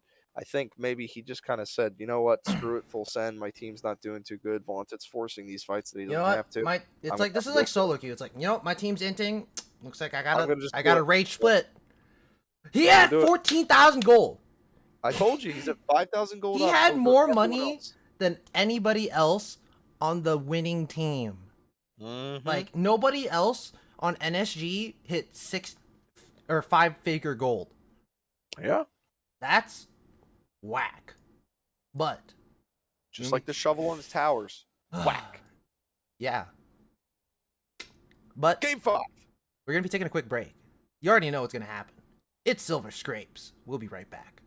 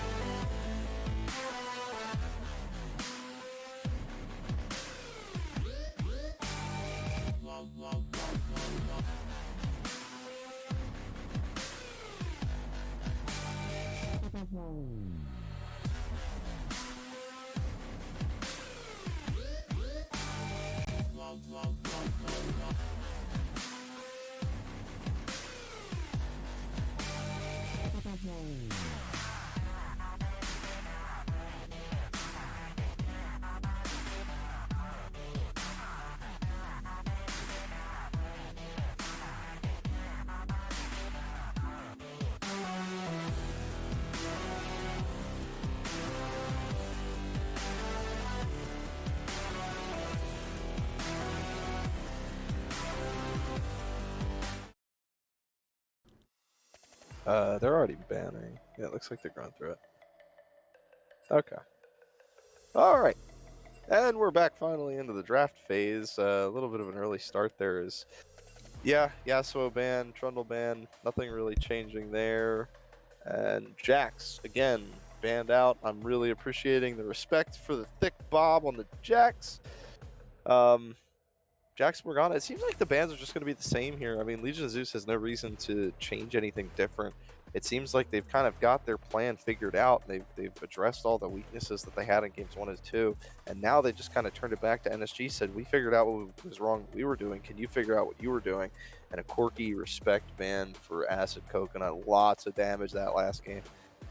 And Legion of Zeus banning the Viger. So first pick, probably going to be Jinx again. Give it to me. I know they're going to pick Jinx for an 8GG again here. No, they're going to opt for the Volibear. Looks like the Jungle Vaunted Dream once that picked up. Odds are that's probably going to be Jungle. So I'll be curious if Legion of Zeus is going to take away that Jinx. But no, they choose to take away the Seraphine. Now, they do have another pick that they can take away from NSG. So I think a lot of this is coming down to comfort picks and targeted bans at this point, especially now that we've had 4 games playing against each other to figure out, what's everyone's strengths on what champions and how are we able to deal with it. A good example, that's obviously Jax, 2 games in a row, and then they figured out, okay, just ban it. That's the best way of dealing with it. And a Zac picked up. So, no Poppy counter pick. Volibear already picked in the jungle more than likely, so Seraphine could be mid lane, it could be bot lane. We've seen some wild picks so far coming out of this bot lane as Caitlyn picked up. No Morgana to combo with it, but Nautilus is an option as well. Thresh is not bad either. Still being hovered, and we're going to be seeing Nate GG on something entirely different than Jinx this entire series. That is something to get hyped for, definitely. Now the question is, how well can you play the Caitlyn? Can you play that as well as you can the Jinx? It's a little bit of a different way to lane with Caitlyn. You do have a lot more pressure in that Lux. KRC has played Lux quite a bit, but it could be a flex.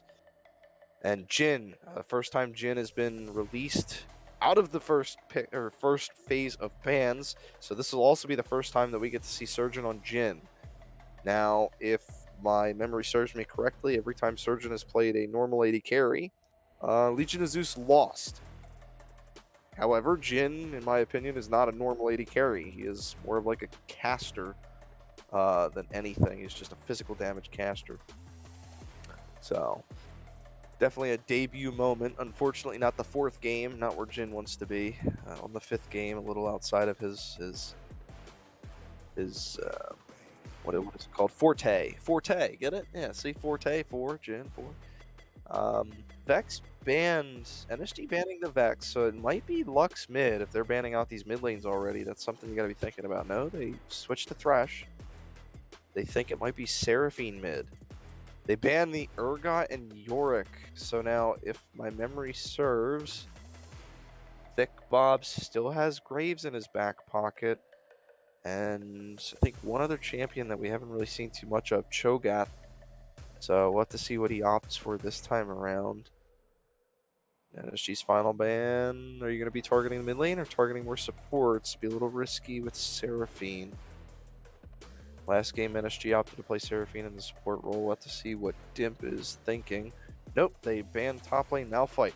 So Ornn is still available. They can choose to say we'll give mid lane the counter pick and leave Ornn as the 4th pick for red side, but they might opt for the reveal of whether that Seraphine's going to be a support or not. No hover yet. Zillion.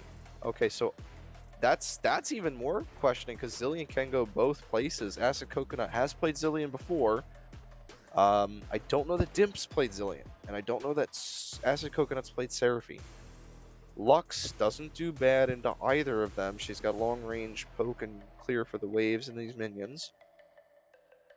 But Thresh, I'm actually kind of surprised that they banned Thresh because I could kind of see it as Thresh could counter Zac, so you maybe think they'll send Seraphine mid and then pick Thresh themselves.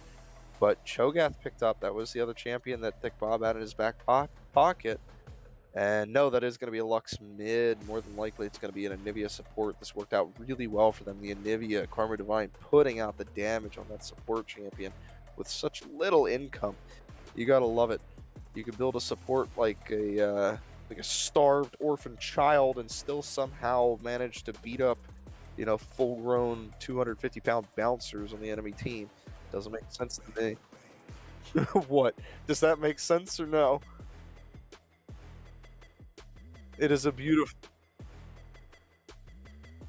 It's... Well, yeah, I clearly...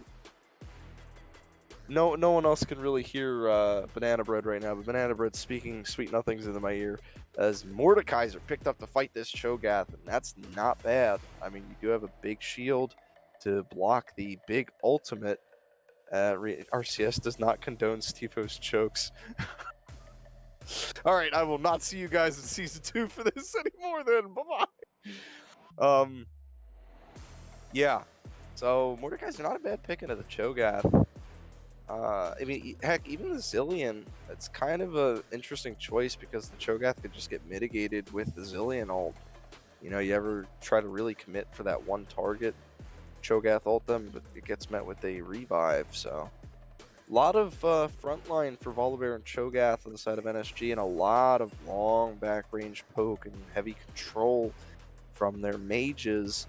But the question is, how impactful is this Zac going to be with the engage and Seraphine ultimates to reach this backline? And Mordekaiser are really good at shredding these frontline beef units like Volibear and Cho'Gath. Jhin also really good at picking people off and really, really nice in these skirmishes. I think Surgeon's shown really how strong he can be on just about anything in these skirmishes, whether it's the Ezreal, we've seen him do some crazy stuff, sometimes a little too crazy. The Yasuo, same thing, really popping off in some of these skirmishes. Vigar, good positioning and good ability to dish out damage and be safe yourself. So we'll have to see how he plays on this Jhin, as I think he's played a different champion every single game. Game 1 was Game 2 was Ezreal, then we had a Yasuo Vigar, so I think he's been one of the most versatile players so far, as his champion pool is pretty wide.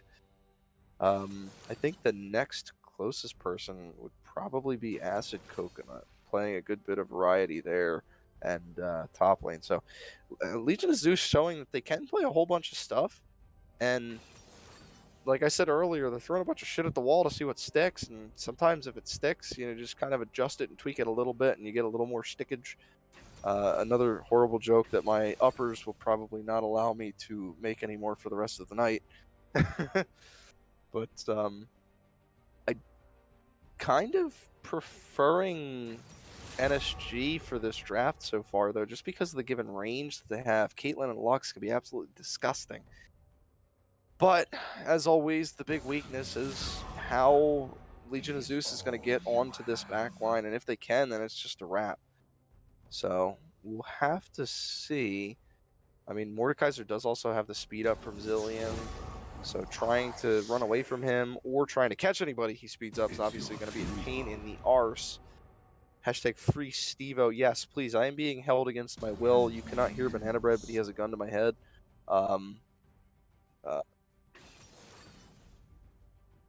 Yes, you can hear these kinds of things. Maybe it's just the voices in my head. So maybe I'm just going crazy because it's Game 5. It has been 4 hours so far with a banger of a series. Yeah, midnight EST and Silver Scrapes game. What a way to end this entire season, especially the first season. I swear we did not pay these teams. I at least as far as I know, we did not pay either of these teams to go to Game 5, and if anyone is curious, Banana Bread is currently eating banana bread and stuffing his face, so a little bit of a solo cast for the first part here as I try to explain the drafts, as clearly my game knowledge is way more superior than Banana Bread's ever could be.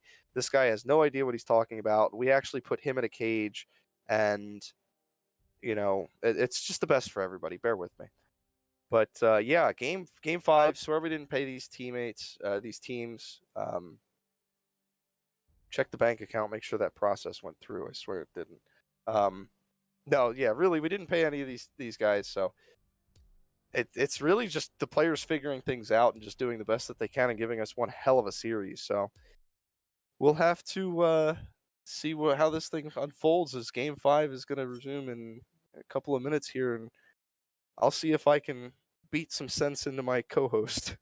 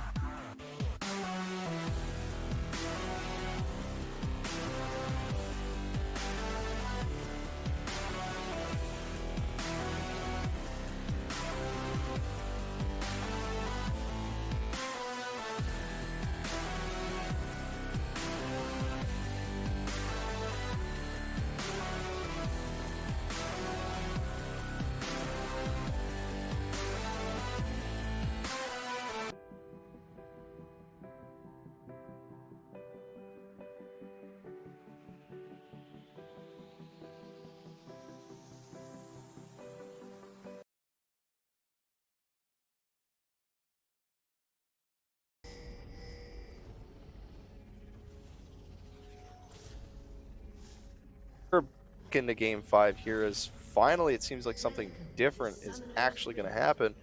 NSG opting for a bot lane wraparound. Legion of Zeus has been pretty consistent with their 5 points of entry into the jungle. Dimp should see this if they go for it, but it's a matter of if he gets caught. No flashes. Okay, they do burn the flash. That was a really good placement from Karma Divine. Lux binding. And it's actually, I didn't even realize this, it's going to be a mid lane Anivia and a support Lux, and a mid lane Seraphine and support Zillion, as they did a little bit of switching around and finally found homes for their champions. As after this game is over, I will be finding a home in my bed, as this has been one heck of a series to not only stay up for as long as we have, as well as cast as long as we have. I think this is one of the longest games that we've casted, actually. Yeah, this is actually the longest game that we've casted. So hopefully we can end it on one heck of an explosive game. Already, though, the flash burn tells me that it's going to be like that. Stone Made Soft starting up the same way as before. Raptors camp probably going to be pathing into the red buff or Krugs area. Diameter Rameshi doing a little bit of a trick where you just kind of hide away and wait and act like you've assisted your jungler at red buff, but sometimes, like in situations like this, it's not really worth it to do that because you're not actually helping your jungler, so there's really no point in doing this. He is in that jungle, so faking it doesn't do anything. It's good practice for situations where it would matter and you could do it, but in this case, not as much. As bot lane, gonna have to keep our eyes on that Jhin Surgeon to see how he plays this. Obviously, first time he pulls that out. His KRC does get a good bit of damage off Acid Coconut. Sometimes it's one of those things where you trade your health pool for pushing the wave, like you say, and it pays off a little bit for the 1 or 2 CS that gets pushed into towers. You can see KRC is down 2 CS now, so you're basically trading your health for minion gold, more or less. As already a really early gank from Vaunted, didn't quite see that one coming, as Surgeon just gets blasted into the next world, and he should be coming back. Not too much lost. The only sad part is that that kill went on to Karma Divine, but as we've all seen, mage supports can do absurd amounts of damage, whether or not they have income, but when they have income, they do even more damage. So we'll have to see if Karma Divine doesn't become the new carry in the bot lane, as top lane's looking pretty stale. I don't think Thick Bob's ever really going to do much to Dermot or Rameshi. Mordekaiser, one of those stat checks, and yeah, Thick Bob's just going to eat a good bit of damage there. And both of them have inbuilt sustain. Obviously, the Cho'Gath with the passive, the Carnivore to heal up some health every minion, and Mordekaiser having the shield to convert to health based on the damage he takes and the damage he does. Yamada Rameshi does have a ward down, so he can play aggressive if he wants, but already bot lane with another kill, and unfortunately Dimp and Surgeon not really looking too good here, getting picked off and getting hit with some of that CC. Who needs Morgana when you have a Lux? Already NSG's putting the pedal to the metal. 2-0, 4 minutes into the game, and not really much you can do from here. You just gotta buckle down, keep your head on the right shoulder, as Vaunted trying to flash gank, knocks up from the rupture. Thick Bob pushed away, or not to push away, Vaunted pushed away, forced the flash out. Demeter Rameshi says, "No, I am not going to be the third death. We are not going to start this early. It is me who will be killing the two of you, especially when I am level 6. Just wait 2 levels and come back to me another day." I wonder, I think he did see the ward placed there by Vaunted, so they should know that there is a ward there if Stone Made Soft wants to come top. Ooh, good pathing from Vaunted, clears that mid lane, or sorry, the topside jungle scuttle, and wraps all the way around for this deep water gank here. Dodges the rupture, doesn't get the sky strike. Oh, good pull. Really good happy feet, but actually he might still be in it. That rupture cooldown, pretty freaking low. 6-second cooldown at every single rank. So you can dodge the first one, but the slow and the time it takes you to walk is just so long. Already 3-0. We've got, since the 2-minute mark, 1 kill a minute. And Dimp getting chunked out really badly.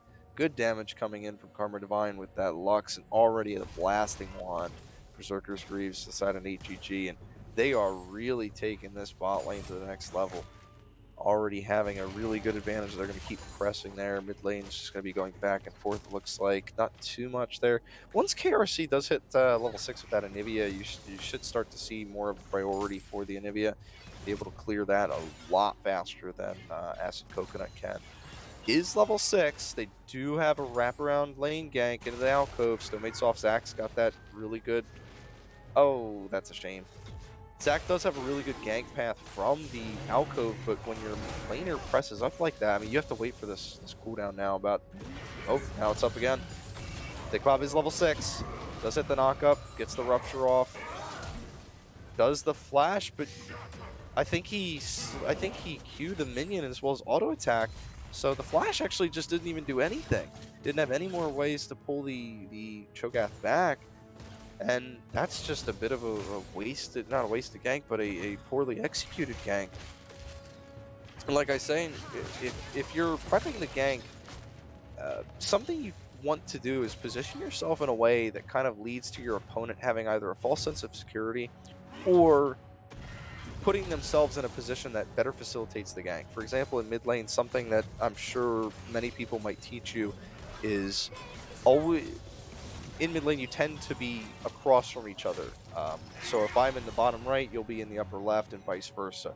Usually, you'll try to rotate yourself around to try to keep that line of scrimmage between the two of you and keep each other positioned in areas where you want, where your gank is coming from. Or you just don't walk towards them as if you're going to fight them, and then they walk away when your jungler's trying to gank. Don't do that. That's bad.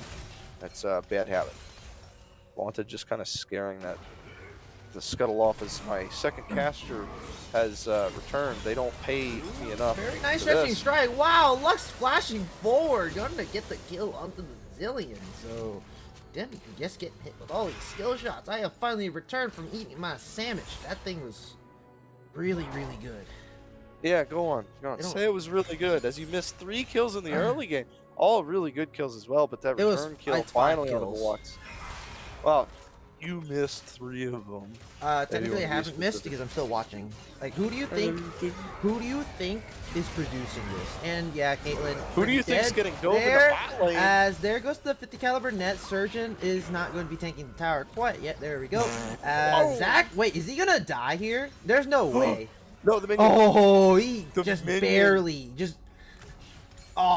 he just spawned right when the tower shot was just like about to hit. Yeah, like it was perfect timing, and this is actually a good comeback for them to get back in it. Only 800 gold down now, kind of making it back a little bit. Top lane, as long as I mean, they're putting a lot of pressure in the top lane here. Herald going to be picked up, but they're really playing to the lane that could go either way. Well, not either way, but it's not like it's really one-sided for the side of Mordekaiser. But David Rameshi checking. Gets the chomp, so he does have the ult though. Yeah, Rameshi does have ult, so yeah. What's really fortunate is that Cho'Gath is playing against a triple AP topside, so he can pretty much just go full hard like MR and Force of Nature, Spirit Visage, whatever you need. Yeah, stuff like that, and like you're just gonna be a meat bag. I almost started cursing out of habit, but. And that's why they kept you silent for the first 5 minutes of the game here. Yeah, dude, Yeah. But, so far, it's still pretty... This is probably, like, the most even game that we've had this series. Like, no. Game 1. Game 1 was game way 1. more even than this. Yeah. Game 1 was even up until about 20 minutes, and then it was just all over. Well, actually, this game is, like, almost a rendition of Game 1, because, like, right now, NSG are, like, have full neutral objective control. Next Drake is up in about a minute and a half, and Thick Bob is on one of his best champions. Like every single time we've seen Thick Bob play Cho'Gath, he is absolutely balling. He still has a 0 vision score at 10 minutes, which kind of bothers me. But it doesn't matter when your jungler is the vision. I mean, it doesn't matter when you're just most of these. When you just chomp, you're just getting free stacks, baby. Yeah. The interesting thing will be when Dameter Rameshi finishes that first core item onto the Mordekaiser. Like, at what point is he really going to force these fights? I think a lot of times he's just respecting the lack of vision you see topside river just control ward it out, and he just has to be careful of that Volibear. Zovi's going for a fight now. Yeah, like right Oh, now. never mind. Yeah. Pulls it back. And topside, not much. Can't I get too thought he excited. was gonna go for Jumping the gun. ultimate, It's so. 600 gold right now. Like right now, Dameter Meshi needs to fight Thick Bob. He needs to like try to hold the wave as much as possible and try to put him behind, because right now, at the rate he's going, he's gonna stat check him in like 5 minutes. Like at that point, you're not gonna kill Cho'Gath. Because Cho'Gath does like a whack amount of like his base damage is just disgusting. His E does 4.5% max health damage per auto, like with the little spiky spikes. Top or mid lane there, Acid Coconut going to get flashed on immediately there, puts the Encore down, but bot side Surgeon is NSG, is he gonna get a return kill on the Stonemaid Soft? Not quite, gonna get the bounce house used first here. Karma Divine is going to get rooted up, but there's the return kill. Dimp going a little bit too far under tower. Karma Divine 3-1-1, absolutely balling. That is the undercover carry that you need in the game 5. Yeah, really. And I think actually Mordekaiser will eventually win out in the top lane. It doesn't matter how many stacks. I mean, you do percent magic damage with Mordekaiser's passive. As Dameter Rameshi not even going back top, just going straight down to bot lane to just He doesn't dissuade some of this. Did he teleport bot? Did he teleport him? He did. No, he teleported into mid lane to stop the Herald. Oh yeah, I forgot it's not 14 minutes yet. So we'll have to see if so it looks like Vaunted is gonna go steal it.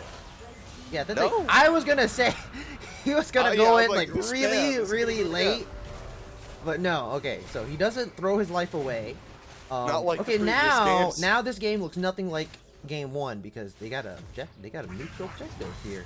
We're on an entirely different. This is a different reality, state of game. Man. Yeah, we've seen every single state of game from hard stomps to really close games to what the half heck is going on stomps with this to quarter early game. stomps. Yeah, already 2K Lando, gold you lead. cannot say anything. You were the hero that your team needed. That is a shame. Unfortunately, he's not here in the finals to do anything about it. You were an all-star. 2K up for NSG right now, and most of that's coming out of the bot lane, I think. Stonemaid Soft. He was trying to force something. Thought He's really trying to force the bot lane right now. Yeah, because like the whole the thing is the difference like with Stone and Vaunted, like with their Zac games, is like when Vaunted was playing Zac, he just kept forcing everything, and like just didn't farm. And Dimp, gonna get chunked out there. Stonemaid Soft.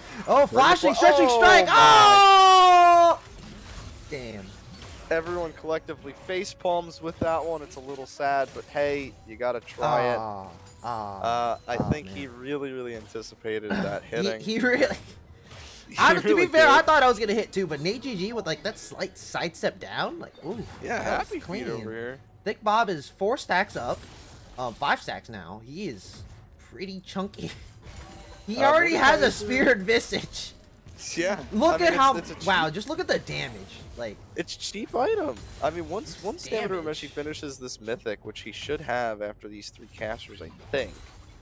I think it's either 1 or 11k. It is or 11. Yeah, 11k. Or yeah, it's 11.1. So it's like another. So one more wave. And one more wave, you should have it. I think it's like. And after you. There you go. 50 caliber net. Stonemaid Soft. Wow, that was a really nice stun there. Stretching strike finally going to land there, and puts the ult out. Probably didn't need to heal. Interesting. So I'm surprised Karma Divine has not bought what is it called? A Mejat, or what is that thing called? Dark Seal. Dark Seal. Yeah, Dark Dark Seal Seal. That's what in it's the called. Magi's. Yeah. So surprised he hasn't built the Dark Seal yet. And you do this. Honestly, I just like to build the Dark Seal. Yeah, I just like to build Dark Seal on a support because obviously you're a support. You get like a ton of assists, so it's just free stat checking. Like, oh, there goes the Zac going in here. Didn't get the stretching strike again. I mean, it's working for him at some. I mean, if you keep doing it multiple times, you're bound to hit one, like we've been seeing. I mean, Stonemaid Soft has been bot side for the past like 3 minutes right now, and it really kind of paid off at the end there, as they were able to pick up another kill, and that gold lead now just shy of 2k, so it's advantage. A little bit under. But I mean, it's working a little bit of magic here. Thick Bob almost getting sandwiched there. no mythic item yet picked up for Demeter Rameshi. Like I said, once he picks that mythic item up, that Omnivamp and the raw fighting power of Demeter Rameshi is really going to kick So I in. think, let me see what he went for secondary. Okay, so he went for Resolve secondary. I like to take Shield Bash because it's really funny. Because obviously, like, your shield just stacks up really fast, and you just get like a fat shield. And then it also scales with the healing, and so like it's kind of like a, it's like a double whammy. So bot side here, they're gonna get, they're gonna get this first tower in the bot lane here at about 16 minutes. So that's gonna be a good amount of change going over to the side of NSG here. They're gonna make the gold lead go up to about 3k here. Vaunted Dream is in the bot side. He's going in. Does smite the Zillion. And there goes the Stormbringer going to go onto the Jhin. But he does flash out. Dip getting hit right on the edge of the tilt over Peacemaker. There goes the Encore going to stun up to his Acid Coconut, teleporting behind. Gets a shutdown onto the Lux. And Vaunted Dream trying to get something back. But he is going to flash out from the stun. Herald going to be claimed by the Zachary here, and Thick Bob gonna get put into the death row. He is still living. He is still fat and tanky, as Demeter Rameshi does have the flash. Gonna try to get out there, and there he goes, flashing over both the walls. So Herald not going to be claimed, and they do lose out in the bot side. So Gold League gonna get alleviated to about 1.6k.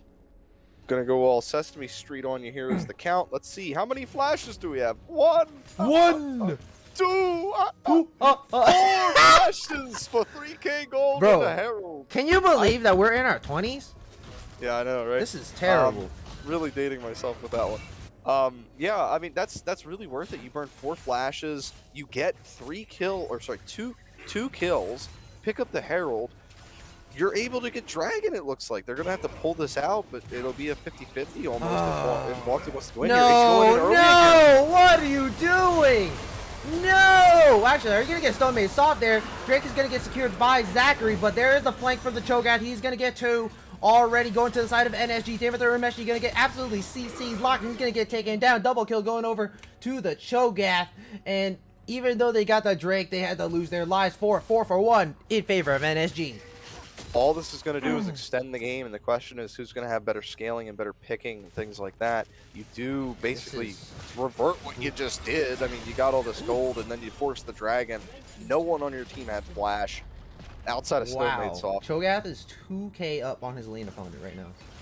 Yeah, I mean, being 3-0 will do that. He is a K up on the richest person on the side. Big 2-man knockup. Legion of Zeus, and a big 2-man knockup into a big 2-man stun. AGG is going to flash out here, but he's gonna keep jumping after him, and there's the fadeaway bomb. Just gonna have to die here. Die with grace with that recall. So yeah, Zillion going to go for the Shirelia's battle song here. You can't be pushing up too far. Zachary has an insane range on the E there. So it looks like they're gonna get the mid tier 1 here, and they might get a second charge, maybe. No, they're not. So they're gonna smite it, and Volley might die here. Gonna use the Stormbringer. Gonna get stunned up. Jhin doing a lot of damage. Gonna have to walk out, but the bombs are gonna claim that life as Thick Bob's coming in, but he ain't fast enough. As Dimp secures his 4th kill of the game. Wow. Yeah, it's one of those things where it looks like we're gonna have a bloodbath of a game here. 20 kills, at least a kill a minute, and the gold is back down to about 1,500 gold difference right now. And sure, your Cho'Gath is up, but Mordekaiser does have that mythic. He's waiting in the bush. I'll be curious if he's gonna go for these fights. It's gonna be a lot harder for him. Stat counter 8. He has 8 stats. Yeah, he has 1,000 bonus HP. 2 items. He has a whole item up on Giants belts worth of HP right now. For free. Yeah. It's gonna be interesting to see at what point Demeter Rameshi tries to force a fight against that. We saw him in the ring in that Herald pit. Okay, so right now Demeter Rameshi has almost 2.2k. Cho'Gath has 3.4 with 2 full items already. Forced out the flash out of the Lux. You know, the beginning. Top side there. Zach gonna get locked up under the tower. Gonna get slowed up. There goes the ace in the hole, but he is tanky as all living hell. Gets sped out by Dimp. Dimp does have a blue buff, so gonna have a lot of spam stunning up the volley bear, and that's going to be it. Right now, it's tied in kills. 2 Drakes to 1 in favor of Legion of Zeus, and 2K. And they forced the TP. It's like, yeah, it's like about a K and a half And in gold. they just forced the TP out of KRC's Anivia. So next dragon fight, if Anivia's not there, they're not gonna have to TP for Ooh, it. Karma Divine gets stunned up. NGG gonna Gale Force forward aggressively there. Vaunted Dream does not have the ultimate, but the Chrono Shift going to resurrect Acid Coconut. It doesn't get the trap down in time to lock her down, and that is going to be it. Bot side there, Thick Bob is fighting David Urameshi and Surgeon. Let's see when he gets out. Let's see what he can do. Does not have any armor. Holy cow, gonna knock off Surgeon. He does have the ultimate. Gonna one-shot him here, and does get the return kill in the 2v1 in the bot lane. As topside, Vaunted Dream does get the ultimate and shuts down the tower and shut down Legion of Zeus's hopes of trying to get back in this game. As Stone Made Soft, you're just going in to secure another kill for NSG as the Sky Splitter comes down and splits your dreams in half as a long-range flash frost there. Acid Coconut super low there, but there goes the ace in the hole, secure that kill. It's a 4 for none or a 4 for 1 for the side of NSG. It is back and forth with this. So, I mean, it was really, really nice back and forth dancing in the top lane, really playing to Dim's strength and Resilient. But eventually, it just you run out of hat tricks. Really, you really just run out of hat tricks to play around these things, and eventually it bites you in the butt as this dragon is coming up in about 40 seconds. Now, David Urameshi, he's able to hold his own against Cho'Gath. He doesn't kill him, but well, Cho'Gath doesn't kill him either. Yeah, obviously in like 5 minutes. Like 5 minutes of death realm. Yeah. We'll just but we obviously saw what happened to Surgeon, so he's gonna have to be careful there because if he melee formed the Cho'Gath. Like what is the name of that item? Gale Force? I'm blanking on it. Yeah, Gale Force. He Gale Forced into the knockup, and that basically sealed it because Cho'Gath. Yeah, I got interrupted. And, he was bummed. Yeah, I mean that's huge.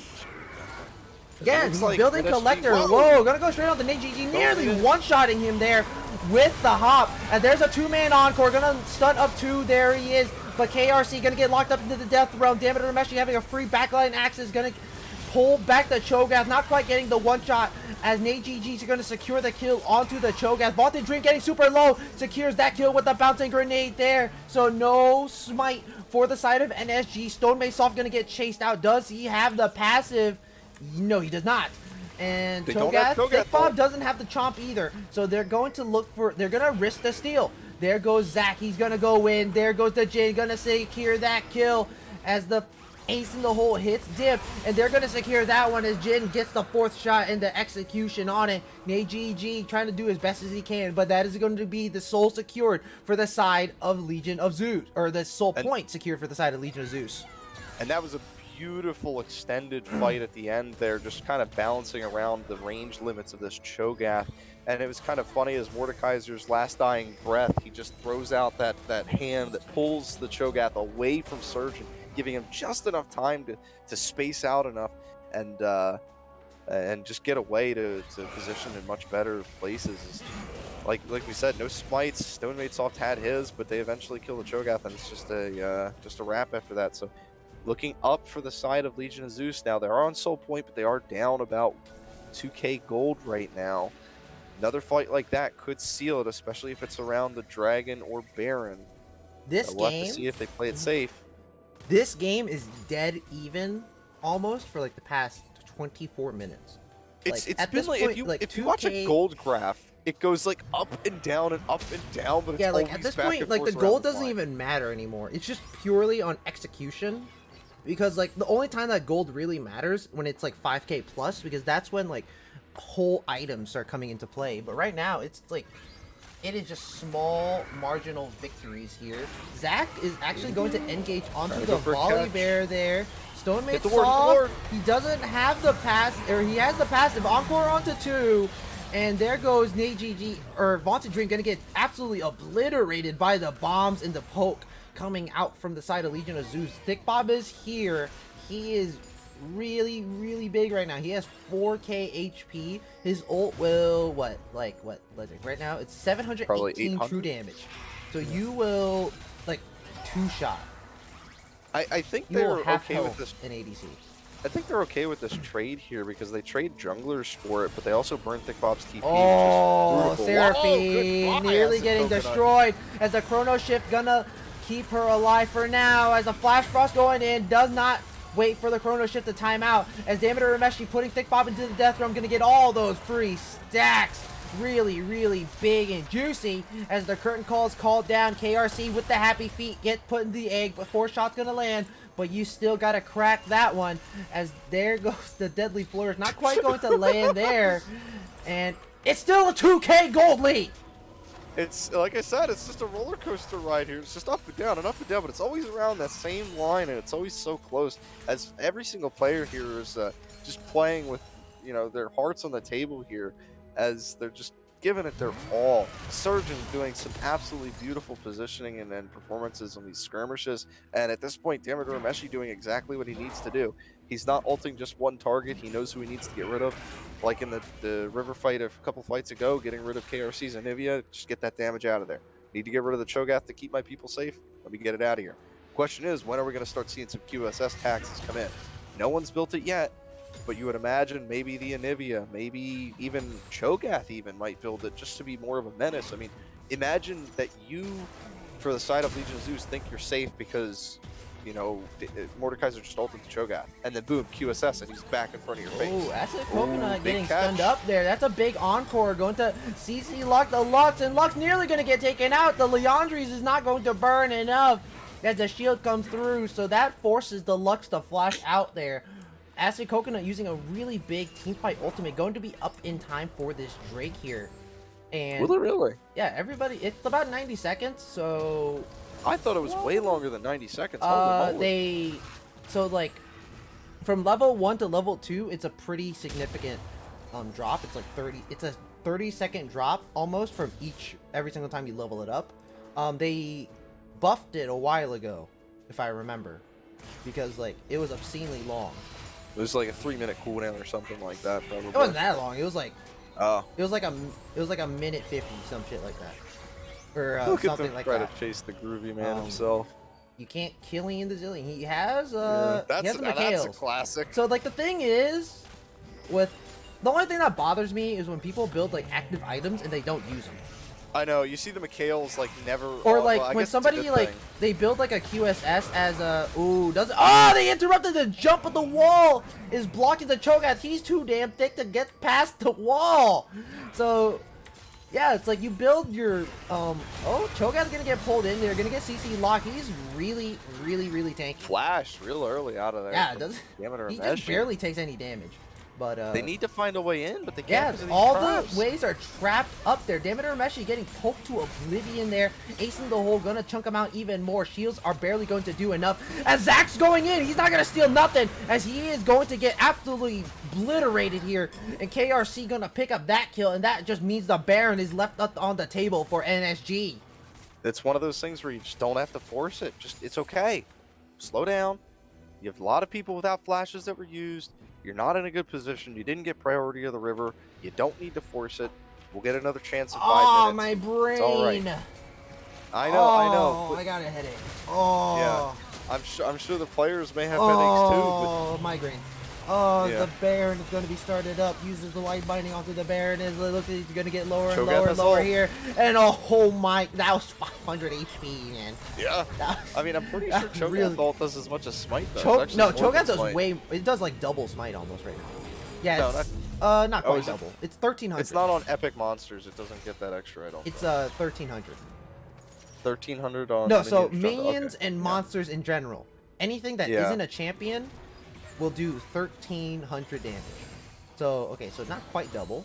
It's But still, it's quite still a lot. bit. So Yeah. yeah, it's like, you like really. the thing that bothers me is like when you don't coordinate smite chomp, because like Yeah. obviously it's just like two It things, just do it bursts it. simultaneously. Yeah. It's like what's 900 plus 1300? 2200. Yeah, so you do it like you don't even have to do it like right on it. Just like 2000, just boom, just do it Yeah, 1, 2, 3, then press instantaneously. R and D. Boom, gone. Easy. So we'll have to see if they can do the same to some of these Legion of Zeus members. Is just 1-2 button press Kalen and boom, has gone. IE, LDR, and Gale Force. So Not as much Kaylin attack speed hits right like now, but hits like a truck. she does. She Hits does have really, the Berserker really hard. threes. So if She does have anybody the gets put on dagger. a trap, it's gonna hurt because Oh, trap for sure. damage, headshot damage scales with crit. It scales with crit damage, crit chance, and it scales with AD. And I don't think attack speed, but it's gonna hurt. You don't want to. You don't want to get hit by it to test it out. So No. Zach in the Oh, big engage Zach here, flying out of the and that's a Caitlyn. big engage. But NSG gonna get bounced out of the encore there, so it's not going to land. Jin gets absolutely destroyed by the laser beam from the Lux as Seraphine's forced to flash on out there. And that is a team fight that is not properly executed. NSG, they are starting to wipe the floor with Legion of Zeus. And that's going to be a 3 for none. Zillion and Seraphine are the only ones left alive. 5 members of NSG are still alive here and well. They got the Baron buff. And there's Zillion going to get stunned up. He's going to get taken down. And that's going to be 4 for none. And that looks like it's going to be the end of the game as NSG, they have 5-man strong. They're going to keep pushing into this base. They're going to try to end this game as fast as possible and win the first ever RCS NSG, no! Season 1. And Think Bob, he's going to get the chomp down. He's going to get a final feast as they are looking to target these inhibitor. This Nexus Towers, holy cow, Jin gets absolutely destroyed. Think Bob doesn't quite have enough on hit damage. As there goes the inhibitor, she's going to get resurrected from the egg. Stone Maidsoft going to secure that kill as Thick Bob is still trying to do as much damage as he can. Damn it, Rameshi's up. He doesn't have the ultimate. Let's see what's going to happen. He does no on-hit damage. And Thick Bob's going to have to run away. Volley Bear, what are you doing? You're supposed to be here. You're the one with the on-hit damage. As he's going to target the inhibitor towers instead. And they're just going to have to back off and start taking what they can on the way out. Oh my gosh, it was so close, but the spawn timers come off, and even if it's just one person, you have to throw your body at them like Surgeon does. Flashes forward, knows he's gonna die, kills who he needs to kill, but they keep this game alive. They have another chance here. Dragon is coming up if they want to really try to press for it. 5.8k HP. Yeah, and there's yeah, no that's a lot of LDR here. That's a bit of a misstep there, you would imagine.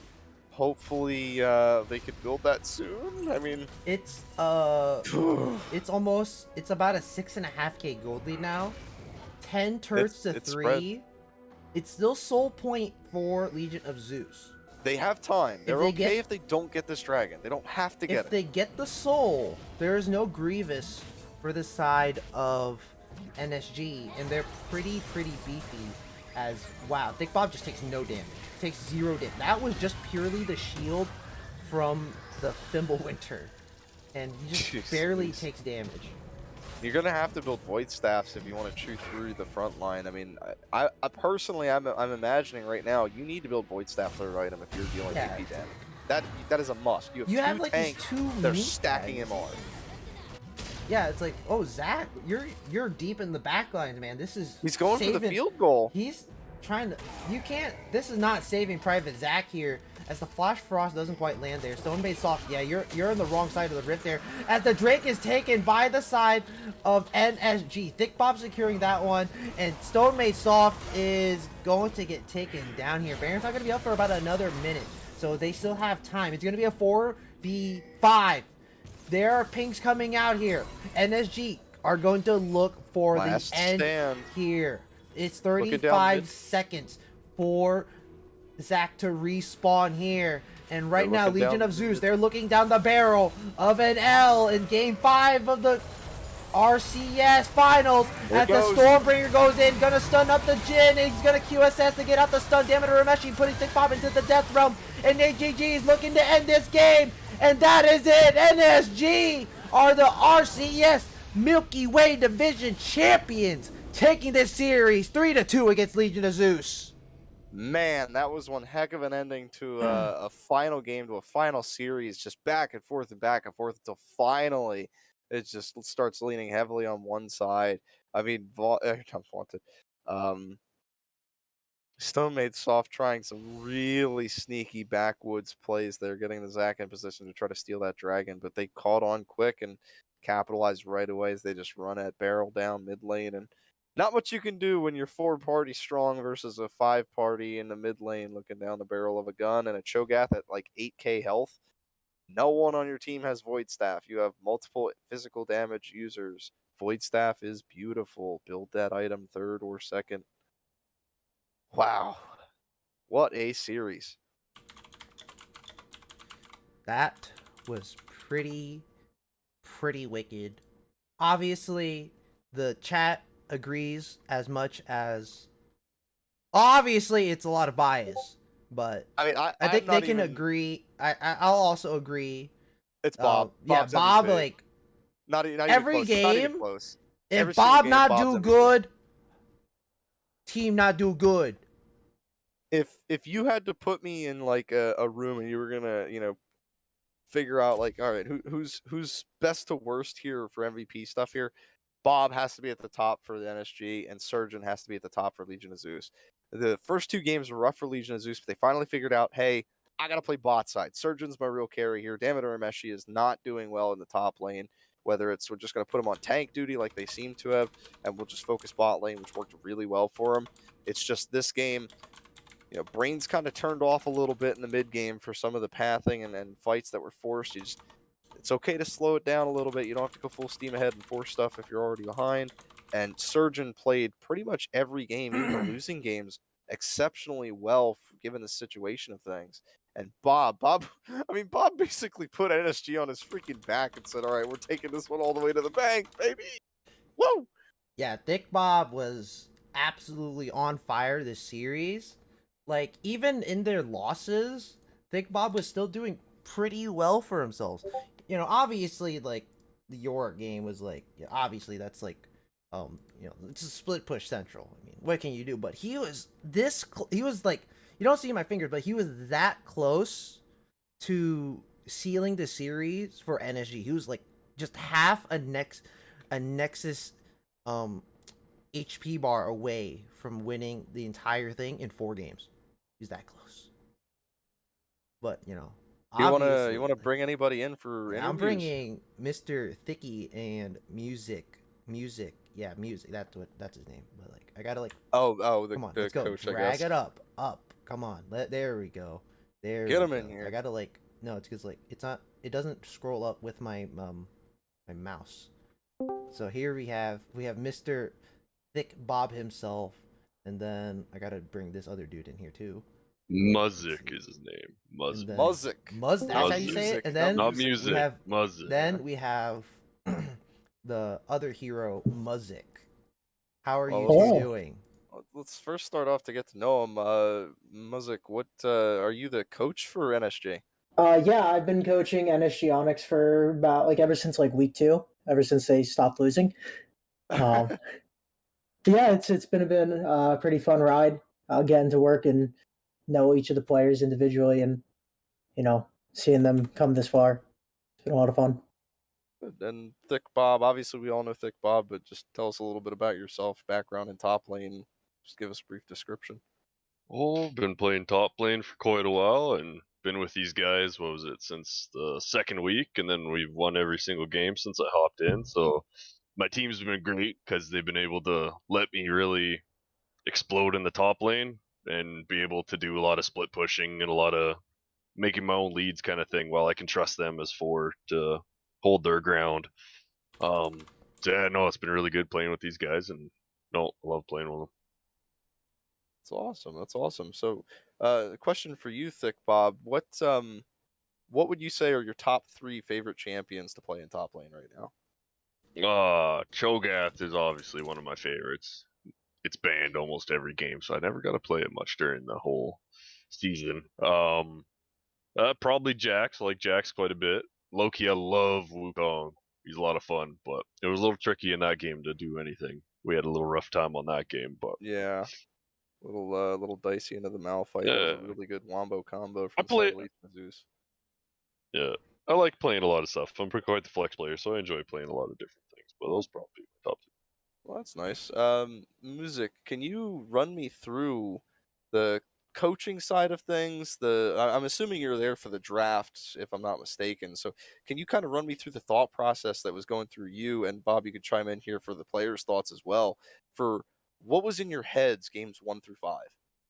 Okay, so to kind of going in a chronological order. So like game one, we wanted to we were experimenting a lot in draft theory before going into this series, talking about a lot of their uh, high agency picks and what would be most logical to ban out and in the order. And kind of from going on that, we had a reverse sweep in semis last week, and we wanted to kind of go through what made us like win in the reverse sweep and kind of run it through here, and that kind of worked really well in game one. Game two was a bit sloppier.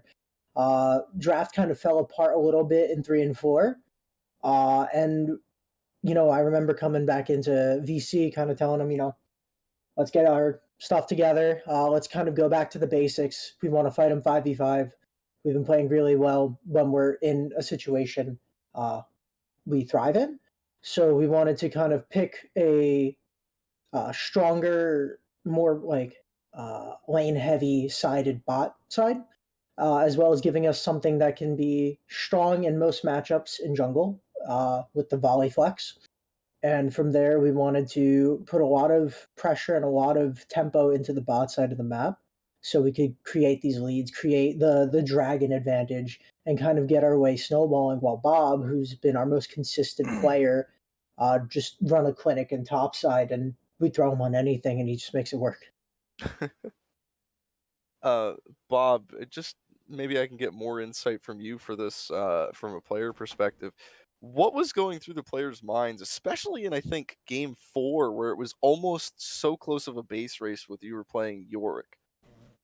A lot. Well, at that point, when the orange tried to duel me and I went for it, the second I got that and saw the base race starting to happen, I'm like, okay, well, I gotta go for it. We're so far behind. We just gotta go all in for it. There's no hope trying to defend. So was hoping we could just do the little dance, hold on as long as possible, and go for it. Which we were close. I was literally probably about like 1 to 2 seconds off of Yeah, it being was able very close. to win that base race. So it was a close play, but it was definitely a hard choice to make to ditch your own base and just go for it, especially because I was at like the first tier when the base race started, and I went through 3 turrets, an inhibitor tower, 2 Nexus turrets, and then the Nexus. So it was quite the run to go through. A lot of times, from my experience watching split pushes, where you have to make those long term decisions, it really plays and shows on how well you know damage foresight, not just in lanes and stuff like that, but damage foresight for towers. How far can I push? How much time do I have? Are they sending somebody back? If they're not sending somebody, making those decisions. And that was one of those decisions. Watching it, it was like a hands on the head kind of moment. Like, oh my God, is he going to do this? Because I'm pretty sure a lot of people watching that, myself included, at the beginning, we thought, he's crazy. Why is he not going back? And then it's like, oh, he's just doing that much damage to towers now. He might actually do it. And ultimately, it did fall a little short. But having that insight already shows a lot to the depth of knowledge that you have for a wide variety of champions. Whipping out a Yorick in game 4 that we've never even seen before, and being able to go that far and make that decision from such a long distance away from the end goal. Yeah, and yeah, Hullbreaker is just nuts. That's a big reason of able to do that kind of thing. Is just the depth of Hullbreaker is actually pretty disgusting. Definitely. Do you have any other questions, Banana, or did you guys have any like crazy moments that happened where the whole group of you and obviously we don't have high production level quality where we're able to record your comms, but was there any moments where you guys were like jumping out of your chairs like, yes, like we did it, outside of obviously winning the series? There was a couple really big ones, especially with Vaunted getting some of the smite steals. I believe was the first couple games. He Oh had my some God. really clutch snipes. Like he was on point on his smites that whole time. It was pretty nuts. And then yeah, we had a lot of pretty close fights. There were a lot really back and forth and back and forths. Yeah, fights definitely got pretty hypey. And then especially near the end of games when you're kind of pushing into the base after you win a fight, everyone, especially K's, getting right out of his seat. Yeah. That's awesome. That's good to hear that the players are at least able to enjoy themselves, especially in these exceptionally stressful moments or a 5-game final series. So that's awesome to hear. But Anna, did you have any questions that you had on your mind? um, Obviously, you went through as the aforementioned before, you went through a 5 game series last week, and you reverse sweeped BDER. So did you bring any of that momentum here to kind of help you with this series? Did that kind of help, or did you like kind of, because obviously the first 2 games y'all were pretty much dominating, but then like you staggered a little bit in games 3 and 4, like something was faltering. So what kind of helped bring it back? Was it like just kind of bringing it back with like the mental game, keeping it in, or was it kind of like changing the game plan a little bit and trying to um play less like apes? So I can answer this one. So we definitely took some takeaways from that best of five against BDR, in the fact that we had kind of a more like a plan of how we were going to take and approach game one, about wanting to play how we did in the last 3 games of that series with the uh, heavy pressure bot side with the tempo jungler, so Vaunted can run around and get objectives early, and play around giving Nate more resources, Cam more resources, and having them be able to um, become a bigger threat. And the thing that we did also take away is like towards the later half of the series, from tonight, when we were starting to lose a bit, it kind of reminded me of the first 2 games of last week, the semifinals, where I come into the VC, sit down or yeah, sit down with the players and just kind of think, you know what, it's okay, guys. Let's just our mental is scaling. We got this. Like it's not over till it's over, and I think we did a very good job of proving that both in semifinals as well as the grand finals. So obviously, y'all are the RCS Milky Way Division champs. Season 1, I could say, is a resounding success. Obviously, y'all only lost total in the entire in the entire season. You lost like 6 or 5 games in total. So obviously, with the resounding success that um what is it? It was a natural selected selection gaming. Obviously, with the success that y'all have here, are you looking to try to repeat next season, or are you going to try to take your talent somewhere else and branch out a little more? Um, well, I plan on sticking with NSG Onyx, and kind of looking forward to the next tournament that comes up, and kind of take this time to build up and work on our weaknesses and get better as a team as well as individually speaking. I look forward to being around with Natural Selection Gaming for quite a while, and I think this is the first of many victories to come. I have just one question. If this will be the last one, just what's one positive and one negative that you've seen from your team from a coach perspective, either throughout the regular series or just any playoff games or this game match, whatever you want to say, would be one of those positives or negatives that you've seen. Okay, so you wanted one of each, just to Yeah, clarify. yeah, Okay. just one of each. Well, Something that you can okay. maybe improve Well, on, maybe. uh, I think, man, what do I want to mention? I think there's a lot of times where sometimes it's gotten a lot better. Comms can get a little clogged up a bit at times. And maybe like certain areas of champion pools could obviously be expanded or improved upon, to open more opportunities for composition, variety, and kind of sneaking away extra picks whenever the meta were to shift. But one positive that I can definitely commend them for, well, two, sorry, is one, their mental fortitude is astounding. Like, it is crazy how much, like, they can take in a series and how much they can stay strong and keep their head in the game and eye on the prize. And kind of to coincide with that is they can take what they've learned from the middle of a series and implement it immediately, and definitely like adapt and learn in the middle of a series and change how they play, and it's insane to see. Sounds awesome. I mean, that's everything you can expect from a team.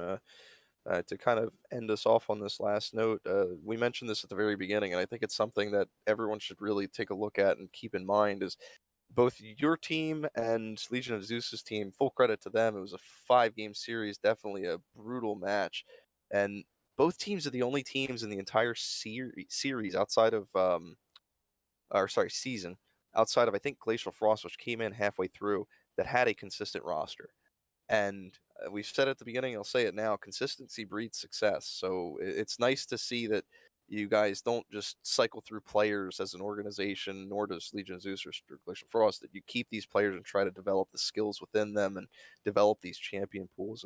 And it's nice to see that and express that, obviously, as you guys ultimately became the winners of the Reality Championship Series. So, Banana, if you want to, or if you have any last comments on that music.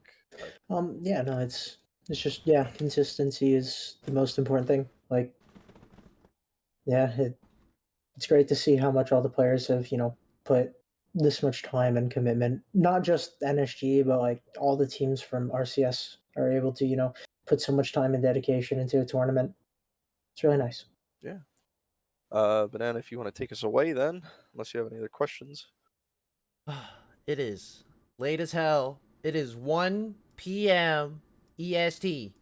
Obviously, this was a big best of 5 series. Congratulations to all the teams that played in the RCS, especially congratulations to Legion of Zeus and NSG Onyx for making it to the finals, and doubly especially for NSG Onyx for winning the entire thing.